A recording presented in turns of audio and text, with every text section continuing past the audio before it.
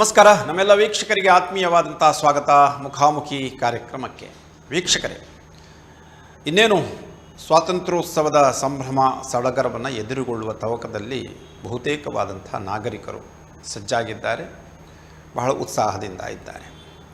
ಆದರೆ ಸ್ವಾತಂತ್ರ್ಯ ಬಂದು ಇಷ್ಟು ವರ್ಷಗಳಾದರೂ ದಮನಿತರ, ಶೋಷಿತರ, ದಲಿತರ ಸಮಸ್ಯೆಗಳು ಈಡೇರದೇ ಇರುವುದು ಈ ಸ್ವತಂತ್ರ ಭಾರತದಲ್ಲಿ ಒಂದು ವಿಪರ್ಯಾಸ. ಬಹುತೇಕವಾಗಿ ಈ ಪ್ರಸ್ತುತ ಸಮಾಜದ ಮಹಾಶಾಪವಾಗಿರುವಂಥ ಅಸ್ಪೃಶ್ಯತೆ ಮತ್ತು ದೌರ್ಜನ್ಯ ಶೋಷಣೆಗಳಿಂದ ಹೊರಬರಲಿಕ್ಕೆ ದಲಿತರಿಗೆ ಒಂದಷ್ಟು ಸರ್ಕಾರಗಳು ಅವಕಾಶಗಳನ್ನು ಕೊಡಬೇಕಾಗಿತ್ತು. ಆದರೆ ನಿರಂತರ ನಿರ್ಲಕ್ಷ್ಯ ಮತ್ತು ಇಚ್ಛಾಶಕ್ತಿಯ ಕೊರತೆಯಿಂದ ದಲಿತರ ಜೀವನ ಒಂದು ಗೌರವದ ಜೀವನವಾಗದೆ ಮಾರ್ಪಾಟಾಗದೆ ಇರುವುದು ಕೂಡ ಒಂದು ದುರಂತ ಈ ಸ್ವತಂತ್ರ ಭಾರತದಲ್ಲಿ.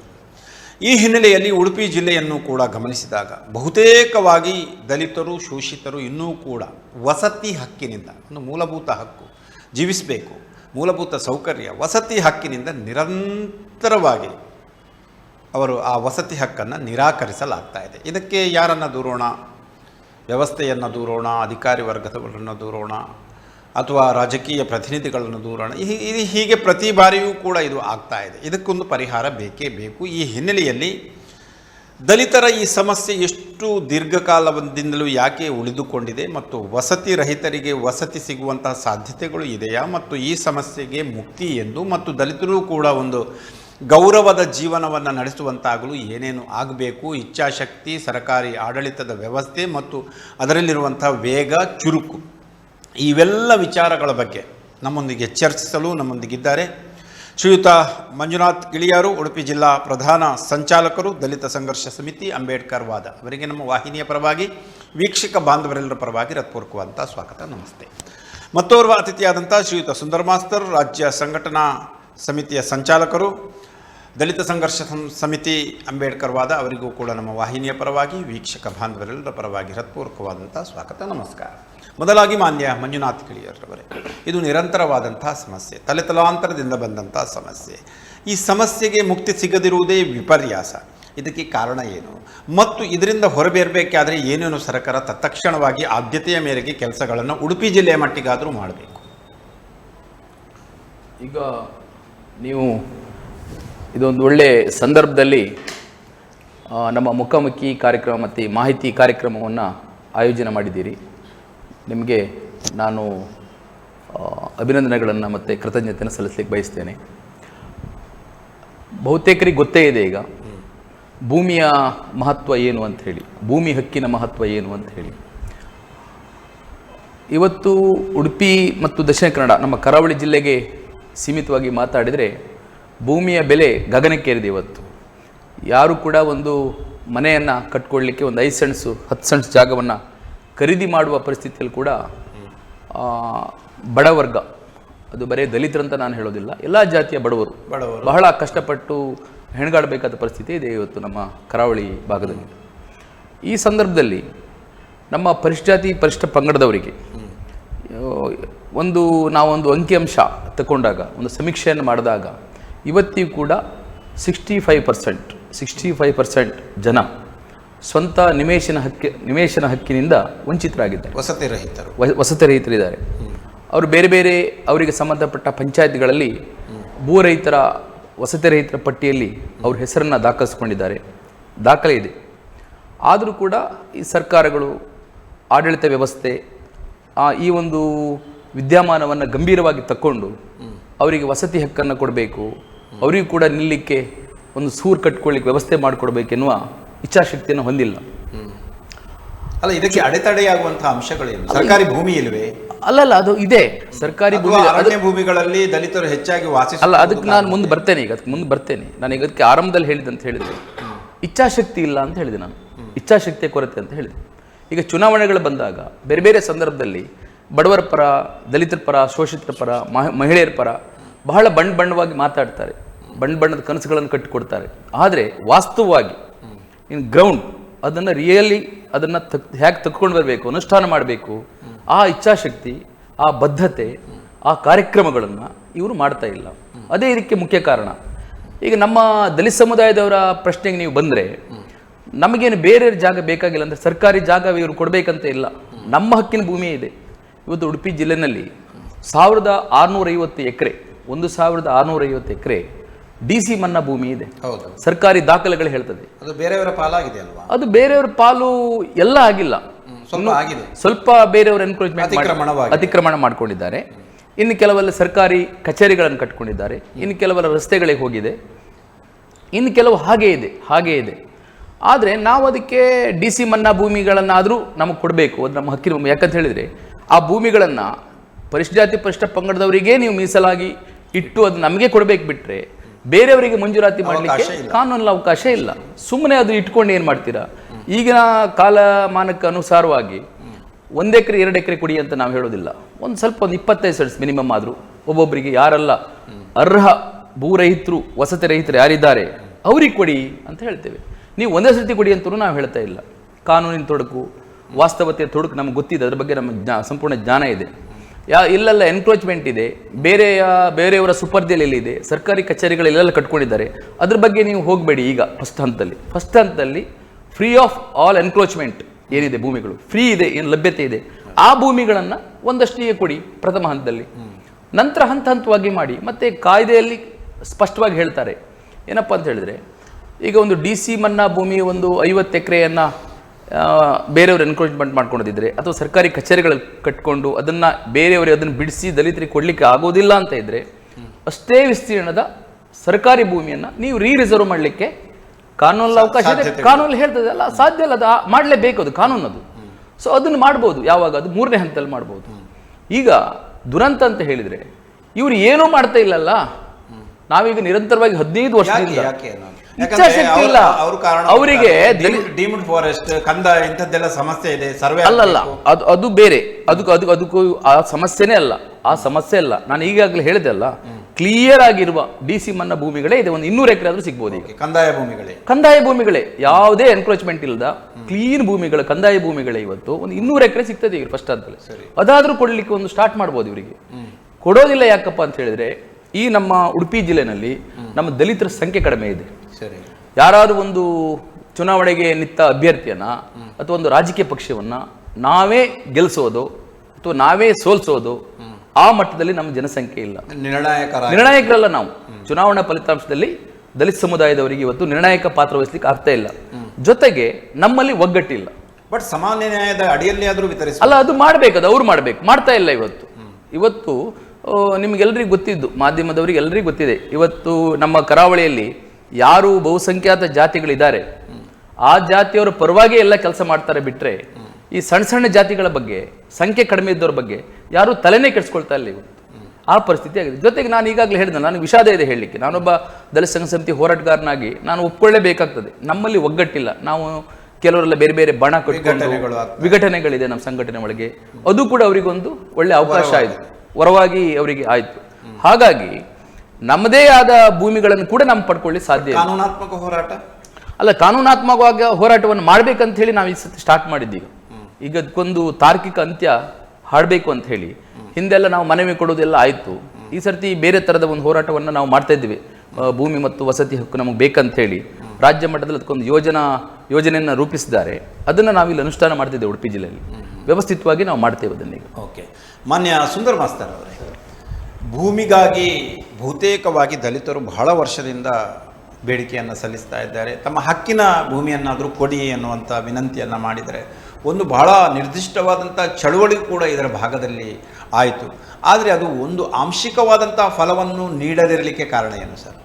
ಈಗ ಯಾವುದೇ ಚಳುವಳಿಗಳು, ಈಗ ಇಲ್ಲಿ ಆದಂತಹ ಒಂದು ಚಳುವಳಿ ಆಗಿರ್ಬೋದು, ಇದು ಯಾವುದೇ ಚಳುವಳಿಗಳು ಆಂಶಿಕವಾದರೂ ಫಲವನ್ನು ನೀಡ್ತದೆ. ಬಟ್ ಇಲ್ಲಿ ಆಂಶಿಕವಾದಂಥ ಫಲವೂ ಆದರೂ ಸಿಗದೇ ಇರಲಿಕ್ಕೆ ಕಾರಣ ಏನು? ಮುಖ್ಯವಾಗಿ ಈ ಭೂಮಿಯ ಹಂಚಿಕೆಯೇ ಸರ್ಕಾರ ಈ ಹಿಂದೆ ಏನು ಬಂಡವಾಳಶಾಹಿಗಳು ಭೂ ಹಿಡುವಳಿದಾರರು ಏನು ಮಾಡಿಕೊಂಡಿದ್ದಾರೆ ಅದು ಹಂಚಿಕೆನೇ ಸರಿಯಿಲ್ಲ. ಅದು ಆರಂಭದಲ್ಲಿ ಆ ಹಂಚಿಕೆನೇ ಸರಿಯಿಲ್ಲದ ಕಾರಣ ಇಲ್ಲಿ ಒಂದು ಸರ್ಕಾರಿ ಭೂಮಿ ಅಥವಾ ರಿಸರ್ವ್ ಭೂಮಿಗಳನ್ನು ಕೂಡ ಕೊಡಲಿಕ್ಕೆ ಯಾಕೆ ಹಿಂದೇಟು ಹಾಕ್ತಾರೆ ಅಂದರೆ, ಯಾಕಂದರೆ ಅವರಿಗೆ ಪ್ರತಿ ವರ್ಷ 5 ವರ್ಷಕ್ಕೊಮ್ಮೆ ವೋಟ್ ಬೇಕು, ಮತ ಬೇಕು. ಇವರಿಗೆಲ್ಲ ಕೊಟ್ಟರೆ ನಾವೆಲ್ಲ ಮಾಡಿಕೊಟ್ರೆ ಮತ್ತೆ ನಮ್ಮ ಹತ್ರ ಹೇಗೆ ಬರ್ತಾರೆ ಅವರು ಆಮಿಷ ಓಡ್ಲಿಕ್ಕೆ ಕಷ್ಟ ಆಗ್ತದೆ. ಆಮಿಷ ಓಡ್ಲಿಕ್ಕೆ ಕಷ್ಟ ಆಗ್ತದೆ. ಬಣ್ಣದ ಮಾತಾಡ್ತಾರೆ, ಅರ್ಜಿ ಕೊಡಿ ನಾನು ನಾಡದೆ ಮಾಡ್ತೇನೆ ಅಂತ ಹೇಳ್ತಾರೆ. ಆದರೆ ಅವರಿಗೆ ಇಚ್ಛಾಶಕ್ತಿ ಇಲ್ಲದಿದ್ದರೆ ಮತ್ತೆ ಇದೇ ಪರಿಸ್ಥಿತಿ ಮುಂದುವರಿತಾ ಇದೆ. ಈ ಭೂಮಿ ಹಂಚಿಕೆಯನ್ನು ಕೂಡ ಈಗ ತಾರತಮ್ಯ ಆಗಿದೆ. ಒಬ್ಬನಿಗೆ 100 ಎಕರೆ, 200 ಎಕರೆ, 20 ಎಕರೆ, 50 ಎಕರೆ, ಇದೆಲ್ಲ ಒಂದು ಕುಟುಂಬಕ್ಕೆ ಅಷ್ಟು ಜಾಗ ಅಗತ್ಯತೆ ಇದೆಯಾ? ಈ ದೇಶದಲ್ಲಿ ಒಬ್ಬನಿಗೆ 10 ಎಕರೆ, 20 ಎಕರೆ, 100 ಎಕರೆ ಜಾಗ ಒಂದು ಕುಟುಂಬಕ್ಕೆ ಅಗತ್ಯ ಇದೆಯಾ? ಅದು ಸರ್ಕಾರ ಮುಖ್ಯವಾಗಿ ಗಮನಿಸಬೇಕು. ಅಷ್ಟು ಭೂಮಿಗಳನ್ನು ಅಲ್ಲದೆ ಪುನಃ ಸರ್ಕಾರಿ ಭೂಮಿಯನ್ನು ಅತಿಕ್ರಮಣ ಮಾಡಿಕೊಂಡು ಅದಕ್ಕೆ ರಾಜಕೀಯವನ್ನು ಬಳಸಿಕೊಂಡು ಅವರು ಮತ್ತಷ್ಟು ಜಾಗಗಳು ಪಡ್ಕೊಳ್ತಾರೆ. ಅದೇ ನಮ್ಮ ಈ ದಲಿತರು ಅಥವಾ ಹಿಂದುಳಿದ ವರ್ಗದವರು, ಶೋಷಿತರು ಒಂದಷ್ಟು ಭೂಮಿಯನ್ನು ಏನಾದರೂ ಸರ್ಕಾರ ಭೂಮಿಯಲ್ಲಿದ್ದರೂ ಕೂಡ ಅದನ್ನು ಮಾಡಿಕೊಡ್ಲಿಕ್ಕೆ ಕೇವಲ ಚುನಾವಣೆ ಆಗುವಾಗ ಬರ್ತಾರೆ, ಅಲ್ಲಿ ಬಿಟ್ಟು ಬಿಡ್ತಾರೆ. ಬಟ್ ಆಂಶಿಕವಾದರೂ ಲಭ್ಯ ಆಗಿದೆಯಾ ದಲಿತರಿಗೆ? ಆಂಶಿಕವಾಗಿ ಅಂದರೆ ಈ ಅಕ್ರಮ ಸಕ್ರಮ ಕಮಿಟಿ ಅಂತ ಮಾಡಿರ್ತಾರೆ. ಅಕ್ರಮ ಸಕ್ರಮ ಕಮಿಟಿಗಳಲ್ಲಿ MLA ಇರ್ತಾರೆ, ಕಂದಾಯ ಅಧಿಕಾರಿಗಳು ಇರ್ತಾರೆ, ತಹಶೀಲ್ದಾರ್ ಇರ್ತಾರೆ, ಮತ್ತೆ ಅದಕ್ಕೆ ಜಾತಿವಾರು ಸಮಿತಿಗಳು ಸದಸ್ಯರು ಇರ್ತಾರೆ. ಅಲ್ಲಿ ನಿಜವಾಗಿಯೂ ಏನಾಗಬೇಕೋ ಅದು ಆಗ್ತಾ ಇಲ್ಲ. ಅಲ್ಲಿ ನಮ್ಮ ಪ್ರಭಾವ ಕಡಿಮೆ ಇದೆ. ಯಾಕಂದರೆ ಅಲ್ಲಿ ಸಮಿತಿಯಲ್ಲಿರುವಂಥ ನಮ್ಮ ಒಬ್ಬ ಪ್ರತಿನಿಧಿ ಕೂಡ ಅವನಿಗೆ ಭೂಮಿಯ ಬಗ್ಗೆ ವಿಶೇಷ ಮಾಹಿತಿ ಇರುವುದಿಲ್ಲ. ಬರೀ ಒಂದು ಕಮಿಟಿ ಹಾಕಿದ ಕೂಡ ಅವನು ದೊಡ್ಡ ಜನ ಆಗಿರ್ತಾನೆ, ಅಲ್ಲಿ ಹೋಗಿ ಕೂತ್ಕೊಳ್ತಾನೆ, ಕಾಫಿ ತಿಂಡಿ ಕುಡಿತಾನೆ, ಏನೋ ಸಿಟ್ಟಿಂಗ್ ಪೀಸ್ ಇದ್ದರೆ ಅದನ್ನು ಪಡ್ಕೊಳ್ತಾರೆ. ಇಷ್ಟು ಬಿಟ್ಟರೆ ಅವರದ್ದು ಮತ್ತೇನು ಅಲ್ಲಿ ನಮ್ಮವರಿಗಾಗಿ ಕೆಲಸ ಮಾಡಿದ್ದು. ನಿಜವಾಗಿ ಅಲ್ಲಿ ಸಿಟ್ಟಿಂಗ್ನಲ್ಲಿ ಸರಿಯಾಗಿ ಧ್ವನಿ ಹಾಕಿದರೆ, ಧ್ವನಿ ಏರಿಸಿ ಮಾತಾಡಿದರೆ, ಸರಿಯಾದ ಮಾಹಿತಿ ಕೊಟ್ಟರೆ ಖಂಡಿತ ಅದನ್ನು ಇಂಪ್ಲಿಮೆಂಟ್ ಮಾಡಲಿಕ್ಕೆ ಸಾಧ್ಯತೆ ಇದೆ, ಇಲ್ಲ ಅಂತಲೇ ಇಲ್ಲ, ಆಗುತ್ತೆ. ಅದು ಅಲ್ಲಿರುವಂಥ ಕಮಿಟಿಯಲ್ಲಿರುವಂಥ ವ್ಯಕ್ತಿಗಳು, ಪ್ರಭಾವಶಾಲಿಗಳು ಆ ಸೈಡಿಗೆ ತಗೊಂಡು ಹೋಗ್ತಾರೆ, ಅವರಿಗೆ ಬೇಕಾದಾಗೆ ಮಾಡ್ಕೊಂಡು ಹೋಗ್ತಾರೆ. ನಮ್ಮವರು ಅಲ್ಲಿ ಸೈಲೆಂಟ್ ಆಗ್ತಾರೆ. ಇದರಿಂದಾಗಿ ಯಾವುದು ಏನು ಕೆಲಸಗಳು ಆಗ್ತಾ ಇಲ್ಲ. ಕಾನೂನಾತ್ಮಕವಾಗಿ ಸರಿ ಇರುವಂಥ DC ಮನ್ನಾ ಲ್ಯಾಂಡ್ನಾದರೂ ಕೊಡಬೇಕಿತ್ತಲ್ವ? ಹೌದು, ಕಾನೂನಾತ್ಮಕವಾಗಿ ಈಗಾಗಲೇ ನಾವು ಗುರುತಿಸಿದ ಕಾಪುನಲ್ಲಿ 34 ಎಕರೆ ಒಂದು ಕಡೆಯಲ್ಲಿ ಇದೆ, ಒಂದು ಕಡೆ 5 ಎಕರೆ ಭೂಮಿ ಇದೆ, ಉಡುಪಿ ಭಾಗದಲ್ಲಿ ಅಲ್ಲಲ್ಲಿ ಇದೆ ಕ್ಲಿಯರ್ ಭೂಮಿಗಳು. ಅದು ಕೂಡ ಒಂದು ವ್ಯವಸ್ಥಿತವಾಗಿ ಕೂಡ ನಾವು ಮೊನ್ನೆ ಪ್ರತಿಭಟನೆ ಮಾಡಿದಾಗ ಅಲ್ಲಿಯ ತಹಶೀಲ್ದಾರೇ ಹೇಳ್ತಾರೆ ಇಲ್ಲಿ ಇಷ್ಟು ಭೂಮಿ ಇದೆ ಅಂತ. ಮತ್ತೊಂದು ಬುದರಂಗಡಿಯಲ್ಲಿ ಹೋದಾಗ 34 ಎಕರೆ ಅಲ್ಲಿ ಇದೆ, ಭೂಮಿ ಇದೆ, ಈ ಕ್ಲಿಯರ್ ಭೂಮಿ ಅದಲ್ಲ. ಬೆಳ್ಳೆಯಲ್ಲಿ ಇದೆ, ಎಲ್ಲ ಭೂಮಿ ಸಾಕಷ್ಟಿದೆ. ಆದರೆ ಇಚ್ಛಾಶಕ್ತಿ ಇಲ್ಲ. ಅಲ್ಲಿರೋದ ವಸತಿ ರಹಿತರ ಭೂಮಿ ಇಲ್ಲದ ನಿವೇಶನ ರಹಿತರ ಪಟ್ಟಿ ಇದೆ, ಅದನ್ನು ಇಂಪ್ಲಿಮೆಂಟ್ ಮಾಡಲಿಕ್ಕೆ ಅವರನ್ನು ರಾಜಕೀಯದವರು ಬಿಡುವುದಿಲ್ಲ, ಈ ಭಾಗದಲ್ಲಿ ಅಧಿಕಾರಿಗಳು ಅದಕ್ಕೆ ಸಪೋರ್ಟ್ ಮಾಡ್ತಾ ಇಲ್ಲ. ಈ ಥರ ಆಗ್ತಾ ಇದೆ. ಇದಕ್ಕೀಗ ನಾವು ಮುಂದಿನ ಹಂತದಲ್ಲಿ ನಾವೀಗ ಪ್ರಾರಂಭಿಸಿದ್ದೇವೆ. ಇನ್ನು ರಾಜ್ಯ ಮಟ್ಟದಲ್ಲಿ ಅದು ತೀವ್ರಗತಿಯಲ್ಲಿ ಒಂದು ಹಂತದ ಹೋರಾಟ ಮೊನ್ನೆ ಇಡೀ ರಾಜ್ಯ ಮಟ್ಟದಲ್ಲಿ ಆಗಿದೆ. ರಾಜ್ಯ ಮಟ್ಟದಲ್ಲಿ ಈ ಪರಿಸ್ಥಿತಿ ಇದೇ ರೀತಿ ಇದೆಯಾ? ಇದೇ ರೀತಿ. ಅಲ್ಲಿ ಬಗರ್ ಹುಕುಂ ಭೂಮಿ ಅಂತ ಇರ್ತದೆ, ಬಗರ್ ಹುಕುಂ ಭೂಮಿ ಅಲ್ಲ, ಸಾಗುವಳಿ ಇದು ಭೂಮಿ, ಅದು ಕೂಡ ಅಲ್ಲಿ ಅವರಿಗೆ ಸಿಗ್ತಾ ಇಲ್ಲ, ಅವರಿಗೆ ಸಿಗ್ತಾ ಇಲ್ಲ. ಅದಕ್ಕಾಗಿ ಈಗ ರಾಜ್ಯ ಮಟ್ಟದ ಹೋರಾಟವನ್ನು ಪ್ರಾರಂಭಿಕ ಹಂತದಲ್ಲಿ ಮಾಡಿಕೊಂಡಿದ್ದಾರೆ.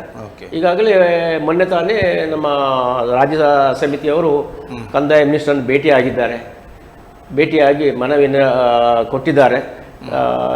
ಏನು ಮಾಡಬೇಕಂತ ಹೇಳಿದ್ದಾರೆ. ಈಗಾಗಲೇ ಆಯಾ ಜಿಲ್ಲೆಗಳಲ್ಲಿ ಮೀಟಿಂಗ್ ಕರೀಲಿಕ್ಕೆ ವ್ಯವಸ್ಥೆ ಮಾಡಿದ್ದಾರೆ ರಾಜ್ಯ ಸಮಿತಿ ಕೂಡ. ಸರಿ, ಮಾನ್ಯ ಮಂಜುನಾಥ್ ಗಿಳಿಯಾರ್, ತಾವು ಹೇಳಿದ್ರು ಒಂದು DC ಮನ್ನಾ ಲ್ಯಾಂಡ್ನ ಬಗ್ಗೆ, ಅದು ಅರ್ಹ ಆಗಿದೆ, ಒಂದು 200 ಎಕರೆನೇ ಅಂದರೂ ಕೊಡಬಹುದು, ಕೊಡುವಂತಹ ಶಕ್ತಿಯನ್ನು, ಇಚ್ಛಾಶಕ್ತಿಯನ್ನು ಆಡಳಿತ ವ್ಯವಸ್ಥೆ ಆಗಿರಬಹುದು, ರಾಜಕೀಯ ಪ್ರತಿನಿಧಿಗಳು ಮಾಡ್ತಾ ಇಲ್ಲ, ಇದರ ಬಗ್ಗೆ ಹೋರಾಟವನ್ನು ಸಂಘಟಿಸ್ತಾ ಇದ್ದೀರಾ. ಬಟ್ ಸರ್ಕಾರಿ ಭೂಮಿಯಲ್ಲಿ ಈಗಾಗಲೇ ವಾಸಿಸುತ್ತಿರುವಂಥ ದಲಿತರಿಗೆ ಹಕ್ಕುಪತ್ರ ಕೊಡಲಿಕ್ಕೂ ಕೂಡ ಮೀನಾಮೇಷ ಎಣಿಸ್ತಾ ಇದ್ದಾರಲ್ಲ, ಇದಕ್ಕೇನು ಕಾರಣ? ಅಲ್ಲ, ಅದು ಹೇಗೆ ಗೊತ್ತು ಸರ್? ಈಗಾಗಲೇ ನಿಮಗೆಲ್ಲ ಗೊತ್ತಿದೆ, ಅಕ್ರಮ ಸಕ್ರಮ ಸಮಿತಿಗಳು. ಹೌದು, ಅಕ್ರಮ ಸಕ್ರಮ ಸಮಿತಿಗಳು ಕಾನ್ಸ್ಟಿಟ್ಯೂನ್ಸಿ ವೈಸ್ ಮಾಡ್ತಾರೆ, ಅಸ್ತಿತ್ವ ವಿಧಾನಸಭಾ ಕ್ಷೇತ್ರದ ಕಾನ್ಸ್ಟಿಟ್ಯೂನ್ಸಿ ವೈಸ್ ಮಾಡ್ತಾರೆ. ಅಲ್ಲಿ ಈಗಾಗಲೇ ಸುಂದರ ಮಾಸ್ಟರ್ ಹೇಳಿದಾಗೆ ನೇಮಕಾತಿ ಆಗುವಾಗಲೇ ಒಬ್ಬರು ಶಾಸಕರು ಒಂದು ಪಕ್ಷಕ್ಕೆ ಸಂಬಂಧಪಟ್ಟಿರುತ್ತಾರೆ. ಅದ್ರ ಜೊತೆಗೆ ಇತರ ನಮ್ಮ ಸದಸ್ಯರು, ನಾಮನಿರ್ದೇಶಿತ ಸದಸ್ಯರುಗಳು ಕೂಡ ಯಾವುದೋ ಒಂದು ರಾಜಕೀಯ ಪಕ್ಷದ ಸದಸ್ಯರಾಗಿರ್ತಾರೆ. ಅಲ್ಲಿ ಈ ಪರಿಶಿಷ್ಟ ಪರಿಶಿಷ್ಟ ಪಂಗಡದ ಒಬ್ಬ ವ್ಯಕ್ತಿ ಸದಸ್ಯ ಆಗಬೇಕಂತ ಉಂಟು. ಅಂಥ ವ್ಯಕ್ತಿಯನ್ನು ಇವರು ನಾಮಿನೇಟ್ ಮಾಡುವಾಗ ಯಾರಾದರೂ ಕಾನೂನು ಬಗ್ಗೆ ತಿಳಿದವರು ಮತ್ತು ಸಾಮಾಜಿಕ ಅವೇರ್ನೆಸ್ ಇರುವವರು, ಸಾಮಾಜಿಕ ಬದ್ಧತೆ ಇರುವವರು, ಮತ್ತು ಈ ರೀತಿಯ ಹೋರಾಟದ ಹಿನ್ನೆಲೆ ಬಂದವರು, ಅವ್ರದ್ದು ಒಂದಿಷ್ಟು ಮೆಟೀರಿಯಲ್ ಬೇಕು. ಮತ್ತು ಯಾಕೆ ದಲಿತರಿಗೆ ಭೂಮಿ ಕೊಡಬೇಕು, ಕಾನೂನಲ್ಲಿ ಅದಕ್ಕೆ ಎಷ್ಟು ಎಲ್ಲ ಅವಕಾಶ ಇದೆ, ಅದು ನಾವು ಆ ಸಭೆಯಲ್ಲಿ ಮಂಡನೆ ಮಾಡಬೇಕು, ಹೇಳಬೇಕು. ಆ ತಾಕತ್ತಿದ್ದವ್ರನ್ನ ಇವರು ಆರಿಸಿ ಆ ಸಭೆ ಆ ಸಮಿತಿಗಳಿಗೆ ನೇಮಕ ಮಾಡಬೇಕು. ಆಗ ಅವನು ನಿಜವಾಗಿ ಭೂರಹಿತರ ಧ್ವನಿ ಆಗ್ತಾನಲ್ಲಿ. ಮೀಟಿಂಗ್ ಮಾಡ್ಲಿಕ್ಕೆ ಬಿಡೋದಿಲ್ಲ, ಠರಾವು ಬರೆಸ್ತಾನೆ, ಅದಕ್ಕೆ ಡಿಸೆಂಟ್ ನೋಟ್ ಹಾಕ್ತಾನೆ ನಡವಳಿಗಳಿಗೆ. ಇಲ್ಲದೇ ಇದ್ರೆ ನಾನು ಇಲ್ಲೇ ಧರಣಿ ಕೂತ್ಕೊಳ್ತೇನೆ ಅಂತ ಹೇಳ್ತಾನೆ. ಅಲ್ಲಿ SC/ST ಅಪ್ಲಿಕೇಶನ್ಸು, ನಿಜವಾದ ಅರ್ಹರ ಅಪ್ಲಿಕೇಶನ್ ಎಷ್ಟಿದೆ ಅದನ್ನು ಫಸ್ಟ್ ಇಡಿ ಅಂತ ಹೇಳ್ತಾನೆ. ಯಾಕಂತ ಹೇಳಿದ್ರೆ ಕರ್ನಾಟಕ ಲ್ಯಾಂಡ್ ಗ್ರ್ಯಾಂಟ್ಸ್ ಆಕ್ಟ್ ಅಲ್ಲಿ ಸೆಕ್ಷನ್ 5 ಮತ್ತು 6 ಅಲ್ಲಿ ಕ್ಲೀನ್ ಆಗಿ ಹೇಳ್ತಾರೆ, ಪ್ರೊವಿಷನ್ ಇದೆ.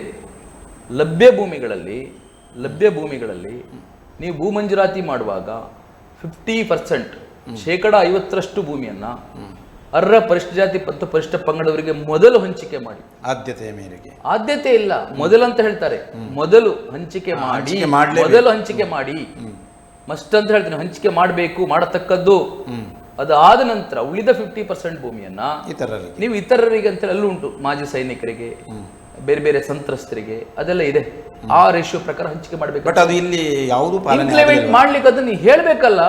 ಅಲ್ಲ, ಇಲ್ಲಿ ಯಾವುದು ಪಾಲನೆ ಆಗ್ತಿಲ್ಲ. 100% ಪಾಲನೆ ಆಗ್ತಿಲ್ಲ. ಯಾರು ರಾಜಕೀಯ ವ್ಯಕ್ತಿಗಳು ಯಾರಿದ್ದಾರೆ, ರಾಜಕೀಯ ಹಿತಾಸಕ್ತಿ ಇದ್ದವರು ಯಾರಿದ್ದಾರೆ, ರಾಜಕೀಯ ಪ್ರಭಾವಿಗಳು ಯಾರಿದ್ದಾರೆ, ಕ್ಷೇತ್ರದ ಶಾಸಕರ ಹಿಂಬಾಲಕರು ಯಾರಿದ್ದಾರೆ, ಅವನಿಗೆ ಆಲ್ರೆಡಿ 200 ಎಕರೆ ಜಾಗ ಇದ್ರೂ ಕೂಡ ಮಂಜೂರಾತಿ ಮಾಡಿ ಕೊಡ್ತಾ ಇದ್ದಾರೆ.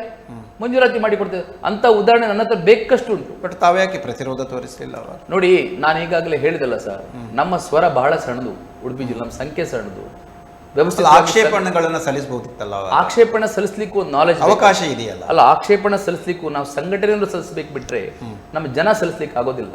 ಯಾಕೆ ನೋಡಿ, ನಮ್ಮ ಜನರಿಗೆ ಈಗ ಕರ್ನಾಟಕದಲ್ಲಿ ದೊಡ್ಡ ಕ್ರಾಂತಿ ಆಯಿತು, ಭೂ ಸುಧಾರಣಾ ಕಾಯ್ದೆ ಬಂದಾಯಿತು. ಭೂ ಸುಧಾರಣಾ ಕಾಯ್ದೆಯಲ್ಲಿ ಪಾಪ ನಮ್ಮವರೆಲ್ಲ ಅಪ್ಲಿಕೇಶನ್ಗಳನ್ನೇ ಹಾಕಿಲ್ಲ. ಅವ್ರು ನಿಜವಾಗಿ ದನಿಗಳ ಭೂಮಿ ಉಳ್ತಾ ಇದ್ರು, ಅದು ಮುಗ್ಧರು. ಅವ್ರಿಗೆ ಸರ್ವೆ ನಂಬರ್ಗಳು ಸಿಗ್ಲಿಲ್ಲ, ಇಂದಿಗೂ ಕೂಡ ಅಧಿಕಾರಿಗಳು ಅವ್ರಿಗೆ ಕೋಆಪರೇಟ್ ಮಾಡಲಿಲ್ಲ. ಪಾಪ ಅಲ್ಲಿ ಹೋಗಿ ಭೂನ್ಯಾಯ ಮಂಡಳಿಗಳಿದ್ರೆ ಇವ್ರಿಗೆ ಅಫಿಡವಿಟ್ ಹಾಕೋದು, ಹೇಳಿಕೆ ಕೊಡ್ಲಿಕ್ಕೆ ಬರಲಿಲ್ಲ. ಅಡ್ವೊಕೇಟ್ಸ್ ಅಪಾಯಿಂಟ್ಮೆಂಟ್ ಮಾಡ್ಲಿಕ್ಕೆ ಇವರಿಗೆ ಹಣಕಾಸಿನ ತೊಂದರೆ ಇತ್ತು, ನಾಲೆಜ್ ಇಲ್ಲ. ಮತ್ತೆ ಹೆಚ್ಚಿನ ಪ್ರಕರಣಗಳಲ್ಲಿ ನಮ್ಮವರು ದೇವರುಗಳಿಗೆ, ದನಿಗಳಿಗೆ ಹೆದರ್ಕೊಂಡು ಅರ್ಜಿನೇ ಕೊಡ್ಲಿಲ್ಲ. ಈಗ ನೀವು ಅಕ್ರಮ ಸಕ್ರಮ ಸಮಿತಿ 2ನೇ ಹಂತದಲ್ಲಿ ಬಂದಾಗ ಕೂಡ ಆಕ್ರಮಣ ಮಾಡ್ಕೊಳ್ಳಿಕ್ಕೆ ಶಕ್ತಿ ಬೇಕಲ್ಲ. ಸಕ್ರಮಣ ಮಾಡ್ಕೊಳ್ಳೋದು ಕಡೆಗೆ ನಿಮಗೆ ಆಕ್ರಮಣ ಮಾಡ್ಕೊಳ್ಳೋ ಶಕ್ತಿ ಬೇಕಲ್ಲ. ನಮ್ಮನೆ 50, 53, 57ರಲ್ಲಿ ನೀವು ಅರ್ಜಿ ಹಾಕ್ಬೇಕಲ್ಲ, ಫಸ್ಟ್ ಬೇಲಿ ಹಾಕೊಳ್ಬೇಕಲ್ಲ, ಡೆವಲಪ್ ಮಾಡ್ಬೇಕಲ್ಲ. ಡೆವಲಪ್ ಮಾಡದೇ ಇದ್ರೆ ಗ್ರಾಂಟ್ ಆಗುದಿಲ್ಲಲ್ಲ. ಆ ಶಕ್ತಿ ಇಲ್ಲ ಅವನಿಗೆ. ಅವ ಎಲ್ಲಿಂದ ಮಾಡ್ತಾನೆ, ಎಲ್ಲಿ ಗ್ರಾಂಟ್ ಮಾಡ್ತಾರೆ? ಇದೇ ಹೀಗೆ ಬಂದಾಗ ನಿನಗೆ ಅದು ಪೊಸಿಷನ್ ಇಲ್ಲ, ನಿನ್ನ ಪೊಸಿಷನ್ ಮತ್ತೆ ಎಂಜಾಯ್ಮೆಂಟ್ ಇಲ್ಲ ಆ ಜಾಗದಲ್ಲಿ ಅಂತ ಹೇಳಿ ಶರ ಹಾಕಿ ರಿಜೆಕ್ಟ್ ಮಾಡಿಬಿಡ್ತಾರೆ. ನೀನು ಅದಕ್ಕೆ ಬೇಲಿ ಮಾಡ್ಕೊಳ್ಳಿಲ್ಲ, ನೀನು ಕೃಷಿ ಇಲ್ಲ ಅಂತ ರಿಜೆಕ್ಟ್ ಮಾಡಿಬಿಡ್ತಾರೆ. ಅದೇ ಬೇರೆ ಬಲಾಢ್ಯ ಸಮುದಾಯಗಳಿಗಾದ್ರೆ ಅದು ಯಾವುದು ಬೇಡ, ಹಣ ಒಂದು ಕೊಟ್ಬಿಟ್ರೆ ಸಾಕು, ಮಾಡಿಕೊಟ್ಬಿಡ್ತಾರೆ. ಹಾಗಿದ್ದು ಎಷ್ಟೋ ಉದಾಹರಣೆಗಳಿದೆ. ಪಾಪ ಇವರಿಗೆ ಅಪೀಲ್ ಹೋಗ್ಲಿಕ್ಕೂ ಅವಕಾಶಗಳಿಲ್ಲ. ಇವನಿಗೆ ಏನಾದರೂ ರಿಜೆಕ್ಟ್ ಆಯ್ತಪ್ಪ, ನಾನು ಅದಕ್ಕೊಂದು ಇಮಿಡಿಯೇಟ್ ಆಗಿ ಅಪೀಲ್ ಹೋಗಬೇಕು AC ಕೋರ್ಟಿಗೆ, ಆ ನಾಲೆಜ್ ಕೂಡ ನಮ್ಮೂರಿಗಿಲ್ಲ. ಕೆಲವೊಂದು ಸಂದರ್ಭಗಳಲ್ಲಿ ಸ್ಥಳಾಂತರದ ಪ್ರಶ್ನೆ ಬಂದಾಗ ಸ್ಥಳಾಂತರವಾಗಲೂ ಕೂಡ ಹಿಂದೇಟು ಹಾಕಿದ್ರು ದಲಿತರು ಅನ್ನುವಂಥ. ಯಾವ ಸ್ಥಳಾಂತರ ಸರ್? ಆ ಪ್ರದೇಶದಿಂದ ಬೇರೆ ಸರ್ಕಾರಿ ಭೂಮಿಗೆ ತಮಗೆ ನಿವೇಶನಗಳನ್ನು ಕೊಡ್ತೇವೆ ಅಂದಾಗ ಇದರಲ್ಲಿ ಸತ್ಯಾಂಶ ಇದೆ. ಅದು ಹೇಗೆ ಗೊತ್ತುಂಟು? ಅದು ಈಗ ನಾನು ವಾಸಿಸ್ತಾ ಇದ್ದಂತ ಮನಸ್ಸಿಗೆ ಸಂಬಂಧಪಟ್ಟದ್ದು, ಭಾವನಾತ್ಮಕ ಸಂಬಂಧ ವಿಚಾರ ಅದು. ಯಾಕಂತ ಹೇಳಿದ್ರೆ ಒಂದು ದೇವರು ನಮ್ಮ ಕೆಲಸಕ್ಕೆ ಅನುಕೂಲವಾದ ಸ್ಥಳ, ನಾವೇನೋ ಒಂದು 4 ತೆಂಗಿನ ಮರ ಹಾಕೊಂಡಿರ್ತೀವಿ, ಅಥವಾ ಸುತ್ತಮುತ್ತಲ ಜೊತೆಗೆ ನಮ್ಗೊಂದು ಒಳ್ಳೆ ಒಂದು ಸಂಬಂಧ ಇರ್ತದೆ, ಒಂದು ಭಾವನಾತ್ಮಕ ಸಂಬಂಧ ಇರ್ತದೆ. ಅದನ್ನೆಲ್ಲ ಬಿಟ್ಟು ಒಂದು ನೀರಿಲ್ದಿದ್ದ ಜಾಗಕ್ಕೆ, ಇವರ ಕೆಲಸ ಸಿಗದಿದ್ದ ಒಂದು ದೂರದ ಜಾಗಕ್ಕೆ ಏಕದಮ್ ನೀವು ಹೋಗಿ ಅಂತ ಹೇಳುವುದು. ಈಗ ಹೋಗಿ ಅಂತ ಹೇಳೋದ್ರ ಹಿಂದೆ ಒಂದು ಉಳಿಗಮಾನ್ಯ ಮನಸ್ಸಿದೆ. ಅವ್ರು ಹೇಳ್ದಲ್ಲಿ ನಾವು ಹೋಗ್ಬೇಕು, ನಮಗೆ ಆಯ್ಕೆ ಇಲ್ಲ, ಬೇರೆಯವ್ರಿಗೆ ಆಯ್ಕೆ ಇದೆ, ನಮ್ಮವ್ರಿಗೆ ಆಯ್ಕೆ ಇಲ್ಲ. ಅವ್ರು ಎಲ್ಲಿ ಹೇಳ್ತಾರೆ ಅಲ್ಲಿ ಹೋಗ್ಬೇಕು. ಉದಾಹರಣೆಗೆ ನೀವು ಹೌಸ್ ಸೆಟ್ಗಳನ್ನು ಫಾರ್ಮ್ ಮಾಡಿದ್ವಿ. ಇದ್ರ ಬಗ್ಗೆ ನಾವು ಸೀರಿಯಸ್ ಆಗಿ ಆಲೋಚನೆ ಮಾಡಿ ಇದ್ರ ಬಗ್ಗೆ ನಾವು ಅಧ್ಯಯನ ಮಾಡಿದ್ದೇವೆ. ಮೊದಲು 5 ಸೆಟ್ಸ್ ಕೊಡ್ತಾ ಇದ್ವಿ, ಒಂದು ಕುಟುಂಬಕ್ಕೆ 5 ಸೆಟ್ಸ್ ಕೊಡ್ತಾ ಇದ್ವಿ. ನಂತರ ಅದು 2.25 ಸೆಟ್ಸ್ ಬಂತು. ಈಗ ನಿಮಗೆ ನಗರ ಪ್ರದೇಶದಲ್ಲೆಲ್ಲ 1.5 ಸೆಟ್ಸ್ ಕೊಡ್ತಾ ಇದ್ದಾರೆ. ನೀವು ಯೋಚನೆ ಮಾಡಿ, ಯಾಕಪ್ಪ ಅಂತ ಹೇಳಿದ್ರೆ ಇದೆಲ್ಲ ಒಂದು ವ್ಯವಸ್ಥೆ. ಅವರಿಗೆ ಅವರ ಕೃಷಿ ಭೂಮಿಗಳಿಗೆ ಕೆಲಸ ಮಾಡಲಿಕ್ಕೆ, ಈಗ ಕಾಫಿ ಎಸ್ಟೇಟ್ಗಳೆಲ್ಲ ಲೈನ್ ಮನೆಗಳಲ್ಲಿ ಮಾಡ್ತಾರೆ ನೋಡಿ, ಅದೇ ಕಾರ್ಮಿಕರ ಲಭ್ಯತೆಗೋಸ್ಕರ ಅವ್ರಿಗೆ ಬೇಕಾಗಿ ಅದು ಮಾಡ್ಕೊಳ್ಳೋದು ಬಿಟ್ರೆ ಬಡವರನ್ನು ಉದ್ಧಾರ ಮಾಡಬೇಕು, ಅವ್ರಿಗೆ ಕೂಡ ಸಮಾನತೆ ಕೊಡಬೇಕು, ಸಂವಿಧಾನದ ಆಶಯಗಳ ಅನುಗುಣವಾಗಿ ಅವ್ರಿಗೆ ಕೂಡ ಭೂಮಿ ಕೊಡಬೇಕು, ಅವರಿಗೂ ಕೂಡ ಈ ದೇಶದ ಸಂಪತ್ತಿನಲ್ಲಿ, ಈ ನೆಲದ ಕಾನೂನಿನಲ್ಲಿ ಸಮಾನ ಅವಕಾಶ ಇದೆ. ಆ ಮನಸ್ಥಿತಿ ಇಲ್ಲ ಅವರಿಗೆ, ಆ ಮನಸ್ಥಿತಿ ಇಲ್ಲ. ಈ ಸೃಷ್ಟಿಯಲ್ಲಿ ಎಲ್ಲರೂ ಸಮಾನರು. ಕಾನೂನು ಹೇಳ್ತದೆ, ಧಾರ್ಮಿಕವಾಗಿ ದೈವಿಕವಾಗಿ ಯೋಚಿಸಿದಾಗಲೂ ಎಲ್ಲರೂ ಸಮಾನತೆ ಇರಲೇಬೇಕು. ಸಂವಿಧಾನ ಕೂಡ ಹೇಳ್ತದಲ್ಲ, ಕಾನೂನು ಇದೆಯಲ್ಲ, ಅದನ್ನ ಇವ್ರು ಮಾಡ್ತಾ ಇಲ್ಲ ಅಂತ ನಾವು ಅದನ್ನು ಕಂಡುಕೊಂಡಿದ್ದೇವೆ. ಹಾಗಾಗಿ ನಾವೀಗ ಒಂದು ಹೋರಾಟಕ್ಕೆ ಅಣಿಯಾಗಿದ್ದೆ. ಬಟ್ ಹೋರಾಟ ಫಲವೇನು ಇಡೋದಿಲ್ಲಲ್ಲ ಸರ್. ಬಹಳ ಸಮಯದಿಂದ ಈ DC ಮನ್ನಾಲೆ ಅಣ್ಣ ಬಗ್ಗೆ ಹೋರಾಟ ಮಾಡಿದ್ರು, ಈಗ ಒಂದು ತಾರ್ಕಿಕ ಅಂತ್ಯವನ್ನೇ ಕಾಣೋದಿಲ್ಲ ಅಲ್ಲ. ಅದಕ್ಕೆ ನಾನು ಈಗಾಗಲೇ ಒಮ್ಮೆ ಹೇಳಿದೆ ಸರ್, ಅದು ಒಂದು ಆಂಗಲ್ ಹೌದು. ಮತ್ತೊಂದು ಅಂತ ಹೇಳಿದ್ರೆ, ನಮ್ಮ ಕರಾವಳಿ ಭಾಗಕ್ಕೆ ಹಿಂದೆ ಎಲ್ಲ ಯಾವ ರೀತಿಯ ರಾಜಕೀಯ ವ್ಯವಸ್ಥೆ, ಸಾಮಾಜಿಕ ವ್ಯವಸ್ಥೆ ಇತ್ತು, ಅಧಿಕಾರಿಗಳು, ನಮ್ಮ ಜನಪ್ರತಿನಿಧಿಗಳು ಬರ್ತಾ ಇದ್ರು ಅಂತ ಹೇಳಿದ್ರೆ, ಈ ಅಭಿವೃದ್ಧಿ ವಿಚಾರದಲ್ಲಿ, ಡೆವಲಪ್ಮೆಂಟ್ ವಿಚಾರದಲ್ಲಿ, ಈಗ ನಿಮಗೆಲ್ಲ ನಾನು ಭೂಮಿ ತೆಗೆಸಿಕೊಡ್ತೇನೆ, ನಿಮಗೆಲ್ಲ ನಾನು ಕೆಲಸ ತೆಗೆಸಿಕೊಡ್ತೇನೆ, ನಿಮಗೆಲ್ಲ ನಾನು ರಸ್ತೆ ಸಂಪರ್ಕ ಮಾಡ್ತೇನೆ, ನೀರಿನ ಸಂಪರ್ಕ ಮಾಡ್ತೇನೆ, ಮೂಲಭೂತ ಸವಲತ್ತುಗಳನ್ನು ತೆಗೆಸಿಕೊಡ್ತೇನೆ, ನಿಮ್ಮ ಜೊತೆಗೆ ನಾನು ಇದ್ದೇನೆ ಅಂತ ಒಬ್ಬ ಶಾಸಕ ಹೇಳಿ ಮಾಡ್ತಾ ಇದ್ದ. ಚುನಾವಣೆ ಗೆದ್ದ ನಂತರ ಅದನ್ನು ಮಾಡ್ತಾ ಇದ್ದ ಅವನು. ಬಟ್ ಈಗ ಆ ಪರಿಸ್ಥಿತಿ ನಮ್ಮಲ್ಲಿ ಇಲ್ಲ. ಈಗೆಲ್ಲ ಕೋಮುವಾದೀಕರಣ, ಭಾವನಾತ್ಮಕ ವಿಷಯಗಳು ಕೋಮುವಾದೀಕರಣ ಆಗಿ ಈಗ ಅದು ಬೇಡ ಅವರಿಗೆ. ಸುಮ್ಮನೆ ಯಾವುದೋ ಒಂದು ಹಿಂದೂ ಮುಸ್ಲಿಂ ಅಂತ ಹೇಳ್ಕೊಂಡ್ರೆ ಸಾಕಲ್ಲ. ನಿಮಗೆ ರಾತ್ರಿ ಬೆಳಗಾದ್ರಲ್ಲಿ 1 ಲಕ್ಷ ಓಟು ಅವರಿಗೆ ಟರ್ನ್ ಓವರ್ ಆಗ್ಬಿಡ್ತು. 1 ಲಕ್ಷ ಓಟು. ಇದು ಯಾರು ಕೆಲಸ ಮಾಡಬೇಕಿಲ್ಲ ಅವರಿಗೆ.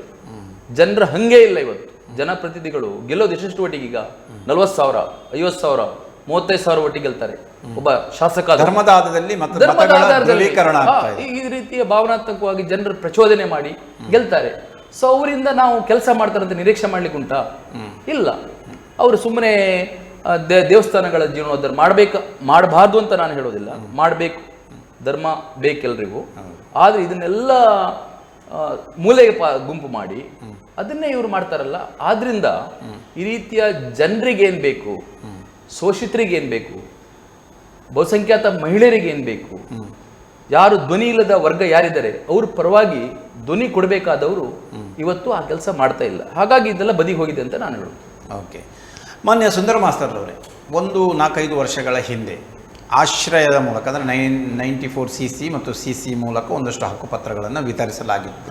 ಆ ಸಂದರ್ಭದಲ್ಲಿ ಒಂದಷ್ಟು ದಲಿತರು ಒಂದಷ್ಟಾದರೂ ಪ್ರಯೋಜನವನ್ನು ಪಡೆದರೆ ಹೇಗೆ? ಆ ಹೊತ್ತಲ್ಲಿ ಹಿಂದಿನ ಒಂದು ಸರ್ಕಾರ ಇರುವಾಗ 94C ಮತ್ತು 94 CC ಈ ಅರ್ಜಿಗಳನ್ನು ಈಗ ಗೋಮಾಳ ಪ್ರದೇಶದ ಒಂದಷ್ಟು ಲಭ್ಯ ಆಗಿದೆ, ಸ್ವಲ್ಪ ಆಗಿದೆ, ಸ್ವಲ್ಪ ಆಗಲಿಲ್ಲ ಅಂತ ಹೇಳುದಿಲ್ಲ. ಬಟ್ ಏನೇನು ಸಾಲದು. ಹೌದು, ಏನೇನು ಸಾಲದು. ಆಮೇಲೆ ಕೊಟ್ಟ ಉಳಿದ ಅರ್ಜಿಗಳು ಹಾಗೇ ಇದೆ. ಆ ನಂತರ ಇಂಪ್ಲಿಮೆಂಟ್ ಆಗಲಿಲ್ಲ. ಅದರಿಂದ ಈ ಬಗ್ಗೆ ಈಗ ಅವರು ಕೆಲವು ಕಂಡೀಷನ್ಸ್ ಹಾಕ್ತಾರೆ ಈ ಕಂದಾಯ ಅಧಿಕಾರಿಗಳು. ಅದು ಭೂಮಿ ಪ್ರಾಬ್ಲಮ್ ಉಂಟು, ಗೋಚರವಿದೆ ಅಥವಾ ಪರಂಬೋಕು ಸ್ಥಳ ಅಂತ ಏನೆಲ್ಲ ಹಾಕ್ತಾರೆ. ಆದರೆ ಅದನ್ನೆಲ್ಲ ಅವಾಯ್ಡ್ ಮಾಡಿ ಒಂದು ಹಂತಕ್ಕೆ ಕೊಟ್ಟಿದ್ದಾರೆ. ಈಗಲೂ ಅದು ಅವಕಾಶ ಇದೆ. ಯಾಕಂದರೆ ಈಗಿನ ಪರಿಸ್ಥಿತಿ ಇಲ್ಲ, ಗೋಚರವು ಹಿಂದಿನ ಕಾಲದಾಗಿ ಇಲ್ಲ. ಅಲ್ಲಿ ಈಗ ಕಟ್ಟಡಗಳು ಆಗಿದೆ, ಎಲ್ಲ ಆ ವ್ಯವಸ್ಥೆಗಳು ಇಲ್ಲ. ಅದನ್ನು ಭೂಮಿಯನ್ನು ಹಂಚಿಕೆ ಮಾಡಲಿಕ್ಕೆ ಏನೂ ತೊಂದರೆ ಇಲ್ಲ, ಮಾಡ್ಬೋದು. ಆದ್ದರಿಂದ ನಗರ ಪ್ರದೇಶದಲ್ಲಿ ಕನಿಷ್ಠ ಆ ಭೂಮಿಯನ್ನಾದರೂ ಕೊಡಬೇಕು. ಅದು ಕೂಡ ಕೊಡ್ತಾ ಇಲ್ಲ. ಸರಿ. ಮಾನ್ಯ ಮಂಜುನಾಥ್ ಗೆಳೆಯರವರು, ಈಗ ಭೂಮಿ ಬಹಳ ವರ್ಷದಿಂದ ಭೂರಹಿತರಾಗಿದ್ದವರು ದಲಿತರು. ಅದು ನಿಜವಾಗಿಯೂ ಬಹಳ ವೈಪರೀತ್ಯ, ಬಹಳ ಈ ನಮ್ಮ ಸ್ವಾತಂತ್ರ್ಯೋತ್ತರ ಭಾರತದ ಒಂದು ರೀತಿಯ ವಿಚಿತ್ರ ಅಂತ ನಾವು ಭಾವಿಸಬಹುದು. ಬಟ್ ಈ ಸಂದರ್ಭದಲ್ಲಿ ಹೇಳೋದಾದರೆ ದಲಿತರಿಗೆ ಅದೇ ತಾವು ಹೇಳಿದ ಹಾಗೆ 5 ಸೆನ್ಸೋ 3 ಸೆನ್ಸೋ 1 ಸೆನ್ಸೋ ಹೀಗೆ ವಿಂಗಡಿಸುವುದಕ್ಕಿಂತ ಅವರ ಒಂದು ಜೀವನ ನಿರ್ವಹಣೆಗೆ ಅನುಕೂಲಕರವಾಗಿ ಅಥವಾ ಗೌರವದ ಜೀವನಕ್ಕೆ ಅನುಕೂಲಕರವಾದಂಥ ಇಂತಿಷ್ಟೇ ಜಾಗಗಳನ್ನು ದಲಿತ ಫ್ಯಾಮಿಲಿಗೆ ಕೊಡಿ ಅನ್ನುವಂಥ ಒಂದು ಏನಾದರೂ ಒಂದು ರೂಪುರೇಷೆಗಳನ್ನು ಹಾಕಿಕೊಂಡಿದ್ದೀರಾ? ಒಂದು 25 ಸೆನ್ಸ್ ಅಥವಾ 50 ಸೆನ್ಸ್ ಕೊಡಿ, ನಾವು ಕೃಷಿ ಮಾಡಿ ತೋರಿಸಿ. ಯಾಕಂದರೆ ದಲಿತರು ಶ್ರಮ ಸಂಸ್ಕೃತಿಗೆ ಬಹಳ ಹೆಸರುವಾಸಿಯಾದವರು. ಈ ದಲಿತರಿಗೆ ಲಭ್ಯವಿರುವಂತಹ ಜಾಗಗಳಲ್ಲಿ ಇಂತಿಷ್ಟನ್ನಾದರೂ ಕೊಡಿ, ಕೃಷಿ ಭೂಮಿಗಳನ್ನಾದರೂ ಕೊಡಿ, ನಾವು ಕೃಷಿ ಮಾಡಿ ತೋರಿಸ್ತೇವೆ, ನಮ್ಮ ಇಲ್ಲಿ ಆರ್ಥಿಕತೆಗೆ ಒಂದಷ್ಟು ಕೊಡುಗೆಯನ್ನು ನೀಡ್ತೇವೆ, ಈ ನೆಲೆಯಲ್ಲಿ ಏನಾದರೂ ಚಿಂತಿಸಿದ್ದೀರಾ? ಅಲ್ಲ, ಈಗ ನಮ್ಮ ಹೋರಾಟ ಅದೇ ಇರೋದು ಸರಿ. ನಿರ್ಣಾಯಕ ಕನಿಷ್ಠ ಎಷ್ಟು ಬೇಕು? ಈಗ ನಾವು ಕನಿಷ್ಠ ಒಂದು 50 ಸೆನ್ಸ್ ಕೊಡಿ ಅಂತ ಹೇಳ್ತೇವೆ. DC ಮನ್ನಾ ಭೂಮಿಯಲ್ಲಿ ನಮ್ಗೆ ಕೃಷಿ ಮಾಡಲಿಕ್ಕೆ ಕೊಡಿ, ಮತ್ತೆ ನಮಗೆ ಸರ್ಕಾರ ಸವಲತ್ತುಗಳೆಲ್ಲ ತಗೊಳ್ಳಿಕ್ಕೆ ಕೊಟ್ಟು ಮಿನಿಮಮ್ ಒಂದು 50 ಸೆನ್ಸ್ ಬೇಕಾಗ್ತದೆ ಕೃಷಿ ಉದ್ದೇಶಕ್ಕೆ. ಒಂದು ಹಟ್ಟಿ ದನ ಸಾಕ್ಬೇಕು, ನಾವು ಕೋಳಿ ಬಾವಿ ನಿರ್ಮಾಣ, ಬಾವಿ ಮಾಡ್ಕೊಳ್ಬೇಕು, ಸ್ವಉದ್ಯೋಗ ಮಾಡಬೇಕು. ಈಗ ಮತ್ತೆ ನೋಡಿ, ಒಂದು 20 ವರ್ಷ ಹೋದ್ಮೇಲೆ ಕುಟುಂಬ ವಿಘಟನೆ ಆಗ್ತದೆ.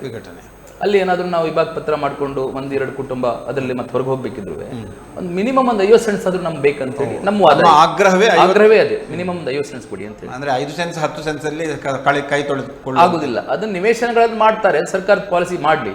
ಬಟ್ ನೀವು DC ಮನ್ನಾ ಭೂಮಿಗಳನ್ನ ಮತ್ತು ಅಕ್ರಮ ಸಕ್ರಮ ಮಾಡುವಾಗ ಹೇಗೋ ಅವನ ಅಪ್ಲಿಕೇಶನ್ ಅಲ್ಲಿ ಕೇಳಿರ್ತೇನೆ ನಮ್ಮ ಪೊಸಿಷನ್ ಮತ್ತು ಎಂಜಾಯ್ಮೆಂಟ್ ಪ್ರಕಾರ.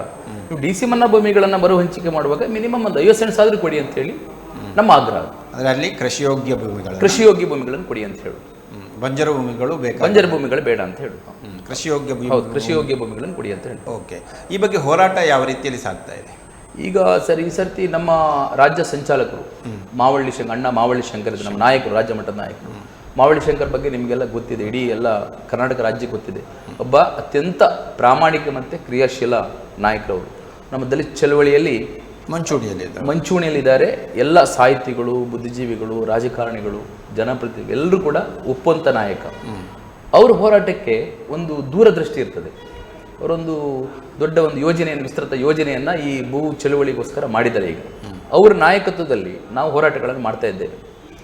ಏನಪ್ಪ ಅಂತ ಹೇಳಿದ್ರೆ, ಈಗ ಪ್ರಥಮ ಹಂತದಲ್ಲಿ ನಾವು ಕುಂದಾಪುರದಲ್ಲಿ ಮೊನ್ನೆ ಒಂದು ಪೈಲಟ್ ಗ್ರಾಮ ತಾಲೂಕು ಅಂತ ಹೇಳಿ ಕುಂದಾಪುರ ತಾಲೂಕನ್ನು ತಗೊಂಡು ಪರ್ಯಾಯ ಕಂದಾಯ ಅದಾಲತ್ ಮಾಡಿದ್ವಿ ನಾವು. ಪರ್ಯಾಯ ಕಂದಾಯ ಸರ್ಕಾರದವರು ಮಾಡಬೇಕಿತ್ತು, ಅವ್ರ ಬದಲಿಗೆ ನಾವು ಪರ್ಯಾಯ ದಲಿತರ ಕಂದಾಯ ಅದಾಲತ್ ಅಂತ ಮಾಡಿದ್ವಿ. ಕಂದಾಯ ಅದಾಲತ್ತಲ್ಲಿ ನಾವು ಕರಪತ್ರಗಳನ್ನು ಮಾಡಿ ಎಲ್ಲ ನಮ್ಮ ದಲಿತ ಪರಿಶಿಷ್ಟ ಜಾತಿಯವರ ಮನೆಗೆ ಅದನ್ನು ಮುಟ್ಟಿಸಿದ್ದೇವೆ. ನೀವು ಇಷ್ಟರವರೆಗೆ 50, 53, 57ನಲ್ಲಿ ಅರ್ಜಿ ಕೊಟ್ಟದಿದ್ದರೆ ಆ ಅರ್ಜಿಗಳ ಪ್ರತಿ, ನಿಮ್ಮ ಅರ್ಜಿಗಳು ರಿಜೆಕ್ಟ್ ಆದಿದ್ದರೆ ಅದಕ್ಕೆ ಸಂಬಂಧಪಟ್ಟ ಹಿಂಬರಹ, 94 CL ಕೊಟ್ಟದಿದ್ದರೆ ಅದರಲ್ಲಿ ರಿಜೆಕ್ಟ್ ಆದಿದ್ದರೆ ಅಥವಾ ಅದು ಸ್ವೀಕೃತಿ ಇದ್ದರೆ ಅದರ ಹಿಂಬರ ಕೊಡಿ.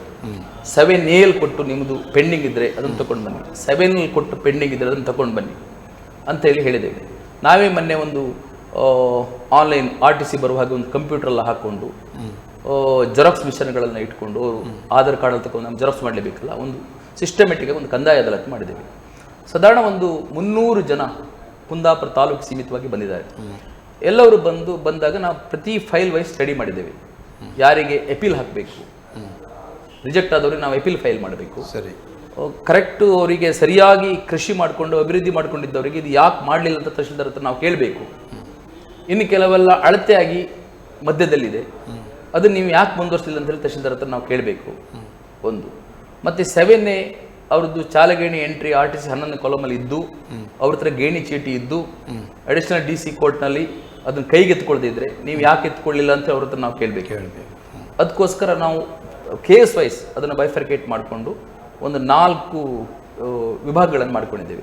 ಅದಕ್ಕೆ ನಾವು ತಂಡಗಳನ್ನು ಮಾಡಿದ್ದೇವೆ. ನಾವು ನಮ್ಮ ತಾಲೂಕು ಸಂಚಾಲಕ ರಾಜು KC ಬೆಟ್ಟಿನ ಮನೆಯವರು, ಚಂದ್ರ ಕೊರ್ಗಿ, ನಮ್ಮ ಭಾಸ್ಕರ ಕುಂಟ್ರೋಳಿ, ಸುಮಾರು ಜನ ಇದ್ದಾರೆ. ಅವರೆಲ್ಲ ನಮ್ಮಲ್ಲೆಲ್ಲ ಆಕ್ಟಿವ್ ಕಾರ್ಯಕರ್ತರು. ಅವ್ರನ್ನೆಲ್ಲ ಹಾಕಿ ಒಂದು ಟೀಮ್ ಮಾಡಿದ್ದೇವೆ, ನಮ್ಮ ಸುರೇಶ್ ಕಕ್ಲಾಡಿಯವರೆಲ್ಲ ಸೇರಿ. ಅವರು ಇದನ್ನು ಫಾಲೋ ಅಪ್ ಮಾಡ್ತಾರೆ. ಈಗ ತಹಶೀಲ್ದಾರಿಗೆ ಮೊನ್ನೆ ನಾವೊಂದು ಮನವಿ ಕೊಟ್ಟಿದ್ದೇವೆ, ನೀವೊಂದು ನಮಗೆ ಒಂದು 2-3 ಗಂಟೆ ಟೈಮ್ ಕೊಟ್ಟು ವಿಶೇಷವಾಗಿ ಇದನ್ನ ಪರಾಮರ್ಶೆ ಮಾಡಬೇಕು, ಸರಿ ಇದನ್ನೆಲ್ಲ ಅಂತ ಹೇಳಿದ್ದೇವೆ.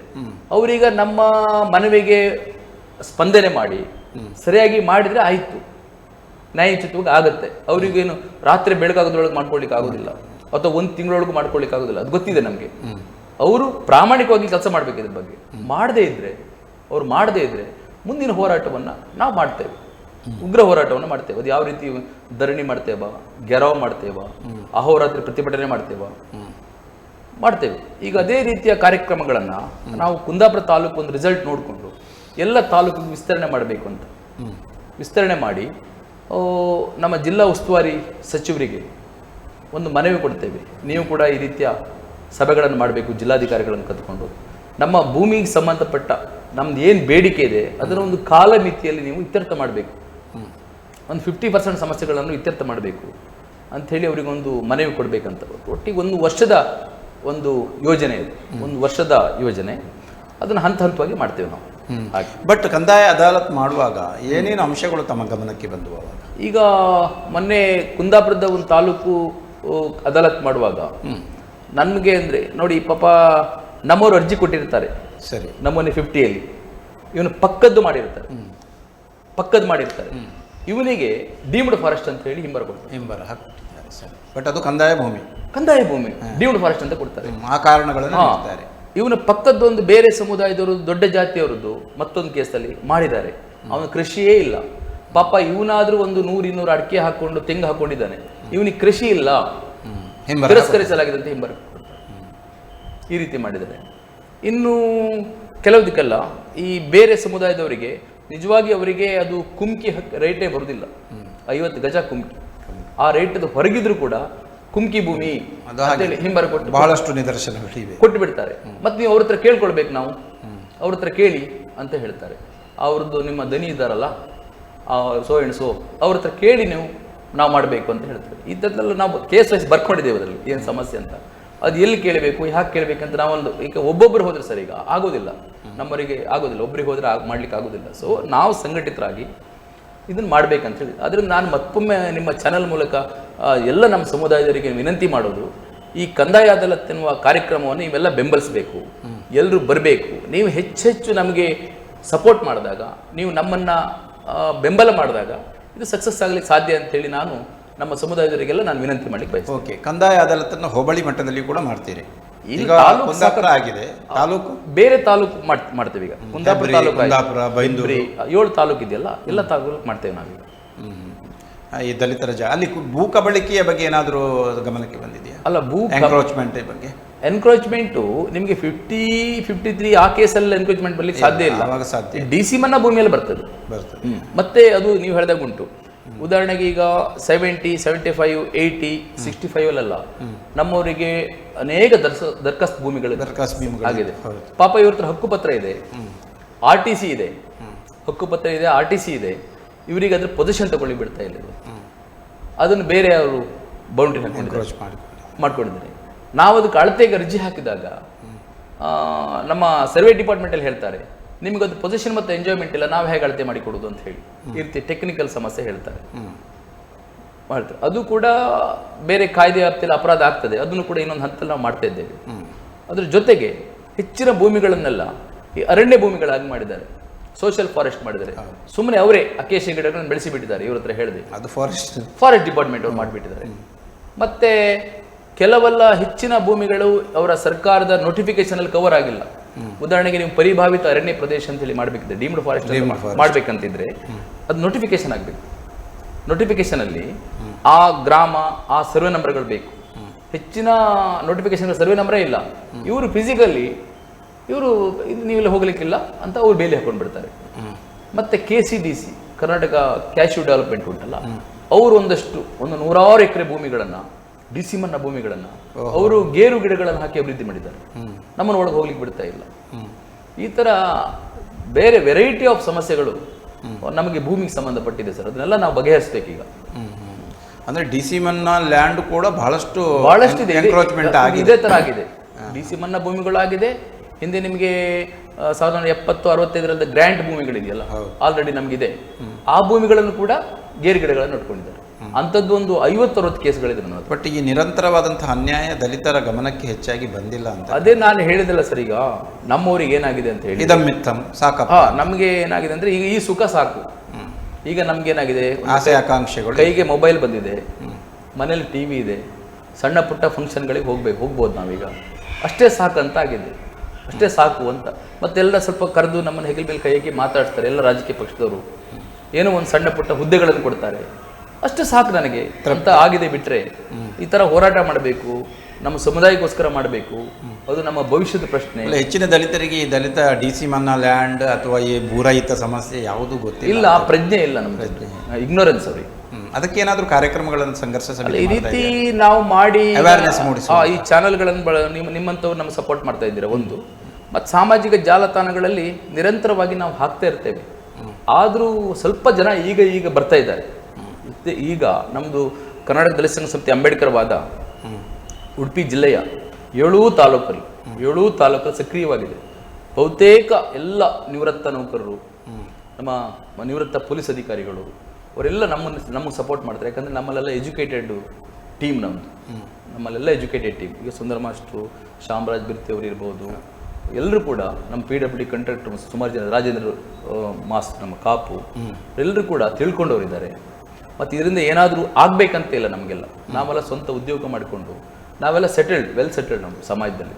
ಸೊ ನಾವು ಇದ್ರ ಬಗ್ಗೆ ಹೋರಾಟ ಮಾಡಬೇಕಂತ ನಾವು ಅಂಬೇಡ್ಕರ್ ವಾದವರು ಒಂದು ಕಾರ್ಯಕ್ರಮಗಳನ್ನು, ಈ ರೀತಿ ಹೋರಾಟಗಳನ್ನು ಸಂಘಟಿಸ್ತಿದ್ದೀವಿ. ಇದನ್ನು ಜನ ಗುರುತಿಸಿದ್ದಾರೆ. ಈಗ ಇವರಿಗೆ ನಾವು ಸಪೋರ್ಟ್ ಮಾಡಬೇಕು, ನಿಜವಾಗಿ ಇವ್ರು ಕೆಲಸ ಮಾಡ್ತಾರೆ ಅಂಬೇಡ್ಕರ್ ವಾದವರು. ಸೊ ನಾವು ಇಂಥ ಅವಕಾಶವನ್ನೇ ಬಿಡಬಾರ್ದು. ಇವರಿಗೆ ಸಪೋರ್ಟ್ ಮಾಡಿದಾಗ ನಾವು ಮತ್ತೊಮ್ಮೆ ಬಲಿಷ್ಠರಾಗಿ ನಿಲ್ಲಿಕ್ಕೆ ಸಾಧ್ಯ ಆಗ್ತದೆ ಅಂತ ಹೇಳಿ ಮೊನ್ನೆ ಏಕಕಾಲದಲ್ಲಿ ಒಂದೇ ದಿವಸ ನಾವು 7 ತಾಲೂಕಲ್ಲಿ ಎಲ್ಲ ತಾಲೂಕು ತಹಶೀಲ್ದಾರ್ ಕಚೇರಿ ಮುಂದೆ ಏಕಕಾಲದಲ್ಲಿ ಪ್ರತಿಭಟನೆ ಮಾಡಿದ್ದೇವೆ ಈ ಭೂಮಿ ಮತ್ತು ವಸತಿ ಹಕ್ಕಿಗೋಸ್ಕರ. ದಲಿತ ಚಳವಳಿ ಇತಿಹಾಸದಲ್ಲಿ ಯಾರು ಕೂಡ ಒಂದೇ ಸತಿ ಮಾಡಲಿಲ್ಲ. ಅದು ಮಾಡಲಿಕ್ಕೆ ಸುಲಭವಲ್ಲ, ಬಟ್ ನಾವು ಮಾಡಿದ್ದೇವೆ. ಹಾಗಾಗಿ ನನಗೊಂದು ಆಶೆ ಇದೆ, ಸಂಘಟನೆಯ ಶಕ್ತಿ ಆಸೆ ಇದೆ. ಜನ ನಮ್ಮನ್ನು ಬೆಂಬಲಿಸ್ತಾರೆ. ನಮ್ಮ ಪ್ರಾಮಾಣಿಕತೆಯನ್ನ, ಚಳವಳಿಯ ಅನಿವಾರ್ಯತೆಯನ್ನ, ಈ ಕಾಲಘಟ್ಟದಲ್ಲಿ ಚಳವಳಿಯ ಅನಿವಾರ್ಯತೆಯನ್ನ ಜನ ಅರ್ಥ ಮಾಡ್ಕೊಳ್ತಾರೆ. ಖಂಡಿತ ನಮ್ಮ ಜೊತೆಗೆ ಬರ್ತಾರೆ ಅಂತೇಳಿ ನನಗೆ ವಿಶ್ವಾಸ ಇದೆ. ಮಾನ್ಯ ಸುಂದರ ಮಾಸ್ತರ್ ಅವರೇ, ಉಡುಪಿಯ ಮಟ್ಟಿಗೆ ಹೇಳೋದಾದರೆ ತಾವೊಬ್ಬರು ಅನುಭವಿ ಮತ್ತು ದಲಿತರ ಸೂಕ್ಷ್ಮವಾದಂಥ ಸಮಸ್ಯೆಗಳನ್ನು ಬಹಳ ಕಾಲದಿಂದ ಅರಿತವರು. ಬಹುತೇಕವಾಗಿ ನಮ್ಮ ಉಡುಪಿ ಜಿಲ್ಲೆಯಾಗಿಯೂ ಕೂಡ ಬಹಳಷ್ಟು ವರ್ಷಗಳು ಸಂದಿವೆ. ಹಲವಾರು ಡಿಸಿಗಳು ಬಂದಾಯಿತು ಮತ್ತು ಇಲ್ಲಿಯ ಕೆಲವರು ಸಮಾಜ ಕಲ್ಯಾಣ ಸಚಿವರು ಕೂಡ ಆಗಿದ್ದರು. ಈ ಎಲ್ಲ ವಿಷಯಗಳನ್ನು ಅವರ ಗಮನಕ್ಕೆ ತಂದು ಹೋಗಲಾಡಿಸುವಂಥ ಪ್ರಯತ್ನವನ್ನು ತಾವು ಮಾಡಿಲ್ವೇ ಅಥವಾ ಅದು ಫಲ ನೀಡಲಿಲ್ವೇ? ಕಾಲಕ್ಕೆ ನಾವು ಖಂಡಿತ ಮಾಡಿದ್ದೇವೆ. ಯಾಕಂದರೆ ಯಾವುದು ಮಾಡಿದರೂ ನಮ್ಮ ಮಂಜುನಾಥ್ ಗೆಳೆಯರು ಹೇಳಿದಾಗೆ ನಮ್ಮಲ್ಲಿ ಒಗ್ಗಟ್ಟಿನ ಕೊರತೆ ಒಂದು ಕಾಲದಲ್ಲಿ ಇತ್ತು. ವಿಘಟನೆಗಳು ಸ್ವಲ್ಪ ಆಗಿದೆ. ಕೇವಲ ನಾವು ಒಂದು ಪತ್ರಿಕಾ ಹೇಳಿಕೆಗಾಗಿ ಇರುವಂಥ ಸಂಘಟನೆಗಳು ಇದೆ. ಇದು ಒಗ್ಗಟ್ಟಿನ ಕೊರತೆಯಿಂದಾಗಿ ನಿಂತು ಹೋಗಿದೆ. ಇನ್ನು ನಮಗೆ ಮುಖ್ಯವಾಗಿ ಈ ಸರ್ಕಾರಿ ಭೂಮಿಗಳನ್ನು ಅಥವಾ ಪ್ರೈವೇಟ್ ಭೂಮಿಗಳನ್ನು ಭೂ ಒಡೆತನದ ಮೂಲಕ ನಮಗೆ ಕೊಡಿಸುವ ಒಂದು ಯೋಜನೆ ಕೂಡ ಇದೆ. ಭೂ ಒಡೆತನ ಅದು ಅಂಬೇಡ್ಕರ್ ಅಭಿವೃದ್ಧಿ ನಿಗಮದಿಂದ ಪ್ರತಿ ವರ್ಷ ಈ ಒಂದು ಯೋಜನೆ ಪಾಲಿಸಬೇಕಂತ ಇದೆ. ಆದರೆ ನಮ್ಮ ಜಿಲ್ಲೆಗೆ ಕಳೆದ ವರ್ಷ ಬಂದದ್ದು ಒಂದು ಭೂ ಒಡೆತನ ಕೇಸ್. ಒಂದು ಭೂ ಒಡೆತನ ಕೇಸಲ್ಲಿ 20 ಲಕ್ಷ ಕೊಡ್ತಾರೆ ಗೌರ್ಮೆಂಟ್. ಪ್ರೈವೇಟ್ ಭೂಮಿಯನ್ನು ತಗೊಳ್ಬೋದು. ಇತರ ಭೂಮಿ, ಈಗ ಒಬ್ಬನ 100 ಎಕರೆ ಭೂಮಿ ಇದೆ, ನಾವು ಮಾರ್ತಾನಂತ ಹೇಳಿದಾಗ ಅದಕ್ಕೊಂದು ಸರ್ಕಾರ ರೇಟ್ ಫಿಕ್ಸ್ ಮಾಡಿ 20 ಲಕ್ಷ ಕೊಡ್ತದೆ. ಎಕರೆಗೆ 20 ಲಕ್ಷ ಕೊಡ್ತದೆ. 20 ಲಕ್ಷ ಕೊಟ್ಟು 1 ಎಕರೆ ಯಾಕೆ ಕೊಡಬೇಕಂತ ರೂಲ್ಸ್ ಇದೆ ಒಬ್ಬ ಫಲಾನುಭವಿಗೆ. ಅದು ಮಾಡ್ಬೋದು. ಸರ್ಕಾರ ಯೋಜನೆಗಳ ಪಬ್ಲಿಸಿಟಿ ಮಾತ್ರ ಮಾಡ್ತದೆ ಹೊರತು ಅನುದಾನ ಬಿಡುಗಡೆ ಮಾಡ್ತಾ ಇಲ್ಲ. ಕನಿಷ್ಠ ವರ್ಷಕ್ಕೆ ಒಂದು 20 ಜನರಿಗೆ ಭೂಮಿ ಕೊಟ್ಟರೆ, 20 ಎಕರೆ ಭೂಮಿ ಆದ್ರೂ 20 ಜನ ಆದರೂ ಭೂ ಪಡೀಲಿಕ್ಕೆ ಅವಕಾಶ ಇದೆ. ಅದು ಕೂಡ 20 ಲಕ್ಷ. ನಮ್ಮ ಈಗಿನ ಮೊದಲು 15 ಲಕ್ಷ ಅಂತ ಈಗ 20 ಲಕ್ಷ ಮಾಡಿದ್ದಾರೆ. ಅದು ಬೇರೆ ಜಿಲ್ಲೆಯಲ್ಲಿ 25 ಲಕ್ಷ ಕೂಡ ಇದೆ ರೇಟ್, ಭೂಮಿಯ ಮೌಲ್ಯ ಅನುಸಾರವಾಗಿ. ಆದ್ರಿಂದ ಅದನ್ನು ಕೂಡ ಇಂಪ್ಲಿಮೆಂಟ್ ಮಾಡಿದ್ರೆ ಎಷ್ಟೋ ಮಂದಿಗೆ ಭೂಮಿಯನ್ನು ಕೊಡಬಹುದು. ಎಕರೆ ಭೂಮಿಯನ್ನು ಒಡೆತನ ಸಿಗ್ತದೆ, ಭೂ ಒಡೆತನ. ಅದಕ್ಕೆ ಕೂಡ ಸರ್ಕಾರ ಕೇವಲ ಪ್ರಚಾರಕ್ಕಾಗಿ ನಿಗಮದಲ್ಲಿ ಒಂದು ಬೋರ್ಡ್ ಅನ್ನು ಹಾಕಿರ್ತಾರೆ, ಪ್ರಚಾರ ಮಾಡಿರ್ತಾರೆ. ಆದರೆ ತಾವು ಬಳಸಿಕೊಳ್ಳುವಲ್ಲಿ ವಿಫಲರಾಗಿ ಇಲ್ಲ, ಅದೇನಿಲ್ಲ. ಎಷ್ಟೋ ಜನ ಅರ್ಜಿ ಹಾಕಿರ್ತಾರೆ, ಕೇಳ್ತಾ ಇದ್ದಾರೆ. ಅಲ್ಲ, ಒಂದು ಅಪವಾದ ಇದೆ, ದಲಿತರು ಕೊಟ್ಟರು ಕೂಡ ಬೇಡ ಅಂತಾರೆ, ಮತ್ತೆ ಅವಕಾಶವನ್ನ ಬಳಸಿಕೊಳ್ಳುವಂತಹ ನಿಟ್ಟಿನಲ್ಲಿ ಒಂದಷ್ಟು ಸಾಂಘಿಕ ಶಕ್ತಿಯನ್ನ, ಇಚ್ಛಾಶಕ್ತಿಯನ್ನ ಪ್ರದರ್ಶಿಸುವುದಿಲ್ಲ. ಇಲ್ಲ, ಕೊಟ್ಟಿದ್ದಾರೆ. ನಮ್ಮ ಹೆಬ್ರಿ ತಾಲೂಕಿನಲ್ಲಿ ಕೊಟ್ಟಿದ್ದಾರೆ. 1 ಎಕರೆ ಕೊಟ್ಟಿದ್ದಾರೆ, ಕೃಷಿ ಮಾಡಿದ್ದಾರೆ. ನಾವು ಹೋಗಿದ್ದೇವೆ ಸ್ಥಳಕ್ಕೆ, ನೀರಾವರಿ ಸ್ಥಳ, ಅಡಿಕೆಗಳನ್ನು ಹಾಕಿ ಕೃಷಿ ಮಾಡಿದ್ದಾರೆ. ಇದೆ, ಅವರು ಒಳ್ಳೆ ಸೆಟ್ಲ್ ಆಗಿದ್ದಾರೆ, ಇಲ್ಲ ಅಂತಲೇ ಇಲ್ಲ. ಹಾಗೆ ಒಂದೆರಡು ಕೇಸ್ ಇರ್ಬೋದು, ಇಲ್ಲದಂದ್ರೆ ಬರೇ ಗುಡ್ಡ ಪ್ರದೇಶ, ಏನು ಕಲ್ಲು ಬಂಡೆ ಇರುವ ಪ್ರದೇಶ ಕೊಟ್ಟರೆ ಎಂತ ಮಾಡಲಿಕ್ಕೆ ಆಗುತ್ತೆ? ಅದಕ್ಕೆ ಯಾರು ಹೋಗಲಿಕ್ಕೆ ಸಾಧ್ಯ ಇಲ್ಲ. ಸ್ವಲ್ಪ ನೀರಾವರಿ ಇದ್ದ ಪ್ರದೇಶಗಳನ್ನು ಇತರ ವರ್ಗದವರಿಂದ ಪರ್ಚೇಸ್ ಮಾಡಿ ಎಕರೆಗೆ 20 ಲಕ್ಷ ಕೊಟ್ಟು ಪರ್ಚೇಸ್ ಮಾಡಿದರೆ ಅದನ್ನು ಹಂಚಿಕೆ ಮಾಡ್ಬೋದು. ಯಾಕೆ ಮಾಡಬಾರ್ದು? ಭೂಮಿ ಇಲ್ಲದವರಿಗೆ ಅದು ಕೂಡ ಜಾಗ ಕೊಟ್ಟರೆ ದಲಿತರು ಖಂಡಿತವಾಗಿಯೂ ಪ್ರಗತಿಪರ ಕೃಷಿಕರಾಗ್ತಾರೆ. ಖಂಡಿತ ಆಗ್ತಾರೆ. ಗ್ರಾಮೀಣ ಪ್ರದೇಶದಲ್ಲಿದ್ದರೆ ಖಂಡಿತ ಕೃಷಿಯನ್ನೇ ನಂಬಿ ಬದುಕುವವರು. ಯಾಕಂದ್ರೆ ಅಲ್ಲಿ ಬೇರೆ ಉದ್ಯೋಗ ಅವಕಾಶಗಳು ಕಡಿಮೆ ಇದೆ, ಇಲ್ಲವೇ ಇಲ್ಲ. ಕಾರ್ಖಾನೆಗಳಾಗಿ ಇದೆಲ್ಲ ಯಾವುದು ಉದ್ದಿಮೆಗಳು ಇರುವುದಿಲ್ಲ, ಅದನ್ನೇ ನಂಬಿ. ಬಟ್ ಸರ್ಕಾರಿ ಸವಲತ್ತುಗಳನ್ನು ಪಡೆಯಲಿಕ್ಕೆ ಕಷ್ಟ ಆಗ್ತದೆ, ಕೃಷಿ ಮಾಡಲಿಕ್ಕೂ ಕಷ್ಟ ಆಗ್ತದೆ. ಹೌದು. ಆದ್ರಿಂದ ಭೂ ಒಡೆತನ ಒಂದು ಯೋಜನೆಯನ್ನು ಕೂಡ ಇಂಪ್ಲಿಮೆಂಟ್ ಮಾಡಿದ ಸರ್ಕಾರ, ಅದರಿಂದ ಒಂದಷ್ಟು ಜನ ಭೂಮಿಯನ್ನು ಪಡೆಯಲಿಕ್ಕೆ ಸಾಧ್ಯತೆ ಇದೆ. ಈಗ ನಾವು ಸರ್ಕಾರಿ ಭೂಮಿ ತಹಶೀಲ್ದಾರ ಕಚೇರಿ ಅಥವಾ DC ಕಚೇರಿ ಹೇಳಿದಾಗ ಲಭ್ಯತಾ ಪಟ್ಟಿ, ಭೂಮಿಯ ಲಭ್ಯತೆ ಇಲ್ಲವೇ ಅಂತ ಕೊಡ್ತಾರೆ. ಸರ್ಕಾರಿ ಭೂಮಿ ಇಲ್ಲ ಅಂತ ಹೇಳ್ತಾರೆ. ಇಲ್ಲ ಯಾಕೆ ಕೊಡೋದಂದ್ರೆ, ಅದೇ ಒಬ್ಬ ಇತರ ಜಾತಿಯವನು ಒಂದು 5 ಎಕರೆ ಭೂಮಿ ಅವನ ಪಟ್ಟಾಲ ಹ್ಯಾಂಡಿ ಇದೆ, ಅವರಲ್ಲಿ 10 ಎಕರೆ ಭೂಮಿ ಆಚೆಯಲ್ಲಿ ಕುಮ್ಕಿ ಭೂಮಿ ಇದೆ, ಅದು ಸರ್ಕಾರಿ, ಅದು ಸರ್ಕಾರಿ ಅಂತ ಹೇಳ್ತಾ ಇಲ್ಲ ಅವರು. ಇಲಾಖೆ ಹೇಳ್ತಾ ಇಲ್ಲ, ಅದನ್ನು ಸರ್ಕಾರಿ ಅಂತ ಭೂಮಿ ತೋರಿಸೋದಿಲ್ಲ ಅದನ್ನು, ಯಾಕಂದರೆ ಇನ್ನೊಬ್ಬರ ವಶದಲ್ಲಿ ಇದೆ ಅಂತ ಅದನ್ನು ಹಾಗೆಯೇ ಬಿಟ್ಟುಬಿಡ್ತಾರೆ. ನಿಜವಾಗಿ ಸರ್ಕಾರಿ ಲಭ್ಯತೆಯನ್ನು, ಭೂಮಿಯ ಲಭ್ಯತೆಯನ್ನು ಪ್ರತಿ ವರ್ಷದ ಜುಲೈ 1ಕ್ಕೆ ಪಬ್ಲಿಸಿಟಿ ಮಾಡಬೇಕಂತ ಇದೆ, ಅದು ಇಲ್ಲ ಅಂತ ಹಾಕ್ತಾರೆ. ಎಂತ ಮಾಡೋದಕ್ಕೆ? ವೀಕ್ಷಕರೇ, ಮುಖಾಮುಖಿ ಕಾರ್ಯಕ್ರಮದಲ್ಲೊಂದು ವಿರಾಮದ ಬಳಿಕ ಮತ್ತೆ ಮುಖಾಮುಖಿ ಕಾರ್ಯಕ್ರಮ ಮುಂದುವರಿಯುತ್ತದೆ.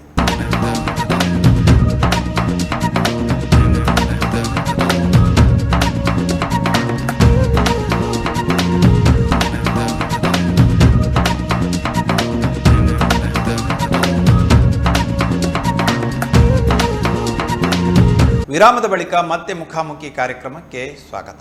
ಮಂಜುನಾಥ್ ಗಿಳಿಯಾರ್ರವರೇ, ಭೂಮಿಯ ವಿಷಯದಲ್ಲಿ ದಲಿತರ ಮೇಲೆ ದೌರ್ಜನ್ಯಗಳಾದಂತಹ ಉದಾಹರಣೆಗಳು ಕೂಡ ಈ ಜಿಲ್ಲೆಗಳಲ್ಲಿ ಇದೆ. ಈ ಸಂದರ್ಭದಲ್ಲಿ ತಮ್ಮ ನಿಲುವುಗಳೇನು ಮತ್ತು ತಾವು ಇದರ ಬಗ್ಗೆ ಯಾವ ರೀತಿಯಲ್ಲಿ ಅಭಿಪ್ರಾಯವನ್ನು ವ್ಯಕ್ತಪಡಿಸ್ತೀರಾ? ಈಗ ಭೂಮಿ ಸಂಬಂಧಪಟ್ಟಂತೆ ವ್ಯಾಜ್ಯಗಳು ಇವೆ ಅಲ್ಲ? ವ್ಯಾಜ್ಯಗಳು ಇದೆ ಸರ್. ಈಗ ನಾವು ದೌರ್ಜನ್ಯ ಹಲ್ಲೆಗಳಾದಂತಹ ನಿದರ್ಶನಗಳು ಮೊನ್ನೆ ನಮ್ಮ ಕೊಲ್ಲೂರಿನಲ್ಲಿ ಒಂದು ಗಂಗೆ ಕೊರಗ ಅಂತ ಹೇಳಿ ಪಾಪ ಅವರು 40 ವರ್ಷದಿಂದ ಒಂದು ಜಾಗದಲ್ಲಿ ಇದ್ದರು. ಕೊಲ್ಲೂರು ದೇವಸ್ಥಾನದ ಈಚೆಗೆ KSRTC ಬಸ್ ಸ್ಟ್ಯಾಂಡ್ ಇತ್ತಾಗಿ ಒಂದು ಜಾಗದಲ್ಲಿ ಒಂದು 20 ಸೆಂಟ್ಸ್ ಜಾಗದಲ್ಲಿ ಅವರು ಗಂಡ ಇರುವಾಗಲೇ ಆ ಮನೆ ಕಟ್ಕೊಂಡು ಇದ್ರಲ್ಲಿ. ಅವರಿಗೆ ITDP ಡಿಪಾರ್ಟ್ಮೆಂಟಿಂದ ಬಾವಿ ಕೊಟ್ಟಿದ್ದಾರೆ, ಹಣ್ಣಿನ ಗಿಡಗಳೆಲ್ಲ ಉಂಟು, ಮನೆ ಕಟ್ಕೊಂಡು ಅಲ್ಲೇ ಇದ್ದರು. ಪಕ್ಕದಲ್ಲಿ ಜಗದಾಂಬಿಕಾ ಟ್ರಸ್ಟ್ ಅಂತ ಹೇಳಿ ಅವರಿಗೆ 1.5 ಎಕರೆ ಜಾಗ ಸರ್ಕಾರದಿಂದ ಮಂಜೂರಾತಿ ಮಾಡಿಕೊಟ್ಟಿದ್ದಾರೆ. ಅವ್ರು ಏನು ಮಾಡಿಬಿಟ್ರು, ಪಾಪ ಈಗ ಕೊರಗ ಕುಟುಂಬ ಪಕ್ಕದಲ್ಲಿ ಇದ್ದರೆ ಅವ್ರಿಗೆ ಅದನ್ನ ಎಕ್ಸ್ಟೆನ್ಷನ್ ಮಾಡ್ಕೊಳ್ಲಿಕ್ಕೆ ಆಗೋದಿಲ್ಲ. ಸುಮಾರು ಜನರ ಹತ್ರ ಹೇಳಿ ಕಳಿಸಿದ್ರು, ಅದೊಂದು ಜಾಗ ನೀನು ಬಿಡಲಿಲ್ಲ, ನಾವೆಲ್ಲ ಒಟ್ಟಿಗೆ ಒಂದೇ ಎನ್ವ್ಲಾಪ್ ಮಾಡ್ಕೊಳ್ತೇವೆ, ನಿಮ್ಗೆ ಬೇರೆ ಕಡೆ ಎಲ್ಲಾದರೂ ಕೂತ್ಕೊಳ್ಬೋದು ಅಂತ. ಆ ಯಮ ಒಪ್ಪಲಿಲ್ಲ. ಅದು ಅವರೀಗ ಸಿವಿಲ್ ಕೋರ್ಟಲ್ಲಿ ವ್ಯಾಜ್ಯ ಹಾಕಿ ಪಾಪ ಇವ್ರು ಕೋರ್ಟಿಗೆ ಹೋಗಿಲ್ಲ, ಅವಳಿಗೆ ಕೊರಗ ಮಹಿಳೆ ಗೊತ್ತಿಲ್ಲ, ಅಲ್ಲಿ ಡಿಗ್ರಿ ಮಾಡಿಸ್ಕೊಂಡ್ರು. ನಂತರ ಹಾಕಿ ಎಕ್ಸಿಕ್ಯೂಷನ್ ಕೇಸ್ ಹಾಕಿ ಅಲ್ಲಿ ಕೂಡ ಹಾಕಿ ಕೋರ್ಟಿನ ಬೇಲಿಫೆ ಬಂದು ಅವಳನ್ನ ಮನೆಯನ್ನು ಏಪಿಸಿ JCB ತಗೊಂಡ್ಬಂದು ಇಡೀ ಮನೆಯನ್ನು ಧ್ವಂಸ ಹೊಡಿ ಮಾಡಿ ಹಾಕಿದ್ರು. ಅವಳು ಪಾಪ ತಂದೆರಡು ಮಕ್ಕಳನ್ನ ಕಟ್ಕೊಂಡು ಮರದಡಿ ಗಂಡ ಇಲ್ಲ, ಮರದಡಿ ಮಲ್ಕೊಂಡಿದ್ರು 2 ದಿನ. ನಂತರ ನಾವು ಸಂಘಟನೆಗಳಿಗೆಲ್ಲ ಗೊತ್ತಾಗಿ ಹೋಗಿ ಪಂಚಾಯತ್ನವರಿಗೆ ಹೇಳಿ ಅವಳಿಗೆ ಮೂಲಭೂತ ಸವಲತ್ತೆಲ್ಲ ತೆಗೆಸಿಕೊಟ್ಟು ರಾತ್ರಿನೇ ಅದೇ ದಿವಸನೇ ಅವಳಿಗೆ ಒಂದು ಬೇರೆ ಪರ್ಯಾಯ ಮನೆ ಮಾಡಿಕೊಟ್ಟು, ಈಗ ಜಿಲ್ಲಾಧಿಕಾರಿಗಳು ಅವರಿಗೆ ಎಲ್ಲಿ ಕೂತ್ಕೊಂಡಿದ್ಲು ಅವಳಿಗೆ ಅಲ್ಲೇ ಮೊನ್ನೆ ಒಂದು 9 ಸೆಂಟ್ ಜಾಗವನ್ನು ಮಂಜೂರು ಮಾಡಿದ್ರು. ಅವ್ರ ಮೇಲೆ ಕೇಸ್ ಕೂಡ ಆಯಿತು, ಅಟ್ರಾಸಿಟಿ ಮಾಡಿದವ್ರ ಮೇಲೆ ಕೇಸ್ ಕೂಡ ಆಯಿತು. ಇಂಥದ್ದು ಜೆನ್ವಿನ್ ಪ್ರಕರಣ ಬಗ್ಗೆ ನಾನು ಹೇಳ್ತೀನಿ. ಜೆನ್ವಿನ್ ಪ್ರಕರಣಗಳು ಈ ರೀತಿಯ ಎಲ್ಲಿದೆ ಅಲ್ಲಿ ನಾವು ಸಂಘಟನೆ ಹೋಗಿ ಅವರಿಗೆ ಸಪೋರ್ಟ್ ಮಾಡಿ ಮಾರ್ಗದರ್ಶನ ಮಾಡಿದ್ದೇವೆ. ಅದಕ್ಕೆ ನಾವು ಮಾತ್ರ ಅಲ್ಲ, ಸಮಾಜದ ಇತರ ಜಾತಿಯವರು ಕೂಡ ಅದು ತಪ್ಪು, ಆ ಥರದ್ದು ದೌರ್ಜನ್ಯಗಳನ್ನು ಮಾಡಬಾರ್ದಿತ್ತು ಅಂತೇಳಿ ಸಮಾಜದ ಎಲ್ಲ ಸಮುದಾಯದವರು ಕೂಡ ನಮಗೆ ಸಪೋರ್ಟ್ ಮಾಡಿದ್ದಾರೆ. ಹಾಗೆ ಇನ್ನು ಇಂಥ ಪ್ರಕರಣಗಳಿದ್ದಾಗ ಉದಾಹರಣೆಗೆ ಒಕ್ಕೋಡಿ ಗ್ರಾಮದಲ್ಲಿ ಕೂಡ ಒಂದು KCDC ಅವರು ನಮ್ಮವ್ರದ್ದು ಜಾಗಕ್ಕೆ ಇವರಿಗೆ ಪೊಸಿಷನ್ ಮತ್ತು ಎಂಜಾಯ್ಮೆಂಟ್ ತಗೊಳ್ಳಿಕ್ಕೆ ಬಿಡ್ತಾ ಇರಲಿಲ್ಲ ನಮ್ಮವರಿಗೆ.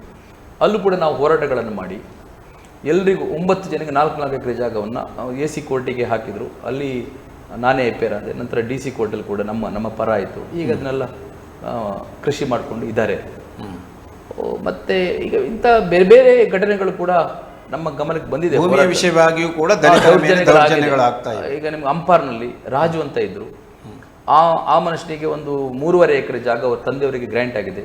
ಪೊಸಿಷನ್ನೇ ತಗೊಳ್ಳಿ ಬಿಡ್ತಾ ಇರಲಿಲ್ಲ, ಅಳತೆನೇ ಮಾಡ್ಲಿಕ್ಕೆ ಬಿಡ್ತಾ ಇರಲಿಲ್ಲ. ನಾವೆಲ್ಲ ದಲಿತ ಸಂಘರ್ಷ ಸಮಿತಿಯವರೆಲ್ಲ ಒಂದು 50 ಜನ ಹೋಗಿ ನಿಂತ್ಕೊಂಡು ಸರ್ವೆರ್ನೆಲ್ಲ ಕರೆಸಿ ಅಳತೆ ಮಾಡಿಸಿ ಅವ್ರಿಗೆ ಬೇಲಿ ಹಾಕಿ ಕೊಟ್ಟು ಬಂದಿದ್ದೇವೆ. ಎಡಮೊಗೆಯಲ್ಲಿ ಕೂಡ ಗಣೇಶ್ ನಾಯ್ಕ ಅವ್ರ ಮನೆಯವರಿಗೆ ಕೂಡ ಹಾಗೆ ಅದನ್ನು ಅಲ್ಲಿ ನಿಂತು ಬೇಲಿ ಹಾಕಿಸಿ ಅವ್ರಿಗೆ ಪೊಸಿಷನ್ ತೆಗೆದುಕೊಟ್ಟು ಬಂದಿದ್ದೇವೆ. ಈ ರೀತಿಯ ಹೋರಾಟಗಳನ್ನು ಸುಮಾರು 100 ಹೋರಾಟಗಳನ್ನು ನಾನು ಹೇಳಬಲ್ಲೆ ಮಾಡಿದ್ದೇವೆ ನಾವು. ಓಕೆ ಸರ್, ತಮ್ಮ ಈ ಎಲ್ಲ ಸಮಸ್ಯೆಗಳು ಈಗ DC ಮೆನ್ನ ಲ್ಯಾಂಡ್ನ ಅತಿಕ್ರಮಣ ಮತ್ತು DC ಮೆನ್ನ ಲ್ಯಾಂಡ್ನ ವಿತರಣೆ ಆಗದಿರುವುದು ಇದು ಇನ್ನೂ ನಿನ್ನೆದಲ್ಲ, ಬಹಳ ವರ್ಷದಿಂದ. ಬಟ್ ಸದನದಲ್ಲಿ ಪ್ರಸ್ತಾಪಿಸುವಂಥ ಗೋಜಿಗೆ ಅಥವಾ ಅದಕ್ಕೆ ಒಂದು ಸದನದಲ್ಲೇ ಏನಾದರೂ ನಿರ್ಣಯವನ್ನು ಮಂಡಿಸೋದು ಅಥವಾ ಏನಾದರೂ ಮಾಡುವಂಥ ವಿಷಯಕ್ಕೆ ಏನಾದರೂ ಇದರ ಬಗ್ಗೆ ಏನಾದರೂ ಪ್ರಸ್ತಾಪಿಸುವ ವಿಷಯ ತಮಗೆ ತಿಳಿದಿವೆ ಅಥವಾ ತಮ್ಮ ಪ್ರತಿನಿಧಿಗಳಿಗೆ ಈ ವಿಷಯವನ್ನು ಸದನದಲ್ಲಿ ಪ್ರಸ್ತಾಪಿಸುವಂತೆ ತಿಳಿಸಿದ್ದೀರಾ? ಈಗ ನೀವು ಒಳ್ಳೆ ಪ್ರಶ್ನೆ ಕೇಳಿದ್ದೀರಿ ಸರ್. ನಿಜವಾಗಿ ಅದು ಆಗ್ಬೇಕು ಕೆಲಸ. ಹೌದು, ಆಗ್ಬೇಕು ನಿಜವಾಗಿ. ಯಾಕಂದ್ರೆ ಇದು ಸೂಕ್ಷ್ಮ ವಿಷಯ, ಗಂಭೀರ ವಿಷಯ. ಹಿಂದೆ ನಾನು ಶ್ರೀನಿವಾಸ್ ಪೂಜಾರ್, ನಮ್ಮ ಕೋಟ ಶ್ರೀನಿವಾಸ್ ಪೂಜಾರ್ ಅವರು MLC ಆಗಿದ್ದಾಗ ಅವರು ಈ ರಾಜಕೀಯದ ಅಧಿಕಾರದ ಅಷ್ಟು ಒಂದು ಅವರಿಗೆ ಅನುಭವ ಇರಲಿಲ್ಲ. ಏನಾದರೂ ನಾನು ಜನರ ಪರವಾಗಿ ಕೆಲಸ ಮಾಡಬೇಕಂತ ಇತ್ತು ಅವ್ರ ಮನಸ್ಸಲ್ಲಿ. ಸಮಾಜ ಕಲ್ಯಾಣ ಸಚಿವರು ಅಲ್ಲ, ಅದಕ್ಕಿಂತ ಮೊದಲು ನಾನು ಹೇಳುದು ಫಸ್ಟ್ MLC ಆದಾಗ ಅವ್ರಿಗೆ ಆ ಥರ ಮನಸ್ಥಿತಿಯಲ್ಲಿ ಇದ್ರು. ಕೊನೆಗೆ ಅವ್ರು ಚೇಂಜ್ ಆದರು, ಕೊನೆಗೆ ಅವರು ಅಧಿಕಾರ ಬಂದ ಮೇಲೆ ಚೇಂಜ್ ಆದ್ರು. ಆ ಪ್ರಶ್ನೆ ಬೇರೆ. ಮೊದಲು ಇದ್ರು. ಇದ್ದಾಗ ಅವ್ರನ್ನ ಕರ್ಕೊಂಡು ಬಂದು ನಾನು ಬೈಂದೂರಿನಲ್ಲಿ ಒಂದು ಜನಶಕ್ತಿ ಸಮಾವೇಶ ಅಂತ ಮಾಡಿಸಿದ್ದೆ. ಅವ್ರ ಹತ್ರ ಉದ್ಘಾಟನೆ ಮಾಡಿಸಿದ ಕಾರಣ ಇಷ್ಟೇ, ಸದನದಲ್ಲಿ ನೀವು ಇದ್ರ ಬಗ್ಗೆ ಕೇಳಬೇಕು ಅಂತ. ನಾನು ಅದ್ರ ಬಗ್ಗೆ ಚುಕ್ಕಿ ಪ್ರಶ್ನೆ ಎಲ್ಲ ರೆಡಿ ಮಾಡಿ ಅವ್ರಿಗೆ ಕೊಟ್ಟಿದ್ದೆ. ಇದನ್ನ ನೀವು ಕೇಳಬೇಕು ಸರ್ ಅಂತ. ನಾನು ಕೇಳ್ತೇನೆ ಅಂತ ಹೇಳಿದ್ರೆ ಅವ್ರು ಕೇಳಲಿಲ್ಲ ಕಡೆ ಒಂದು. ಮತ್ತೆ ನನ್ನ ಕಾಸಾ ಫ್ರೆಂಡ್ ಒಬ್ರು ಇದ್ದಾರೆ, ಬರೀ ಆತ್ಮೀಯರೊಬ್ರು, ಮೋಹನ ಪೂಜಾರಿ ಅಂತ ಬೆಂಗಳೂರಲ್ಲಿ ಇದ್ದಾರೆ, ಅವರು ಮಿನಿಸ್ಟರ್ ಕಚೇರಿಯಲ್ಲಿ. ಅವ್ರ ಹತ್ರ ಹಿಡ್ಕೊಂಡು RB ತಿಮ್ಮಾಪುರ ಸರ್ ಇದ್ರು. ಅವ್ರ ಹತ್ರ ಕೂಡ ನಾನು ಒಂದ್ಸತಿ ಅವ್ರ ಪ್ರಶ್ನೆ ಕೇಳಿದ್ರು, ನಾನು ಬರ್ತು ಕೊಟ್ಟಾಗ ಈ ಪ್ರಶ್ನೆ ಕೇಳಿದ್ರು. ಕಡೆಗೆ ಕಾಗೋಡು ತಿಮ್ಮಪ್ಪ ಕಂದಾಯ ಹೋರಾಟ ಮಾಡಿದವರು ನಮ್ಮ ಶಿವಮೊಗ್ಗ ಜಿಲ್ಲೆಯಲ್ಲಿ, ಅವರು ಕಂದಾಯ ಸಚಿವರಾಗಿದ್ದ, ಅವರು ಸ್ವತಃ ಕಂದಾಯ ಸಚಿವರಾಗಿದ್ದ, ಅವ್ರನ್ನ ಕೂಡ ಭೇಟಿಯಾಗಿ ನಾವು ಕೊಟ್ಟಾಗ ನಾನು ಮಾತಾಡ್ತೇನೆ ಅಂತ ಹೇಳಿದ್ರು, ಮಾತಾಡಲಿಲ್ಲ ಅವರು. ನಂತರ ಸುಮಾರು ಸತಿ ನಾನು ಹೀಗೆ ಸಮಯ ಸಂದರ್ಭ ಸಿಕ್ಕಿದಾಗಲ್ಲ, ಅವಕಾಶ ಸಿಕ್ಕಿದಾಗಲ್ಲ ಜನಪ್ರತಿನಿಧಿಗಳ ಹತ್ರ ಕೇಳಿದ್ದೇನೆ, ಇದ್ರ ಸದನದಲ್ಲಿ ನೀವು ಕೇಳಬೇಕು, ಜೆನ್ಯೂನ್ ವಿಷಯ ಉಂಟು. DC ಮನ್ನಾ ಭೂಮಿ ದಲಿತರ ಪರಿಶಾತಿ ಪರಿಶಿಷ್ಟ ಪಂಗಡದವರ ಅದು ಹಕ್ಕದು, ರೈಟ್ ಅದು. ಸೊ ನೀವು ಯಾವ ಸಮುದಾಯದವ್ರು ನೋವು ಮಾಡ್ದಂಗೆ ಆಗೋದಿಲ್ಲ ಅಂತ. ಅವರಿಗೆ ತಲೆಯಲ್ಲಿ ಏನಪ್ಪ ಅಂತ ಹೇಳಿದ್ರೆ, ನಾವು ದಲಿತರ ಪರ ಏನಾದರೂ ಮಾತಾಡಿದರೆ ಇತರ ಸಮುದಾಯದವರು ಅದನ್ನೆಲ್ಲ ಎನ್ಕ್ರೋಚ್ ಮಾಡ್ಕೊಂಡವ್ರಲ್ಲಿ ಇದ್ದಾರಲ್ಲ, ಅವರೆಲ್ಲಾದ್ರೂ ನಮ್ಮ ವಿರೋಧ ಬೀಳ್ತಾರೇನೋ, ನಮ್ಮ ಮತ ಗಳಿಕೆ, ನಮ್ಮ ಮತ ಬ್ಯಾಂಕು ಪ್ರಮಾಣ ಕಡಿಮೆ ಆಗ್ತದೇನೋ, ಮತ್ತೆ ಪರಿಶಾತಿ ಪರಿಶಿಷ್ಟ ಪಂಗಡದವರು ಒಗ್ಗಟ್ಟಿಲ್ಲ, ಇಲೆಕ್ಷನ್ ಟೈಮಿಗೆ ಏನಾದರೂ ಮಾಡಿ ಓಟ್ ಹಾಕ್ತಾರೆ, ಮತ್ತೆ ಯಾಕೆ ಇವರಿಗೆ ಅಷ್ಟು ಇದು ಮಾಡ್ಬೇಕಂತ ಹೇಳಿ ಆ ರೀತಿಯ ಒಂದು ಮೆಂಟಾಲಿಟಿ ಇದೆ ಅಂತೇಳಿ ನನಗೆ ಕೊನೆಗೆ ಗೊತ್ತಾಯಿತು.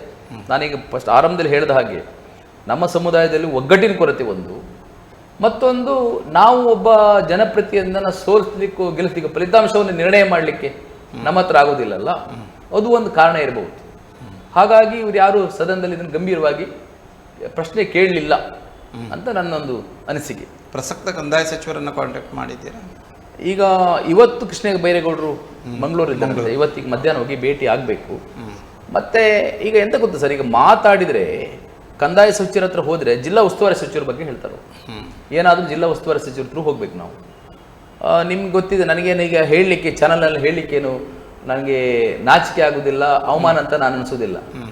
ಲಾಸ್ಟ್ ಟೈಮ್ ಚುನಾವಣೆಯಲ್ಲಿ ನಾವು ದಲಿತ ಸಂಘ ಸಮಿತಿಯವರು ಕಾಂಗ್ರೆಸ್ ಪಕ್ಷಕ್ಕೆ ಓಪನ್ ಬೆಂಬಲ ಕೊಟ್ಟದ್ದು, ಓಪನ್ ಬೆಂಬಲ ಕೊಟ್ಟಿದ್ದೇವೆ. ಓಟ್ ಹಾಕಿ ಸಂವಿಧಾನ ಉಳಿಸಿ ಈ ಥರ ಎಲ್ಲ ಹೇಳಿದ್ದೇವೆ ನಾವು. ಒಂದು ಆಸೆ ಸಿದ್ದರಾಮಯ್ಯನವ್ರ ಬಗ್ಗೆ, ಕಾಂಗ್ರೆಸ್ ಸರ್ಕಾರದ ಬಗ್ಗೆ, ಅಹಿಂದ ಸಾಮಾಜಿಕ ನ್ಯಾಯವನ್ನು ಅವರು ಎತ್ತಿ ಹಿಡಿತಾರೆ, ಒಂದು ಆಸೆ ಇತ್ತು ನಮಗೆ. ಬಟ್ ನೋಡಿ, ಈಗ ಲಕ್ಷ್ಮೀ ಹೆಬ್ಬಾಳ್ಕರ್ನ ಉಸ್ತುವಾರಿ ಸಚಿವರು ಮಾಡಿದ್ದಾರೆ. ಆ ಯಮ್ಮ ಇವತ್ತಿಗೂ ನಮ್ಮೊಂದು ಮೀಟಿಂಗೇ ಕರಲಿಲ್ಲಲ್ಲ. ದಲಿತರ ಕುಂದುಕೊರತೆಗಳು ಆಗ್ತಾ ಇಲ್ಲ, ಒಂದು ಸಭೆಗೂ ಅಮ್ಮ ನಮ್ಮನ್ನು ಕರಲಿಲ್ಲ. ಅವರು ದಲಿತರ ಕುಂದುಕೊರತೆಗಳ ಸಭೆ ಕೂಡ ಆಗ್ತಾ ಇಲ್ಲ. ಈಗ ಯಾಕೆ ಸರ್? ಲಕ್ಷ್ಮೀ ಹೆಬ್ಬಾಳ್ಕರ್ ಬಂದ ಮೇಲೆ ಮಾಡಬೇಡಿ ಅಂತ ಹೇಳಿದ್ದಾರೆ ಇರ್ಬೇಕು ಅವರು, ಮಾಡಬೇಡಿ ಅಂತ ಹೇಳಿ ಆಗ್ಲೇಬೇಕಲ್ಲ. ಲಕ್ಷ್ಮೀ ಹೆಬ್ಬಾಳ್ಕರ್ ಉಡುಪಿ ಜಿಲ್ಲೆಗೆ ಯಾವ ದಿನಾಂಕದಿಂದ ಉಸ್ತುವಾರಿ ಸಚಿವರಾಗಿ ಬಂದ್ರು ಆ ದಿನಾಂಕದಿಂದ ನಮಗೆ ಉಡುಪಿ ಜಿಲ್ಲೆಯಲ್ಲಿ ದಲಿತರ ಕುಂದುಕೊರತೆ ಸಭೆ ಆಗ್ತಾ ಇಲ್ಲ. ಅವರು ಕರೀಲಿಲ್ಲ, ಬೇರೆಯವ್ರಿಗೆ ಕರಲಿಲ್ವಾ ಅಂತೇಳಿ ಆ ಯಮ್ಮ ಕೇಳಲೂ ಇಲ್ಲ. ಇಂಥ ಒಂದು ದುರಂತ ಪರಿಸ್ಥಿತಿಯಲ್ಲಿ ನಾವಿದ್ದೇವೆ. ಇನ್ನು ಯಾರು ಹೇಳ್ಬೇಕೀಗ? ನಾವು ಹಿಂದೆ ಅವ್ರಿಗೆ ಸಪೋರ್ಟ್ ಮಾಡಿ ತಪ್ಪಾಯ್ತಾ? ಈಗ ಕೇಳಿ ನಗಾಡ್ತಾರಲ್ಲ ನಮ್ಮ ನೋಡ್ಕೊಂಡು, ನೀವಾಗ ಸಪೋರ್ಟ್ ಮಾಡಿದ್ರಲ್ಲ, ಈಗ ಅವ್ರ ಹತ್ರ ಕೇಳಿ ಅಂತ ಹೇಳ್ತಾರೆ. ನಮ್ಗೆ ಆ ರೀತಿ ಪರಿಸ್ಥಿತಿ ಬಂದಿದೆ ಇವತ್ತು. ಹಾಗಾಗಿ ಈ ಲಕ್ಷ್ಮೀ ಹೆಬ್ಬಾಳ್ಕರಿಗೆ ಕೂಡ, ಉಸ್ತುವಾರಿ ಸಚಿವರಿಗೆ ಕೂಡ ಅವ್ರ ವಿರುದ್ಧ ಒಂದು ಏನಾದರೂ ನಾವು ಒಂದು ಸರಿಯಾದ ನಿರ್ಣಾಯಕ ಹೋರಾಟವನ್ನು ಮಾಡಬೇಕು ಅಂತ ಕೂಡ ಮೊನ್ನೆ ನಮ್ಮ ಜಿಲ್ಲಾ ಸಮಿತಿಯಲ್ಲಿ ಸಭೆಯಲ್ಲಿ ಚರ್ಚೆ ಆಗಿದೆ. ಅವ್ರ ವಿರುದ್ಧ ಕೂಡ ಒಂದು ನಿರ್ಣಾಯಕ ಚರ್ಚೆ ಆಗಬೇಕು ಅಂತ ಹೇಳಿ. ಬಟ್ ನಿಮ್ಮ ಹೋರಾಟಗಳು ಒಂದು ಅಪವಾದ ಇದೆ. ಒಮ್ಮೆ ಹೋರಾಟಗಳು ಬಹಳಷ್ಟು ವೇಗವನ್ನು ಪಡೆದುಕೊಳ್ಳುತ್ತವೆ ಮತ್ತು ಅಷ್ಟೇ ವೇಗದಲ್ಲಿ ಅದು ಒಂದಷ್ಟು ತಟಸ್ಥತೆಯನ್ನು ಕೂಡ ಪಡೆದುಕೊಳ್ತದೆ.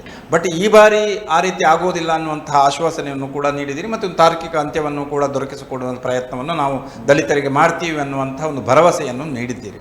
ಬಟ್ ಅದಕ್ಕಿರುವಂತಹ ಮಾರ್ಗಗಳೇನು ಸರ್? ಅದು ನೀವು ಹೇಳಿದ್ರೆ ನಾನು ಒಪ್ಕೊಳ್ತೇನೆ ಸರ್. ಯಾಕಂತ ಹೇಳಿದ್ರೆ ನಾವೀಗ ಸುಮಾರು ವರ್ಷದ ಚಳುವಳಿ ಅನುಭವ ಇದೆ.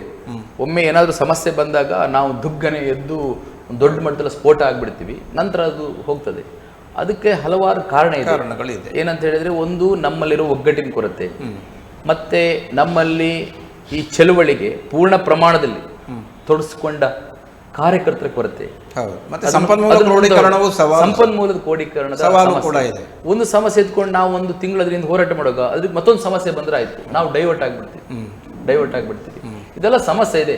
ಈ ಪ್ರತಿಕೂಲ ಪರಿಸ್ಥಿತಿಯಲ್ಲೂ ಕೂಡ ಬಹಳ ಕಷ್ಟಪಟ್ಟು, ಬಟ್ ಈ ವಿಷಯದ ಬಗ್ಗೆ ಆದ್ರೆ ಈ ಭೂಮಿ ಹೋರಾಟವನ್ನ ಈಗ ಇದು ನಮ್ದಲ್ಲ, ನಮ್ಮ ರಾಜ್ಯ ಸಂಚಾಲಕದ ಅಣ್ಣ ಮಾವಳ್ಳಿ ಶಂಕರ್ ಅವರ ನಿರ್ದೇಶನ. ಅದಕ್ಕೆ ಕೇಳಿದ್ದು, ಇದು ವಿಭಿನ್ನ ಮಗ್ಗುಲನ್ನ ಈ ಸತಿ ಇದನ್ನ ಮಾಡಲೇಬೇಕು ನಾವು.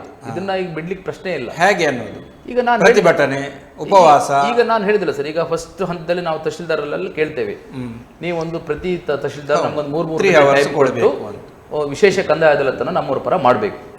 ಯಾವ ತಹಶೀಲ್ದಾರ್ ಮಾಡೋದಿಲ್ಲ, ನಾವು ಅಲ್ಲಿ ಅವ್ರ ವಿರುದ್ಧ ಹೋರಾಟ ಮಾಡ್ತೇವೆ. ದಲಿತರ ಕಂದಾಯ ಅದಾಲತ್ಗಳನ್ನು ಮಾಡಬೇಕು. ಮಾಡದೇ ಇದ್ರೆ ನಾವು ಹೋರಾಟ ಮಾಡ್ತೇವೆ. ಅದು ಏನೇ ಬೇಕಾದ್ರೂ ಆಗಲಿ, ಒಂದು ಹಂತಕ್ಕೆ ತಾರ್ಕಿಕ ಅಂತ್ಯ ಆಗ್ಬೇಕು. ಅದು ಗಡುವು ನೀಡಿದ್ದೀರಿ, ಗಡುವು ನೀಡಿದ್ದೇವೆ, ಕುಂದಾಪುರ ತಹಶೀಲ್ದಾರ್ ನೀಡಿದ್ದೇವೆ. ಅವ್ರು ಮಾಡಬೇಕು. ಮಾಡದಿದ್ರೆ ಅದು ಯಾವ ರೀತಿ ಹೋರಾಟ ಮಾಡ್ತೇವೆ ಅಂತ ಮತ್ತೆ ನೀವು ಕೂಡ ನೋಡ್ಬೋದು. ನೆಕ್ಸ್ಟ್ ನಂತರ ಅದನ್ನ ಜಿಲ್ಲಾ ಮಟ್ಟದಲ್ಲಿ ಈಗ ಉಸ್ತುವಾರಿ ಸಚಿವರು ಮಾಡಬೇಕು, ನಮ್ಮನ್ನು ಸಭೆ ಕರಿಬೇಕು, ಜಿಲ್ಲಾಧಿಕಾರಿಗಳು ಕರಿಬೇಕು. ಮಾಡದೇ ಇದ್ರೆ ಕಾಂಗ್ರೆಸ್ ಪಕ್ಷ ಅಂತ ನಾವು ನೋಡೋದಿಲ್ಲ, ಬಿಜೆಪಿ ನೋಡೋದಿಲ್ಲ, ಹೋರಾಟವೇ. ಲಕ್ಷ್ಮೀ ಹೆಬ್ಬಾಳ್ಕರ್ ಬಂದಾಗ ಅವರ ಕಾರ್ಯ ಕಪ್ಪು ಗೆರವು ಮಾಡ್ತೇವೆ, ಕಪ್ಪು ಬಾಟ ಪ್ರದರ್ಶನ ಮಾಡ್ತೇವೆ, ಅವ್ರ ವಿರುದ್ಧ ನಾವು ಘೋಷಣೆಗಳನ್ನು ಕೂಗ್ತೇವೆ, ಅವರ ಪ್ರತಿಕತೆಯನ್ನು ದಹನ ಮಾಡ್ತೇವೆ. ಈ ರೀತಿಯ ನಮ್ಮ ಅದರ ಪೂರ್ವದಲ್ಲಿ ಮನವಿಯನ್ನು ಕೊಟ್ಟಿದ್ದೀರ ಅವರಿಗೆ? ಅಲ್ಲ, ಕೊಟ್ಟಿದ್ದೇವೆ, ಇನ್ನೂ ಕೊಡ್ತೇವೆ.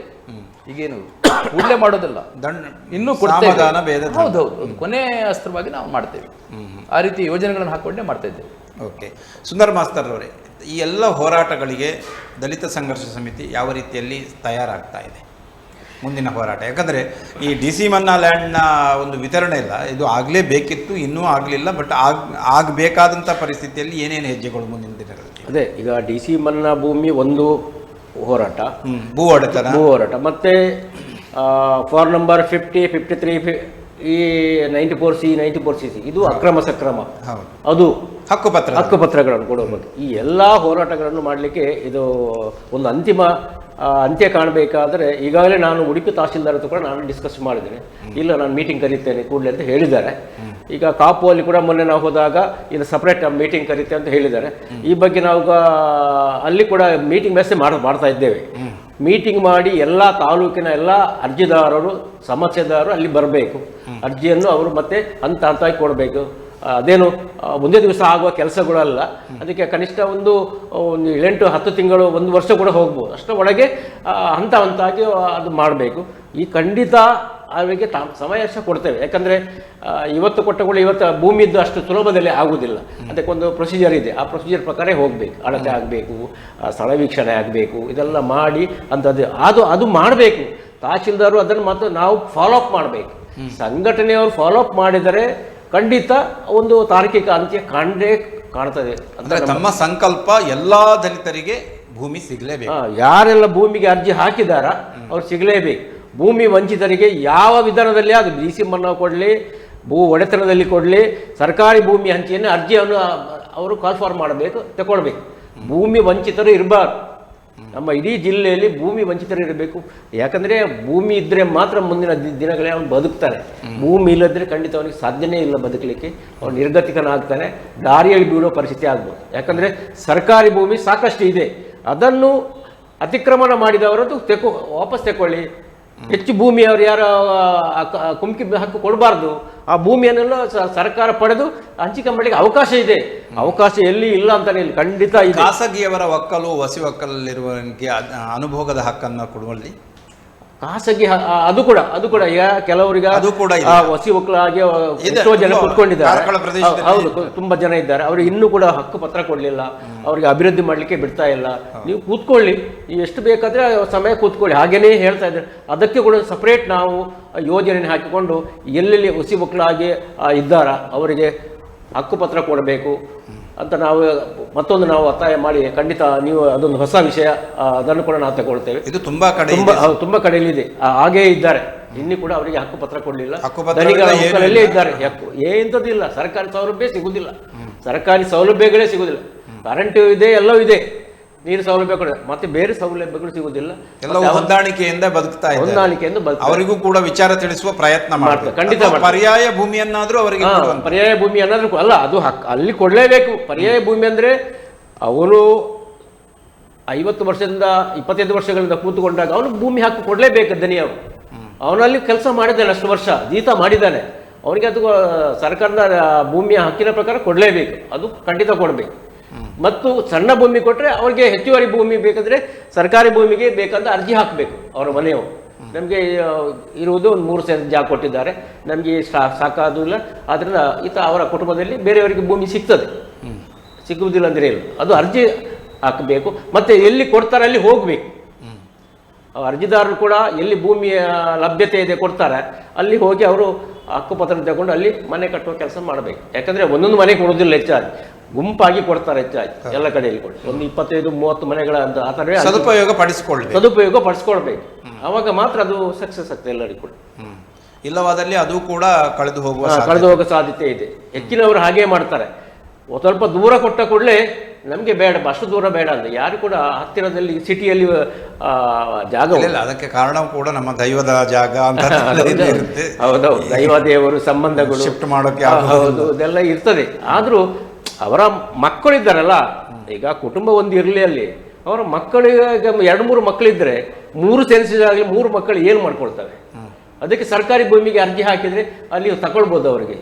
ಅದನ್ನು ಪಾಲಿಸ್ಕೊಳ್ಬೇಕಂತ ಅದನ್ನು ಮಾಡಬೇಕು. ಈಗ ನಾವು ಬೇರೆ ರಾಜ್ಯದವರು ಬಂದು ಈ ಮಣಿಪಾಲ ಈ ಭಾಗದಲ್ಲಿ ಎಷ್ಟು ಜನ ಇಲ್ಲ, ಕೇರಳೀಸು ತಮಿಳುನಾಡಿನವರು ಎಷ್ಟು ಜನ ಇಲ್ವಾ, ಅದು ಆ ಥರ ನಾವು ಕೂಡ ಮೂಲ ನಿವಾಸಿಗಳಿಗೆ ಇಲ್ಲಿ ಜಾಗ ಅದನ್ನು ಕೂಡ ನಾವು ನಮ್ಮ ಜನಗಳು ಅದಕ್ಕೆ ಮುಂದಕ್ಕೆ ಬರಬೇಕು. ನಾವು ಇದ್ದಲ್ಲೇ ನಮಗೆ ಭೂಮಿ ಸಿಗಬೇಕಂದ್ರೆ ಎಲ್ಲಿ ಕೂಡ ಸಿಗುವುದಿಲ್ಲ. ಭೂಮಿಗಾಗಿ ಹೋರಾಟ ಮಾಡಿದರೆ ಮಾತ್ರ ಸಿಗ್ತದೆ. ಸಪೋರ್ಟ್ ಮಾಡಬೇಕು ಖಂಡಿತ. ನಾವು ಅದಕ್ಕೆ ಅವರಿಗೆ ಬೆಂಬಲವಾಗಿ ನಾವು ಖಂಡಿತ ಏನು ಬೇಕು ಅವರಿಗೆ ಸಾಧ್ಯವಾದಷ್ಟು ನಾವು ಬೆಂಬಲ ಕೊಟ್ಟರೆ ನಾವು ಕೂಡ ಅವರಿಗೆ ಸಪೋರ್ಟ್ ಮಾಡ್ತೇವೆ. ಸರಿ, ಮಂಜುನಾಥ್ ಗಿಳಿಯರವರೇ, ಒಬ್ಬ ದಲಿತ ಸಂಘಟನೆಯ ನಾಯಕರಾಗಿ ಒಂದು ದಲಿತರಿಗೆ ಆಶಾವಾದಿಯಾಗಿ ತಾವು ಗುರುತಿಸಿಕೊಂಡಿದ್ದೀರಿ. ಅಂದರೆ ಒಂದಷ್ಟು ಹೋರಾಟಗಳನ್ನು ಮಾಡಿದ್ದೀರಾ ಮತ್ತು ದಲಿತರಿಗೆ ಭೂಮಿ ಕೊಡ್ತೇನೆ ಅನ್ನುವಂಥ, ಕೊಟ್ಟು ತೀರ್ತೇವೆ, ಆದಷ್ಟು ಪ್ರಯತ್ನ ಮಾಡ್ತೇವೆ ಅನ್ನುವಂಥ ಮಹಾಯಜ್ಞವನ್ನು, ಮಹಾಸಂಕಲ್ಪವನ್ನು ಕೂಡ ಕೈಗೊಂಡಿದ್ದೀರಾ. ಕಂದಾಯ ಅದಾಲತ್ ಮೂಲಕ ಎಲ್ಲ ಸಮಸ್ಯೆಗಳು ಬೆಳಕಿಗೆ ಬರುತ್ತೆ. ಆ ನಂತರ ಮುಂದಿನ ದಿನಗಳಲ್ಲಿ ಹೋರಾಟಗಳು ಸಿಗಬಹುದು. ಬಟ್ ಇದು ಭಾಳ ವರ್ಷದಿಂದ ಹೀಗೇ ಇರ್ತಾ ಹೋದರೆ ಒಂದಷ್ಟು ಗಡು, ಯಾಕಂದರೆ DC ಮನ್ನಾ ಲ್ಯಾಂಡ್ ವಿತರಣೆ ಮಾಡೋದು ಅಷ್ಟೊಂದು ದೊಡ್ಡ ಸಮಸ್ಯೆ ಏನೂ ಅಲ್ಲ, ಎಲ್ಲವೂ ಕಾನೂನಾತ್ಮಕವಾಗಿ ಇದೆ. ಇಲ್ಲಿಯೂ ಕೂಡ ವಿತರಣೆ ಮಾಡುವಾಗಲೂ ಕೂಡ ತಮ್ಮದೇ ಸಮಾಜದ ಕೆಲವರು ಕಬಳಿಕೆ ಮಾಡುವ ಸಾಧ್ಯತೆಗಳನ್ನು ಕೂಡ ಅಲ್ಲಗಳೆಯುವಂತಿಲ್ಲ. ಉಳ್ಳವರು ತಮ್ಮಲ್ಲಿ ಕೆಲವೊಂದು ಉಳ್ಳವರು ಕೂಡ ಇದ್ದಾರೆ. ಈ ಸಂದರ್ಭದಲ್ಲಿ ಅದಕ್ಕೂ ಕೂಡ ನೀತಿ ನಿರೂಪಣೆ ಮಾಡುವಂಥ ವ್ಯವಸ್ಥೆಯನ್ನು ತಾವು ಏನಾದರೂ ಮಾಡಿದ್ದೀರಾ? ಇಲ್ಲ ಸರ್, ಅದರಲ್ಲಿ ಈಗ DC ಮನ್ನಾ ಭೂಮಿಗಳನ್ನ ಮರುಹಂಚಿಕೆ ಹೇಗೆ ಮಾಡ್ಬೇಕಂತ ಹೇಳಿ ಸ್ಪಷ್ಟ ಗೈಡ್ಲೈನ್ಸ್ ಮಾಡಿದ್ದಾರೆ. ನಾವು ನಿಮ್ಗೆ ಆಗ ಹೇಳಿದ ಹಾಗೆ ನಾವು ಕಾಗೋಡು ತಿಮ್ಮಪ್ಪರವರಿಗೆ ಒಂದು ಮನವಿ ಕೊಟ್ಟಾಗ ಅವರೊಂದು ಅಧಿಕಾರಿ ಮಟ್ಟದಲ್ಲಿ ಚರ್ಚೆ ಮಾಡಿ ಅದಕ್ಕೊಂದು ಗೈಡ್ಲೈನ್ಸ್ ಮಾಡಿದ್ದಾರೆ, ಸ್ಪಷ್ಟ ನಿರ್ದೇಶನ ಕೊಟ್ಟಿದ್ದಾರೆ. ಮಾಡಿ ಪಾಪ ಅವರು ಎಲ್ಲ ತಾಲೂಕು ಹಂತದಲ್ಲಿ ಈ ಅಕ್ರಮ ಸಕ್ರಮ ಸಮಿತಿಗಳಿದ್ದ ಹಾಗೆ DC ಮನ್ನಾ ಭೂಮಿ ಮರುಹಂಚಿಕೆ ಸಮಿತಿ ಅಂತ ಮಾಡಿದ್ರು. ಮಾಡಿದಾಗ ಏನಾಯ್ತು ಅಂತ ಹೇಳಿದ್ರೆ ಪಾಪ ಅವ್ರಿಗೆ ದಾರಿ ತಪ್ಪಿಸಿದ್ರು. ಯಾರು? ಅವ್ರ ಪಕ್ಷದವರು. ಅಲ್ಲಿ ಸೇರಿಸುವಾಗ, ಸಮಿತಿಗೆ ಸದಸ್ಯರನ್ನು ಸೇರಿಸುವಾಗ ಯಾರೊಬ್ಬ ತಿಳ್ಕೊಳ್ದೇ ಇದ್ದವರು, ಯಾರೋ ಕೂಲಿ ಕಾರ್ಮಿಕರು, ಏನು ಗೊತ್ತಿಲ್ಲ ಅವ್ರು ತಪ್ಪಲ್ಲ, ಏನೋ ಕಾಂಗ್ರೆಸ್ ಪಕ್ಷದಲ್ಲಿ ಕೆಲಸ ಮಾಡ್ತಾನೇವಾ, ನಿಮ್ಗೊಂದು ಮಾಡಿದೇವ ಅಂತ ಸೇರಿಸ್ಬಿಟ್ರು. ಅವ್ರಿಗೆ ಅಲ್ಲಿ ಹೋಗಿ ಈ ಹೋರಾಟದ ಹಿನ್ನೆಲೆ ಗೊತ್ತಿಲ್ಲ ಅವರಿಗೆ. DC ಮನ್ನಾ ಭೂಮಿ, DC ಮನ್ನಾ ಅಂದ್ರೆ ಫುಲ್ ಫಾರ್ಮ್ ಅಂತ ಗೊತ್ತಿಲ್ಲ ಅವರಿಗೆ. ಅದು ಎಲ್ಲಿ ನಮಗೆ ರಿಸರ್ವ್ ಮಾಡಿ ಇಟ್ರು, ಯಾಕೆ ಕೊಡಬೇಕು ಅಂತ ಹೇಳಿ ಗೊತ್ತಿಲ್ಲ.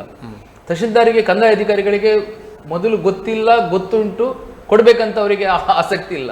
ಜಾಣ ಕುರುಡು ಅವರು. ಈ ಪದಾಧಿಕಾರಿಗಳು ನಾಮಿನೇಟ್ ಸದಸ್ಯರು ಮಾಡಬೇಕಿತ್ತು, ಅಲ್ಲಿ ಮಾಡಲಿಲ್ಲ. ಅದರಲ್ಲಿ ನಾನು ಎಲ್ಲ ಕಡೆ ಬಂದಿದೆ, 7 ತಾಲೂಕಲ್ಲಿ ಇತ್ತು. ಅಲ್ಲಿ ಕೂಡ ನೀವು ಹೇಳಿದಾಗೆ ಮಾಡಿದ್ದಾರೆ. ಏನಪ್ಪಾ ಅಂತ ಹೇಳಿದ್ರೆ, ಯಾರೆಲ್ಲ ಭೂ ರೈತರಿದ್ದಾರೆ, ಈಗ ಉಳ್ಳವರಿಗೆ ಕೊಡ್ಲಿಕ್ಕೆ ಬರೋದಿಲ್ಲ, ಭೂ ರೈತರು ಯಾರಿದ್ದಾರೆ ಅವರಿಗೆ ಮಾತ್ರ ಕೊಡುದು. ಅವರ ಅರ್ಜಿಗಳನ್ನ ಕಾಲ್ ಫಾರ್ ಮಾಡ್ತಾರೆ. ನಿಜವಾಗಿ ಯಾರು ಭೂಮಿ ಇಲ್ಲ, ಎಲ್ಲೂ ಕೂಡ ಈ ಭೂಮಿ ಮೇಲೆ ಒಂದು ಸಣ್ಣ ಜಾಗದ RTC ಅವನಿಗೆ ಇಲ್ಲ ಅಂತವ್ರಿಗೆ ಮಾತ್ರ ಕೊಡ್ಬೇಕಂತ ಉಂಟು. ಸರಿ ಇದೆ, ಕೊಡಿ ಅಂತ ಹೇಳಿದೆ. ಬಟ್ ಅವ್ರು ಕೊಡ್ಲಿಲ್ಲ. ಒಂದು ಕಮಿಟಿ ಮಾಡಿ ಅದನ್ನ ಅಲ್ಲಿ ಕ್ಲೋಸ್ ಮಾಡಿಬಿಟ್ರು. ಮತ್ತೆ ಅದು ಏನೂ ಮಾಡಿಲ್ಲ. ಒಂದು 2 ಸಿಟ್ಟಿಂಗ್ ಮಾಡಿದ್ರು, ಕ್ಲೋಸ್ ಮಾಡಿದ್ರು. ನಾನು ಇವಾಗ ಕೂಡ ಮೊನ್ನೆ ಹೇಳಿದ್ದೇವೆ, ನಾವು ಜಿಲ್ಲಾಧಿಕಾರಿಗಳಿಗೆ ಹೇಳಿದ್ದೇವೆ ಮತ್ತೆ ಅಸ್ತಿತ್ವಕ್ಕೆ ತರಬೇಕು ಅಂತ. ಮತ್ತೆ ಈ ಅಕ್ರಮ ಸಕ್ರಮ ಇದರಲ್ಲಿ ನಮ್ಮ ಉಡುಪಿ ಜಿಲ್ಲಾಧಿಕಾರಿಗಳು, ಬೇರೆ ಎಲ್ಲ ಜಿಲ್ಲಾಧಿಕಾರಿಗಳು ಏನು ಈಗ ಸಿಟ್ಟಿಂಗಲ್ಲಿ ಅರ್ಜಿಗಳನ್ನು ತಿರಸ್ಕಾರ ಮಾಡ್ತಾರೆ, ಸಿಟ್ಟಿಂಗಲ್ಲಿ ತಿರಸ್ಕಾರ ಮಾಡ್ತಾರೆ. ನನಗೆ ಬಂದ ಮಾಹಿತಿ ಪ್ರಕಾರ 1,000 ಮೇಲೆ 1,200-1,300 ಎಕರೆ ಭೂಮಿಯನ್ನು ಇಲ್ಲಿವರೆಗೆ ನಮ್ಮ 7 ತಾಲೂಕಲ್ಲಿ ಸಿಟ್ಟಿಂಗ್ ಮಾಡಿ ರಿಜೆಕ್ಟ್ಗಳಾಗಿದೆ ಅಪ್ಲಿಕೇಶನ್. ನಮ್ಮವ್ರದಲ್ಲ, ಎಲ್ಲರೂ ಬೇರೆಯವ್ರದ್ದು ಈ ಕಂಡೀಷನ್ಸ್ ಇಲ್ಲ, ಸಾರ್ವತ್ರಿಕವಾಗಿ ರಿಜೆಕ್ಟ್ ಆಗಿದೆ. ಕೃಷಿ ಇಲ್ಲ, ಅದು ಇದು ಅಂತ ಹೇಳಿ ಮಾಡಿದ್ದಾರೆ. ಸೊ ಕರ್ನಾಟಕ ಭೂ ಕಂದಾಯ ಕಾಯ್ದೆ ಏನು ಹೇಳ್ತಪ್ಪ ಅಂತ ಹೇಳಿದ್ರೆ, ಇಂಥ ಪ್ರಕರಣಗಳಲ್ಲಿ ಈ ಸಿಟ್ಟಿಂಗ್ಲಿ ರಿಜೆಕ್ಟ್ ಆದ ಪ್ರಕರಣಗಳನ್ನ ಜಿಲ್ಲಾಧಿಕಾರಿಗಳು ಹಿಂಬರ ಕೊಡ್ತಾರೆ. ಕೂಡಲೇ ಅವರು ಹಿಂಬರದಲ್ಲಿ ಕಂಡೀಷನ್ ಹಾಕಿರ್ತಾರೆ, ಇದನ್ನ ಭೂ ಲಭ್ಯತಾ ಪಟ್ಟಿಗೆ ಸೇರಿಸಬೇಕು ತಹಶೀಲ್ದಾರ್ ಅಂತ ಹೇಳಿರ್ತಾರೆ. ಓಕೆ. ಈ ಭೂಮಿಗಳನ್ನ ಉದಾಹರಣೆಗೆ ರಿಜೆಕ್ಟ್ ಆದ ಭೂಮಿಗಳನ್ನು ಭೂ ಲಭ್ಯತಾ ಪಟ್ಟಿಗೆ ಸೇರಿಸಿ ಅಂತ ಹೇಳಿ 4ನೇ ಕಂಡೀಷನ್ ಇದೆ ಅದರಲ್ಲಿ. ಇವತ್ತು ಯಾವ ತಹಶೀಲ್ದಾರರು ಮಾಡ್ತಾ ಇಲ್ಲ. ಭೂ ಲಭ್ಯತಾ ಪಟ್ಟಿ ಸೇರಿಸಿದ್ರೆ 50% ನಮಗೆ ಕೊಡ್ಲಿಕ್ಕೆ ಬೇಕು, ಇದನ್ನ ಮಾಡ್ತಾ ಇಲ್ಲ ಅವರು. ಮತ್ತೆ ನಾವು ಲಾಸ್ಟ್ ಟೈಮ್ ಒಂದು ಮನವಿ ಕೊಟ್ಟಿದ್ದೇವೆ, ಭೂ ಸುಧಾರಣಾ ಕಾಯ್ದೆಗೆ ಒಂದು ಅಮೆಂಡ್ಮೆಂಟ್ ಮಾಡಿ ಈಗ 7A ಅಲ್ಲಿ ಅಪ್ಲಿಕೇಶನ್ ಕೊಟ್ಟಿವಿ ನಾವು. 7 ಅಲ್ಲಿ ತಪ್ಪಿ ಹೋದ 7A ಅಲ್ಲಿ ಕೊಟ್ಟಿವಿ. 7B ಅಂತ ಮತ್ತೊಂದು ಮಾಡಿ ಯಾರೆಲ್ಲ ಇನ್ನೂ ಕೂಡ ದನಿಗಳ ಜಾಗದಲ್ಲಿ ಇನ್ನೂ ಕೂಡ ಇದ್ದಾರೆ, ಹಿಂದೆ ಯಾರು ಅಪ್ಲಿಕೇಶನ್ ಕೊಟ್ಟಿಲ್ಲ, ಅವ್ರಿಗೆ ಪುನಃ ಒಂದು ಅಪ್ಲಿಕೇಶನ್ ಕೊಡ್ಲಿಕ್ಕೆ ಅವಕಾಶ ಮಾಡಿಕೊಡಿ. ಪುನಃ ಟ್ರಿಬ್ಯುನಲ್ಗೆ ಅದನ್ನು ಇಟ್ಟು ನೀವು ಕ್ವಾಂಟಮ್ ಆಫ್ ಕಂಪನ್ಸೇಷನ್ ಉಂಟಲ್ಲ ದನಿಗೆ ಜಾಸ್ತಿ ಕೊಡಿ. ಈಗ ಸ್ವಲ್ಪ ಜಾಸ್ತಿ ಕೊಟ್ಟು ಪಾಪ ಯಾರೆಲ್ಲ ಮನೆಗೆ ನಿಜ ಕಟ್ಕೊಡೋದು ಅವ್ರಿಗೊಂದು 5 ಸೆಣಸು. ನೀವು ಹೇಳಿದಂಗೆ ರೆಕಾರ್ಡೇ ಇಲ್ಲಲ್ಲ. ಭೂ ಸುಧಾರಣಾ ಕಾಯ್ದೆಗೆ ಈಗ ನಮ್ಮ ಸಿದ್ದರಾಮಯ್ಯನವರು ನಾನು ಅಭಿನವ ದೇವರಾಜ ಅರಸು ಅಂತ ಹೇಳ್ತಾರೆ, ನಾನು 2ನೇ ದೇವರಾಜ ಅರಸು ಅಂತ ಹೇಳ್ತಾರೆ. ದೇವರಾಜ ಅರಸು ಭೂ ಸುಧಾರಣಾ ಕಾಯ್ದೆ ಜಾರಿ ತಂದವರು. ಇವರು ಮಾಡ್ಬೋದಲ್ಲ, ಅದಕ್ಕೊಂದು ಮಾಡ್ಬೋದಲ್ಲ. ಈಗ ಮಾಡೋದಿಲ್ಲ, ಅದರ ಅಗತ್ಯತೆ ಇಲ್ಲ ಅವರಿಗೆ.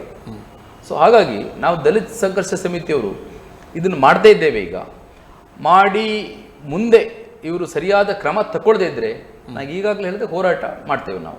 ಮತ್ತು ಅದಕ್ಕೆ ಟೈಮ್ ತಗೊಳ್ಳೋದು ಸರ್. ನೀವು ಹೇಳಿದಾಗೆ ನಾವು ನಿಜವಾಗಿ ಪ್ರಾಮಾಣಿಕವಾಗಿ ಚಳವಳಿಯನ್ನು DC ಮನ್ನಾ ಲ್ಯಾಂಡ್ ಆದರೂ ವಿತರಣೆ ಆಗಬೇಕಿತ್ತಲ್ಲ ಸರ್? ಹೌದು, ಪ್ರಾಮಾಣಿಕವಾಗಿ ಚಳವಳಿ ಕಟ್ತಾ ಇದ್ದೇವೆ. ಈಗ ಹಕ್ಕುಪತ್ರದ್ದು ಒಂದಷ್ಟು ವಿಳಂಬ ಆದರೂ ತಾಂತ್ರಿಕ ಕಾರಣಗಳು ಇದ್ದಿರಬಹುದು. ಈಗ ನಮ್ಮವ್ರನ್ನ ಎಜುಕೇಟ್ ಮಾಡ್ಬೇಕು ಸರ್ ನಾವು.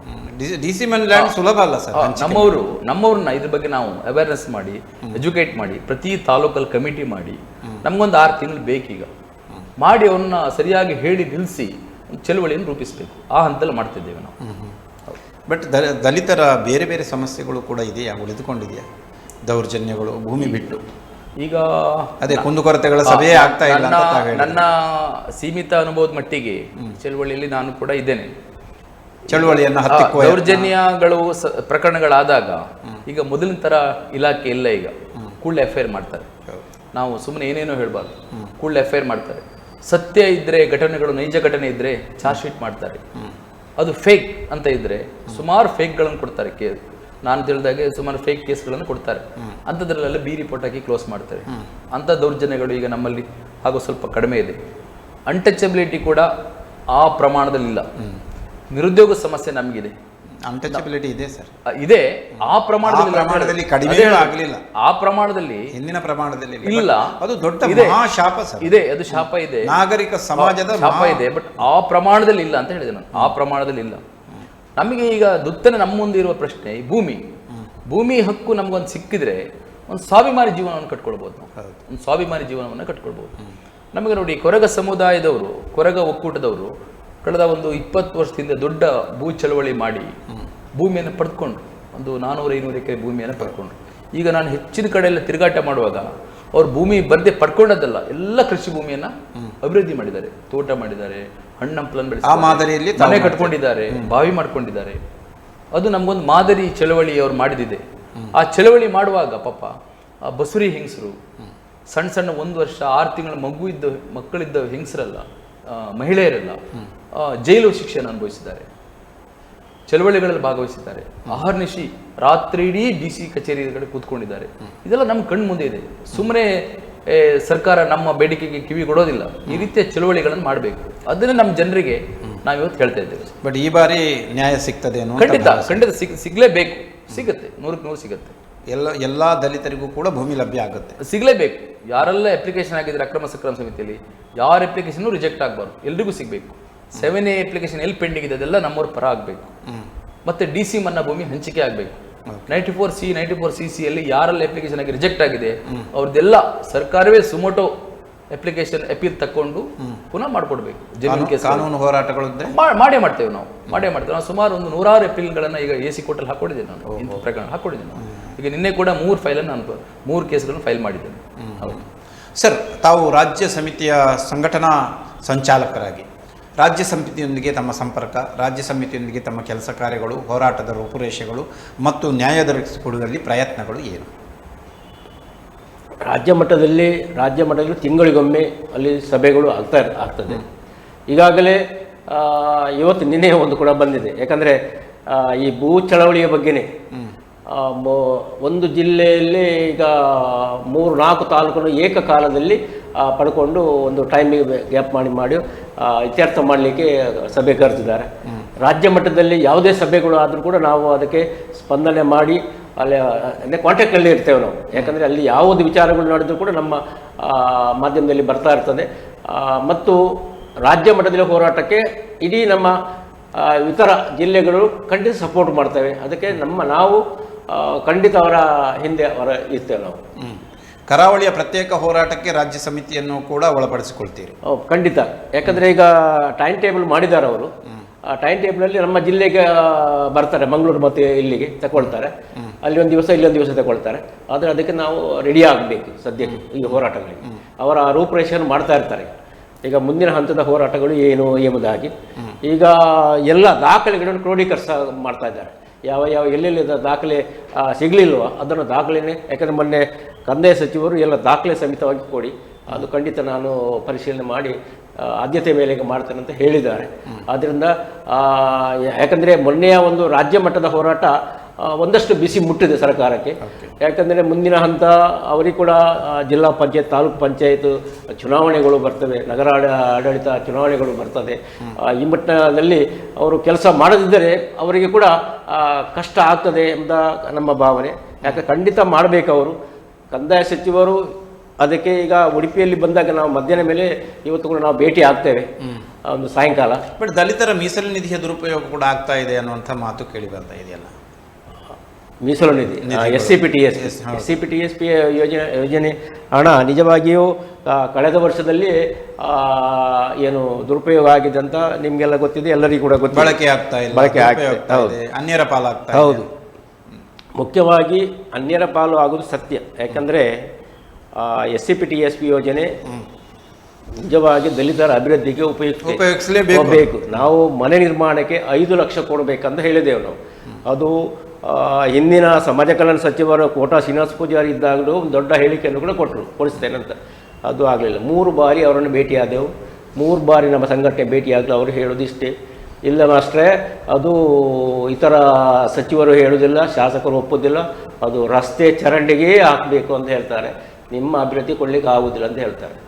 ರಸ್ತೆ ಚರಂಡಿ ನಿಮಗೆ ಗೊತ್ತಿದೆ, ಒಂದು ಮನೆ ಇದ್ದರೂ ಕೂಡ ಅಲ್ಲಿ 5 ಕೋಟಿ ರಸ್ತೆಯನ್ನು ನಿರ್ಮಾಣ ಮಾಡ್ತಾರೆ, ಚರಂಡಿ ಮಾಡ್ತಾರೆ. ಈ ಹಣ ಆ ಥರ ದುರುಪಯೋಗ ಆಗ್ತಾ ಇದೆ ಸಾಕಷ್ಟು. ಅಲ್ಲಿ ನಾವು ಬೇರೆ ಬೇರೆ ರೀತಿಯಲ್ಲಿ ಅರ್ಜಿ ಸಲ್ಲಿಸಿದ್ರು ಕೂಡ ರಾಜ್ಯ ಮಟ್ಟದಲ್ಲಿ ಅದು ಈಗ ಈ ಬಾರಿ ಕೂಡ ಅದನ್ನು ಈ ಗ್ಯಾರಂಟಿಗೆ ಬಳಸುವಂಥ ಯೋಜನೆಗಳು ಮಾಡ್ತಾ ಇದ್ದಾರೆ ಅಂತ ಬರ್ತಾ ಇದೆ ಪತ್ರಿಕೆಯಲ್ಲಿ. ಅದು ಸತ್ಯಾಂಶ ನಮಗೆ ಇನ್ನೂ ಕೂಡ ಗೊತ್ತಾಗಲಿಲ್ಲ. ಆದ್ದರಿಂದ ದುರುಪಯೋಗದ ಗ್ಯಾರಂಟಿ ಆಗುತ್ತದೆ. ಓಕೆ, ಮಾನ್ಯ ಗಿಳಿಯಾರವರೇ, ಈ ದಲಿತ ಚಳುವಳಿಗಳು ಬಹುತೇಕ ಕರಾವಳಿಗಿಂತಲೂ ಬೇರೆ ಜಿಲ್ಲೆಗಳಲ್ಲಿ ಬಹಳಷ್ಟು ಒಂದು ಎಫೆಕ್ಟಿವ್ ಆಗಿ ಇರುತ್ತದೆ. ಈ ಸಂದರ್ಭದಲ್ಲಿ ಈ DC ಮನ್ನಾ ಲ್ಯಾಂಡ್ ಅಥವಾ ಈ ಹಕ್ಕುಪತ್ರದ ವಿಷಯಕ್ಕೆ ಬಂದಾಗ ಬೇರೆ ಜಿಲ್ಲೆಗಳು ಮತ್ತು ಉಡುಪಿ ಜಿಲ್ಲೆಗೆ ಏನಾದರೂ ಒಂದಷ್ಟು ಬದಲಾವಣೆಗಳಿವೆ, ವ್ಯತ್ಯಾಸಗಳಿವೆ? ಅಲ್ಲೇನಾದರೂ ಕೊಂಚ ಸುಧಾರಣೆ ಆಗಿದೆಯಾ ಅಥವಾ ಇಲ್ಲಿ ಇನ್ನೂ ಸುಧಾರಣೆ ಆಗಲಿಲ್ವಾ, ಹೇಗಿದೆ? ಇಲ್ಲ ಸರ್, ನಾನು ತಿಳ್ಕೊಂಡ ಮಟ್ಟಿಗೆ ಪ್ರಸ್ತುತ ಪರಿಸ್ಥಿತಿ ನಾನು ತಿಳ್ಕೊಂಡ ಮಟ್ಟಿಗೆ ಪ್ರಸ್ತುತ ನಮ್ಮ ಕರಾವಳಿ 3 ಜಿಲ್ಲೆಯಲ್ಲಿ ಉತ್ತರ ಕನ್ನಡ, ದಕ್ಷಿಣ ಕನ್ನಡ ಮತ್ತು ನಮ್ದು ಉಡುಪಿ ಒಂದೇ ರೀತಿಯ ಸಿನಾರಿಯೋ ಇದೆ. ಓಕೆ, 65% ಮಿಕ್ಕವರು ಭೂ ರೈತರಾಗಿದ್ದಾರೆ. ಮತ್ತೆ ನಮ್ಮವರಿಗೆ ಭೂಮಿ ದೊರಕಿಸ್ಕೊಡ್ಬೇಕಂತ ಚಳುವಳಿ ಮಾಡುವಾಗಲೂ ಕೂಡ ಜನಪ್ರತಿನಿಧಿಗಳನ್ನು ಈಗಾಗಲೇ ಹೇಳಿದಾಗೆ ನಮ್ಮ 3 ಜಿಲ್ಲೆಯಲ್ಲಿ ಸ್ವಲ್ಪ ಕೋಮುವಾದೀಕರಣ ಜಾಸ್ತಿ ಇರೋದ್ರಿಂದಾಗಿ ನಿರ್ಲಕ್ಷ್ಯ ಮಾಡ್ತಿದ್ದಾರೆ. ಎಲ್ಲ ಜನಪ್ರತಿನಿಧಿಗಳೆಲ್ಲ ಆ ಕಡೆನೇ ಕಾನ್ಸಂಟ್ರೇಟ್ ಮಾಡ್ತಾರೆ ಬಿಟ್ರೆ ಇದು ಸ್ವಲ್ಪ ಕಷ್ಟ ಉಂಟಲ್ಲ, ಕೆಲಸ ಮಾಡಬೇಕು, ವಿರೋಧ ಕಟ್ಕೊಳ್ಬೇಕು, ಅಧಿಕಾರಿಗಳ ಮೇಲೆ ಒತ್ತಡ ಹಾಕಬೇಕು, ಸ್ವಲ್ಪ ಕಷ್ಟ ಇದೆ ಈ ಕೆಲಸ. ಇದಕ್ಕೆ ಯಾರು ಬರ್ತಾ ಇಲ್ಲ ಸರ್. ಬೇರೆ ಜಿಲ್ಲೆಗಳಲ್ಲಿ, ಬೇರೆ ಉತ್ತರ ಕರ್ನಾಟಕದ ಭಾಗಗಳಲ್ಲೆಲ್ಲ ಒಂದಷ್ಟು ಹಂಚಿಕೆ ಆಗಿದೆ. ಸ್ವಲ್ಪ ತಗೊಳ್ತಾ ಇದ್ದಾರೆ. ಅಲ್ಲಿ ಈ ರೀತಿಯ ಪರಿಸ್ಥಿತಿ ಇಲ್ಲ, ಹಕ್ಕುಪತ್ರಗಳನ್ನು ಕೊಡ್ತಾ ಇದ್ದಾರೆ ಅಂತೇಳಿ ನನಗೆ ಮಾಹಿತಿ. ಯಾಕಂದ್ರೆ ದಲಿತರ ಪ್ರತಿನಿಧಿಗಳಾದಂತ ಈಗ ಶ್ರೀನಿವಾಸ ಪ್ರಸಾದ್ ಕಂದಾಯ ಮಂತ್ರಿ ಇರುವಾಗ ಆ ಕೊಳ್ಳೇಗಾಲ, ಚಾಮರಾಜಪೇಟೆಯಲ್ಲಿ ಒಂದಷ್ಟು ದಲಿತರಿಗೆ, ಈಗ ನೀವು ಆ ಭಾಗದವ್ರು ಯಾರ ಹತ್ರ ಕೇಳಿ, ಎಲ್ಲರ ಹತ್ರ ಭೂಮಿ ಉಂಟು. ಈಗ ಸರ್ವೆ ಇಲಾಖೆ ಬರ್ತಾರೆ, ಇಲ್ಲಿ ನಿರಂತರವಾಗಿ ವಂಚನೆ ಇಲ್ಲ ನಮ್ಮಲ್ಲಿ. ಈಗ ನೀವು DC ಮನ್ನಾ ಭೂಮಿ ಒಂದು ಹಂಚಿಕೆ ಮಾಡಿದ್ರೆ ಸ್ವಲ್ಪ ಆದ್ರೂ ಸುಧಾರಣೆ ಆಗ್ಬೋದು. 15 ವರ್ಷದಿಂದ ಹೋರಾಟ ಕೊಡ್ತಾ ಇದ್ದೇವೆ. 1 ಸೆಂಟ್ಸ್ DC ಮನ್ನಾ ಭೂಮಿಯನ್ನು ನಮಗೆ ಗ್ರಾಂಟ್ ಮಾಡ್ಕೊಳ್ಳಿಕ್ಕೆ ಆಗಲಿಲ್ಲ. ಸರಿ, ಸರ್ಕಾರದ ಸವಲತ್ತುಗಳು ಮತ್ತು ಇತರ ಮೂಲಗಳಿಂದ ತಾವು ಒಂದಷ್ಟು ಅಪೇಕ್ಷಿಸಿದ್ದೀರಿ, ವ್ಯವಸ್ಥೆಯ ಮೂಲಗಳಿಂದ ಅಪೇಕ್ಷಿಸಿದ್ದೀರಿ, ಅದು ಸತ್ಯ ಮತ್ತು ಅದು ಬೇಕೇ ಬೇಕು, ನಮ್ಮ ಭೂಮಿ ಬೇಕೇ ಬೇಕು. ಬಟ್ ಸಂಘರ್ಷ ಸಮಿತಿ ಕೇವಲ ಹೋರಾಟಕ್ಕೆ ಸೀಮಿತ ಆಗದೆ ಒಂದು ದಲಿತ ಸಮಾಜವನ್ನು ಒಂದಷ್ಟು ಅವರಿಗೆ ಉತ್ತಮ ಗೌರವದ ಜೀವನವನ್ನು ದಯಪಾಡಿಸಲಿಕ್ಕೆ ಕೆಲವೊಂದು ಖಾಸಗಿಯಾದಂಥ ಚಿಂತನೆಗಳು ಕೂಡ ಅವಶ್ಯವಾಗಿರ್ತದೆ. ಒಂದಷ್ಟು ಸಂಪನ್ಮೂಲಗಳನ್ನು ಕ್ರೋಢೀಕರಣ ಮಾಡಿಕೊಂಡು ಅಥವಾ ಸರ್ಕಾರದ ಅನುದಾನಗಳನ್ನು ಬಳಸಿಕೊಂಡು ಅವರಿಗೆ ಕೆಲವೊಂದು ಭೂಮಿಯನ್ನು ಅಥವಾ ಕೆಲವೊಂದು ಅವಕಾಶವನ್ನು ಕೊಡುವ ನಿಟ್ಟಿನಲ್ಲಿ ಯಾಕೆ ಯೋಚಿಸಬಾರದು? ಈ ನಿಟ್ಟಿನಲ್ಲಿ ದಲಿತ ಸಂಘರ್ಷ ಸಮಿತಿಗಳು ಬಹಳ ಹಿಂದೆ ಬೀಳ್ತಾ ಇದೆ. ಇಲ್ಲ, ಈಗ ನೀವು ಹೇಳುದು ಸರಿ ಇದೆ ಸರ್. ಒಂದು ಹೋರಾಟ ಒಂದು ಕಡೆ ಇದೆ, ಒಂದು ಹೋರಾಟ ಬೇಕು, ಒಂದು ಮುಖ, ಒಂದು ಹೊರಗಿನ ಆವರಣ. ಬಟ್ ಅದನ್ನೇ ನೆಚ್ಚಿಕೊಳ್ಳೋದು ಒಳಗೆ ನಮ್ಮೊಳಗಿನ ಪರಿವರ್ತನೆ ಬೇಕು, ನಮ್ಮೊಳಗಿನ ಅಭಿವೃದ್ಧಿ ಬೇಕು, ನಮ್ಮೊಳಗೊಂದು ಅಭಿವೃದ್ಧಿ ಚಿಂತನೆ ಬೇಕು ಅಂತೇಳಿ ನಾವು ಪ್ರತಿಪಾದನೆ ಮಾಡುವರು. ಅದ್ರ ಬಗ್ಗೆ ನಾವು ಕೆಲಸ ಮಾಡ್ತೇವೆ. ಸಮಾಜ ಕಲ್ಯಾಣದ ಕೆಲಸಗಳು, ಈಗ ಮದುವೆ ಅಂತ ಕಾರ್ಯಕ್ರಮಗಳು. ಈಗ ನಮ್ಮದು ಪ್ರತಿ ವರ್ಷ ಶಾಲೆ ಆರಂಭ ಆದಾಗ ನಾವು ಅದೆಷ್ಟೋ ಮಕ್ಕಳನ್ನ ಹಾಸ್ಟೆಲ್ಗಳಿಗೆ ಸೇರಿಸ್ತೇವೆ, ನಾವೇ ದಲಿತ ಸಂಘ ಸಮಿತಿಗಳಿಗೆ ಸೇರಿಸ್ತೇವೆ. ಈಗ ನಮ್ಮ ಹೋರಾಟದ ಭಾಗವಾಗಿ ನಾವು ಇಲಾಖೆ ಜೊತೆಗೆ ನಿರಂತರ ಸಂಪರ್ಕ ಇರೋದ್ರಾಗಿ ನಮ್ಮ ಉಡುಪಿ ಜಿಲ್ಲೆ ಎಷ್ಟೆಷ್ಟೋ ಒಳ್ಳೊಳ್ಳೆ ಹಾಸ್ಟೆಲ್ಗಳಾಯಿತು, ಅಂಬೇಡ್ಕರ್ ಭವನ ಆಯಿತು, ಬೇರೆ ಬೇರೆ ಕಡೆ ಅಂಬೇಡ್ಕರ್ ಭವನಗಳನ್ನು ನಾವು ಮಾಡಿದ್ದೇವೆ. ಅಲ್ಲಿ ನಮ್ಮವ್ರದ್ದು ಕಾರ್ಯಕ್ರಮಗಳನ್ನು ಮಾಡ್ತಾರೆ. ಒಂದು ಎಜುಕೇಷನ್ ಸಂಬಂಧಪಟ್ಟ ಎಷ್ಟೋ ನರ್ಸಿಂಗು ಕಾಲೇಜ್ಗಳಿಗೆ ನಮ್ಮ ಸ್ಟೂಡೆಂಟ್ಗಳನ್ನು ನಾವು ಸೇರಿಸಿದ್ದೇವೆ. ಮತ್ತು ನೇಮಕಾತಿ ಪ್ರಶ್ನೆಗಳು ಬಂದಾಗ ನಮ್ಮಲ್ಲಿ ಅನುದಾನಿತ ಶಿಕ್ಷಣ ಸಂಸ್ಥೆಗಳು, ಲಿಂಗ್ವಿಸ್ಟಿಕ್ ಮೈನಾರಿಟಿ ಸಂಸ್ಥೆಗಳು, ಭಾಷಾ ಅಲ್ಪಸಂಖ್ಯಾತ ಸಂಸ್ಥೆಗಳೆಲ್ಲ ಬಂದಾಗ ಎಲ್ಲಿ ಅವರು ರೋಸ್ಟರ್ ನಿಯಮಗಳನ್ನು ಉಲ್ಲಂಘನೆ ಮಾಡ್ತಾರೆ ಅಂತ ಪ್ರಕರಣಗಳಿಗೆಲ್ಲ ನಾವು ಇದೆಲ್ಲ ಬೆಳಕಿಗೆ ಬರಲಿಲ್ಲ. ದಲಿತರಂದ್ರೆ ಹೋರಾಟ ಎಷ್ಟೋ ಮಾಡಿದನು. ಈಗ ನಿಮಗೆ ಮಹಾತ್ಮ ಗಾಂಧಿ ಹೈಸ್ಕೂಲ್ ಸಾಹೇಬ್ರಕಟ್ಟೆಯಲ್ಲಿ ಒಂದು ಕೊರಗ ಸಮುದಾಯದ ಯಶೋಧ ಅಂತ ಒಂದು ಮಹಿಳೆ ಇದ್ದು, ಪಾಪ ಯಮನಿಗೆ 42 ವರ್ಷ ಪ್ರಾಯ ಆಗಿತ್ತು. ಅವ್ರ ಎದುರೇ ಬಂದವರೆಲ್ಲ ಅಪಾಯಿಂಟ್ಮೆಂಟ್ ಆಗೋದ್ರು, ಇತರ ಸಮುದಾಯದವರೆಲ್ಲ. ಅವ್ರಿಗಿಂತ ಎಷ್ಟೋ ಜೂನಿಯರ್ಸ್ ಇವ್ರನ್ನ ಮಾಡೇ ಇರಲಿಲ್ಲ. ನಾವು ದೊಡ್ಡ ಮಟ್ಟದ ಹೋರಾಟ ಮಾಡಿ, ಕಿಮ್ಮನೆ ರತ್ನಾಕರ್ ಇದ್ರು ಆವಾಗ ಶಿಕ್ಷಣ ಸಚಿವರಾಗಿ, ಅಲ್ಲೋಗಿ ಪೊನ್ರಾಜ್ ಸಾಹೇಬ್ರಿದ್ರು, ಅಲ್ಲೋಗಿ ಮಾಡಿ ಇವತ್ತು ಅವ್ರು ಪರ್ಮನೆಂಟ್ ಆಗಿದೆ ಇವತ್ತು. ನಿಮಗೆ ವಿವೇಕ ಹೈಸ್ಕೂಲ್ ಕೋಟ ಕೇಳಿರ್ಬೋದು, ಒಂದು ನಮ್ಮ ಭಾಗದ ಒಂದು ಪ್ರತಿಷ್ಠಿತ ಸಂಸ್ಥೆ ಅದು. ಅಲ್ಲಿ ದಲಿತ ಸಮುದಾಯದವರಿಗಿರ್ಬೋದು, ಇತರ ಹಿಂದುಳಿದ ಜಾತಿಯವರಿಗೆ ಅವಕಾಶ ಇರಲಿಲ್ಲ, ರೋಸ್ಟರ್ ನಿಯಮನೇ ಪಾಲನೆ ಮಾಡ್ತಿರ್ಲಿಲ್ಲ. ನಾವು ಒಂದು ದೊಡ್ಡ ಚಳವಳಿ ಮಾಡಿ, ಗೆರವು ಮಾಡಿ, ಮುತ್ತಿಗೆ ಹಾಕಿ ಇವತ್ತು 100 ಜನ ಅದರಲ್ಲಿ ಎಂಪ್ಲಾಯೀಸ್ ಇದ್ದಾರೆ ನಮ್ಮವರಿಗೆ. ಎಷ್ಟೋ ಜನ ಇವತ್ತು HMಗಳಾದರು, ವೈಸ್ ಪ್ರಿನ್ಸಿಪಾಲ್ರಾದರು ನಮ್ಮವರು, ಅಥವಾ ಬೇರೆ ಸಮುದಾಯದರು, ಬಿಲ್ಲವ, ಮಗವೀರ, ಇತರ ಸಮುದಾಯದರು, ಮಡಿವಾಳ, ಎಲ್ಲ ಜಾತಿಯವರು ಆದ್ರೆ ಇವತ್ತು. ಇದೆಲ್ಲ ಚಳವಳಿಯ ಒಂದು ಒಳಗಿನ ಅಭಿವೃದ್ಧಿಗೆ ನಾವೀಗ ಒಂದು ಕೋಆಪರೇಟಿವ್ ಸೊಸೈಟಿ ಮಾಡ್ತಾ ಇದ್ದೇವೆ Udupi, central credit cooperative society Udupi ಅಂತ, ಸೆಂಟ್ರಲ್ ಕ್ರೆಡಿಟ್ ಕೋಆಪರೇಟಿವ್ ಸೊಸೈಟಿ ಅಂತ. ಅದಕ್ಕೂ ಎಲ್ಲ ನಮ್ಮದೇ ಬಿಲ್ಡಿಂಗ್ ಇದೆ, ಎಲ್ಲ ಮಾಡಿದ್ದೇವೆ. ಶಿವ ಸಮಾಜ ಸಂಘ ಅಂತ ಇತ್ತು, ಅದಕ್ಕೆ ನಾವು ಹಿರಿಯರಾದ ವಿಠಲದಾಸ್ ಬನ್ನಂಜಿ ಅವರು, ನಿವೃತ್ತ BO ಅವರ ನೇತೃತ್ವದಲ್ಲಿ ಒಂದು ಬಿಲ್ಡಿಂಗ್ ಮಾಡಿದ್ವಿ, ನಮ್ಮ ಜಾಗ 10 ಸೆಣಸಿಲು ಸ್ವತಃ ಮಾಡಿಕೊಂಡು. ಮತ್ತೆ ಹೀಗೆ ಎಲ್ಲ ಅಭಿವೃದ್ಧಿ ಪರ ಚಿಂತನೆಯನ್ನು ಮಾಡಿಕೊಂಡು ಅನೇಕ ಅವೇರ್ನೆಸ್ ಕಾರ್ಯಕ್ರಮಗಳನ್ನು ಮಾಡ್ತೀವಿ ನಮ್ಮವರಿಗೋಸ್ಕರ. ಮಹಿಳೆಯರ ಸಮಸ್ಯೆ ಬಂದಾಗ, ನಮ್ಮ ಎಂಪ್ಲಾಯೀಸಿಗೆ ಏನಾದರೂ ಸಮಸ್ಯೆಗಳು ಬಂದಾಗ ಮಾಡ್ತೇವೆ ನಾವು, ಮಾಡ್ತೇವೆ. ಈ ಭೂಮಿಯನ್ನು ಆದ್ಯತೆಯಾಗಿ ತಗೊಂಡಿದ್ದೇವೆ. ಓಕೆ, ಮಾನ್ಯ ಸುಂದರ್ ಮಾಸ್ತರ್ ಅವರೇ, ದಲಿತ ಸಂಘರ್ಷ ಸಮಿತಿ ಇಲ್ಲಿ ಉಡುಪಿ ಜಿಲ್ಲೆಯಲ್ಲಿ ಯಾವ ರೀತಿಯಲ್ಲಿ ಗಟ್ಟಿಯಾಗಿದೆ ಮತ್ತು ಮುಂದಿನ ಹೋರಾಟಕ್ಕೆ ಯಾವ ರೀತಿಯಲ್ಲಿ ಅಣಿಯಾಗಬೇಕು ಅಂತ ಅವರಿಗೆ ಕರೆ ಕೊಡ್ತೀರಾ? ದಲಿತ ಸಂಘರ್ಷ ಸಮಿತಿ ಅಂದರೆ ಅದೊಂದು ಹೋರಾಟದ ಒಂದು ತಾಯಿ ಸಂಘಟನೆ. ಯಾಕಂದರೆ ನಾವು ಬರೇ ದಲಿತರು ಅಂತ ನಾವು ಭಾವಿಸ್ಕೊಳ್ಳೋದಿಲ್ಲ, ಎಲ್ಲ ವರ್ಗದವರು ಶೋಷಿತರ ಧ್ವನಿಯಾಗಿರ್ತದೆ. ಆದ್ದರಿಂದ ಎಲ್ಲ ಸಂಘಟನೆಗಳು ಕೂಡ ಪ್ರಾಮಾಣಿಕ ಹೋರಾಟಕ್ಕೆ ಖಂಡಿತ ಬೆಂಬಲ ಕೊಡ್ತಾರೆ, ಸಪೋರ್ಟ್ ಮಾಡೇ ಮಾಡ್ತಾರೆ. ಇತರ ಪ್ರಗತಿಪರ ಸಂಘಟನೆಗಳು ಕೂಡ ಇವರ ಹೋರಾಟ ಜೆನ್ವಿನ್ ಇದೆ, ಒಳ್ಳೆದಿದೆ, ಇದಕ್ಕೆ ನಾವು ಬೆಂಬಲಿಸಬೇಕಂತ ಕೊಡ್ತಾ ಇದ್ದಾರೆ. ಅದನ್ನು ನಾವು ಈ ಹೋರಾಟಕ್ಕೆ ಬೇರೆ ಬೇರೆ ಸಂಘಟನೆಗಳ ಸಹಾಯವನ್ನು ಯಾಚಿಸ್ತೀರಿ? ಬೆಂಬಲ ಕೊಡ್ತಾ ಇದ್ದಾರೆ, ಕೊಡ್ತಾರೆ. ಯಾಕಂದ್ರೆ ಪ್ರಗತಿಪರ ಸಂಘಟನೆಗಳು ಕೂಡ ನಮ್ಮ ದಲಿತ ಸಂಘಟನೆ, ಅಂಬೇಡ್ಕರ್ ವಾದ ಸಂಘಟನೆಗೆ ಯಾವುದೇ ಹೋರಾಟ ಕಾರ್ಯ ಕೊಟ್ಟರು ಕೂಡ ಬರ್ತಾರೆ. ಈ ರೀತಿಯಲ್ಲಿ ನಾವು ಜೊತೆಯಾಗಿ ಹೋಗಿ ಒಂದು ಬಲಿಷ್ಠವಾಗಿ ಜಿಲ್ಲೆಯಲ್ಲಿ ಸಂಘಟನೆ ಮಾಡಬೇಕು. ಪ್ರಾಮಾಣಿಕವಾಗಿ ಎಲ್ಲ ವರ್ಗದ ಜನರಿಗೆ ನ್ಯಾಯ ಸಿಗಬೇಕು, ಮಹಿಳೆಯರಿಗೆ ನ್ಯಾಯ ಸಿಗಬೇಕು, ಮತ್ತೆ ಸೌಹಾರ್ದ ಬೇಕು, ಎಲ್ಲ ಆಶಯ ಇದೆ. ಬರೇ ನೀವು ಹೇಳಿದಾಗೆ ಹೋರಾಟ ಮಾತ್ರ ಬಾಬಾ ಸಾಹೇಬ್ ಅಂಬೇಡ್ಕರ್ ಆಶಯಗಳನ್ನು ನಾವು ಈಡೇರಿಸಲಿಕ್ಕಾಗಿ ಈ ಒಂದು ಉದ್ದೇಶದಿಂದ ಚಳವಳಿ ಇಷ್ಟು ವರ್ಷಗಳಿಂದ, ಈಗ ಚಳವಳಿಯಾಗಿ 50 ವರ್ಷ ಆಯಿತು. ದಲಿತ ಸಂಘ ಚಳವಳಿಗೆ 50 ವರ್ಷಗಳು ಕಳೆದಿದ್ದು, 51ನೇ ವರ್ಷ ಆಯಿತು. ಅದರಿಂದ ಚಳವಳಿ ನಿರಂತರವಾಗಿ ಕೆಲವೊಂದು ಸಣ್ಣ ಪುಟ್ಟ ವಿಘಟನೆಗಳಾಗಿರ್ಬೋದು, ಆ ವಿಘಟನೆಗಳಾದ ಅದು ನಾವು ಅದರ ಬಗ್ಗೆ ಹೆಚ್ಚು ತಲೆಕೆಡಿಸ್ಕೊಳ್ಳೋದಿಲ್ಲ, ಅದು ತನ್ನಷ್ಟಕ್ಕೆ ಸರಿ ಆಗ್ಬೋದು ಅಂತ. ಯಾರು ಶಕ್ತಿಯುತವಾಗಿ ಕೆಲಸ ಮಾಡ್ತಾರೆ ಆ ಸಂಘಟನೆ ಮುಂದೆ ಮುಂದೆ ಸಾಗ್ತಾ ಇರ್ತದೆ. ಯಾಕಂದ್ರೆ ದಲಿತ ಚಳವಳಿಗೆಗೆ ಪೂರಕವಾದಂಥ ದಲಿತ ಸಾಹಿತ್ಯಗಳು ಇಲ್ಲಿ ಹೆಚ್ಚಾಗಿ ಇರೋದಿಲ್ಲ ಅನ್ನೋದು. ಹೌದು, ಇದರ ಬಗ್ಗೆಯೂ ಕೂಡ ಆಸಕ್ತಿ ವಹಿಸ್ತೀವಿ. ಈ ಬಗ್ಗೆ ಕೂಡ ನಾವೊಂದು ಮಾತಾಡ್ತಾ ಇದ್ದೆ. ಒಂದು ದಲಿತರ ಬಗ್ಗೆ ದಲಿತ ಸಾಹಿತ್ಯವನ್ನು ಸಾಹಿತ್ಯಗಳನ್ನು ಹುಟ್ಟು ಹಾಕಬೇಕು ಅಂತ ಈಗಾಗಲೇ ಇಲ್ಲಿ ಒಬ್ಬ ನಮ್ಮ ಪ್ರಿನ್ಸಿಪಾಲ್ ಇದ್ದಾರೆ. ಈ ಬಗ್ಗೆ ಅವರು ಅಂಬೇಡ್ಕರ್ ಚಳವಳಿ ಬಗ್ಗೆ ವಿಶೇಷವಾಗಿ ಪುಸ್ತಕಗಳನ್ನು ಬರೀತಾರೆ. ಆ ಕಡೆ ಎಲ್ಲ ಈ ದಲಿತ ಚಳವಳಿಗಳು ಇಫೆಕ್ಟಿವ್ ಆದದ್ದೇ ದಲಿತ ಸಾಹಿತ್ಯಗಳಿಂದ. ಹೌದು. ಓಕೆ, ಸರಿ. ಮಾನ್ಯ ಗಿಳಿಯರವರೇ, ಕೊನೆಯದಾಗಿ ತಾವು ದಲಿತರು ಈ ಒಂದು ಹೋರಾಟಗಳಲ್ಲಿ ತೊಡಗಿಸಿಕೊಳ್ಳೋದಕ್ಕೆ, ಮತ್ತು ಇದು ಪ್ರಮುಖ ಹೋರಾಟ, ಭೂರಹಿತರಿಗೆ ಭೂ ಸಿಗಲೇಬೇಕು, ವಸತಿ ಸಿಗಬೇಕು ಅನ್ನುವಂಥ ಒಂದು ಮಹದಾಶಯ, ಇದಕ್ಕೆ ಎಲ್ಲರೂ ಕೂಡ ಬರಬೇಕು ಮತ್ತು ಅದು ಆದಷ್ಟು ಶೀಘ್ರದಲ್ಲಿ ಈಡೇರಬೇಕು ಅಂತ ತಾವು ಯಾವ ರೀತಿಯಲ್ಲಿ ಮನವಿಯನ್ನು ಮಾಡಿಕೊಳ್ತೀರಾ? ಈಗ ನಮ್ಮ ಸುಂದರ ಮಾಸ್ಟ್ರು ರಾಜ್ಯ ಸಂಘಟನಾ ಸಂಚಾಲಕರು ಹೇಳಿದ ಹಾಗೆ ಇದು ನಾವು ಜಿಲ್ಲೆಯಲ್ಲಿ ಇದ್ರ ಬಗ್ಗೆ ಚಿಂತನೆ ನಡೆದಿತ್ತು ಸುಮಾರು ವರ್ಷದಿಂದ. ನಾನು ನೀವೀಗ ಹೇಳಿದ ಹಾಗೆ DC ಮನ್ನಾ ಭೂಮಿಗೆ ನಾವು ಹೋರಾಟ ಮಾಡ್ತಾ ಇದ್ದೇವೆ. ನಮ್ಮ ರಾಜ್ಯ ಸಂಚಾಲಕರಾದ ಒಬ್ಬ ಧೀಮಂತ ನಾಯಕ ಅಣ್ಣಾ ಮಾವಳ್ಳಿ ಶಂಕರ್ ಅವರ ನಿರ್ದೇಶನ ಮೇರೆಗೆ ನಾವು ಬಹಳ ಒಂದು ಆಶೆ ಇಟ್ಕೊಂಡು ದೊಡ್ಡ ಹೋರಾಟವನ್ನು ಮಾಡ್ತಾ ಇದ್ದೇವೆ. ದೊಡ್ಡ ಹೋರಾಟ ಇದು. ಈ ಹೋರಾಟದಲ್ಲಿ ಯಾರೆಲ್ಲ ಇದರಲ್ಲಿ ಇದ್ದಾರೆ ಅಂತ ಹೇಳಿದರೆ, ಈ ಕಂದಾಯ ಇಲಾಖೆಯಲ್ಲಿ ಸುದೀರ್ಘ ಅವಧಿಗೆ ಸೇವೆ ಸಲ್ಲಿಸಿ ನಿವೃತ್ತರಾದವರು, ಬೇರೆ ಬೇರೆ ಇಲಾಖೆಯಲ್ಲಿ ನಿವೃತ್ತರಾದವರು, ಮತ್ತು ತಹಶೀಲ್ದಾರಾಗಿ ಇದ್ದವರು, ಹಾಲಿ ನಮ್ಮ ಕಂದಾಯ ಇಲಾಖೆಯಲ್ಲಿ ಕೆಲಸ ಮಾಡ್ತಿರುವ ನಮ್ಮವರು ಎಲ್ಲ ನಮಗೆ ಇದ್ರ ಹಿಂದಿದ್ದಾರೆ. ನಾವೇನು ಒಂಟಿ ಅಲ್ಲ. ಅವ್ರು ಯಾರು ಮೈನ್ ಸ್ಟ್ರೀಮಿಗೆ ಬರದೇ ಇದ್ರು ಕೂಡ ಹಿಂದೆ ಇದ್ದು ನಮಗೆ ಮಾರ್ಗದರ್ಶನಗಳನ್ನ, ಅದಕ್ಕೆ ಬೇಕಾದ ದಾಖಲೆಗಳನ್ನು ಒದಗಿಸಿಕೊಡ್ತಾ ಇದ್ದಾರೆ. ಯಾಕಂದ್ರೆ ಅವರಿಗೆಲ್ಲ ಒಂದು ನಂಬಿಕೆ ಇದೆ, ಭರವಸೆ ಇದೆ. ಕರ್ನಾಟಕದಲ್ಲಿ ಸಿಂಗಿಸುತ್ತೆ ಅಂಬೇಡ್ಕರ್ ವಾದದಲ್ಲಿ ಪ್ರಸ್ತುತ ಯಾರೆಲ್ಲ ಅದರ ಮುಂಚೂಣಿಯಲ್ಲಿ ಕೆಲಸ ಮಾಡ್ತಾ ಇದ್ದಾರೆ ಇವರೆಲ್ಲ ಪ್ರಾಮಾಣಿಕರಿದ್ದಾರೆ, ಕಾಯ್ದೆ ಕಾನೂನು ತಿಳ್ಕೊಂಡಿದ್ದಾರೆ.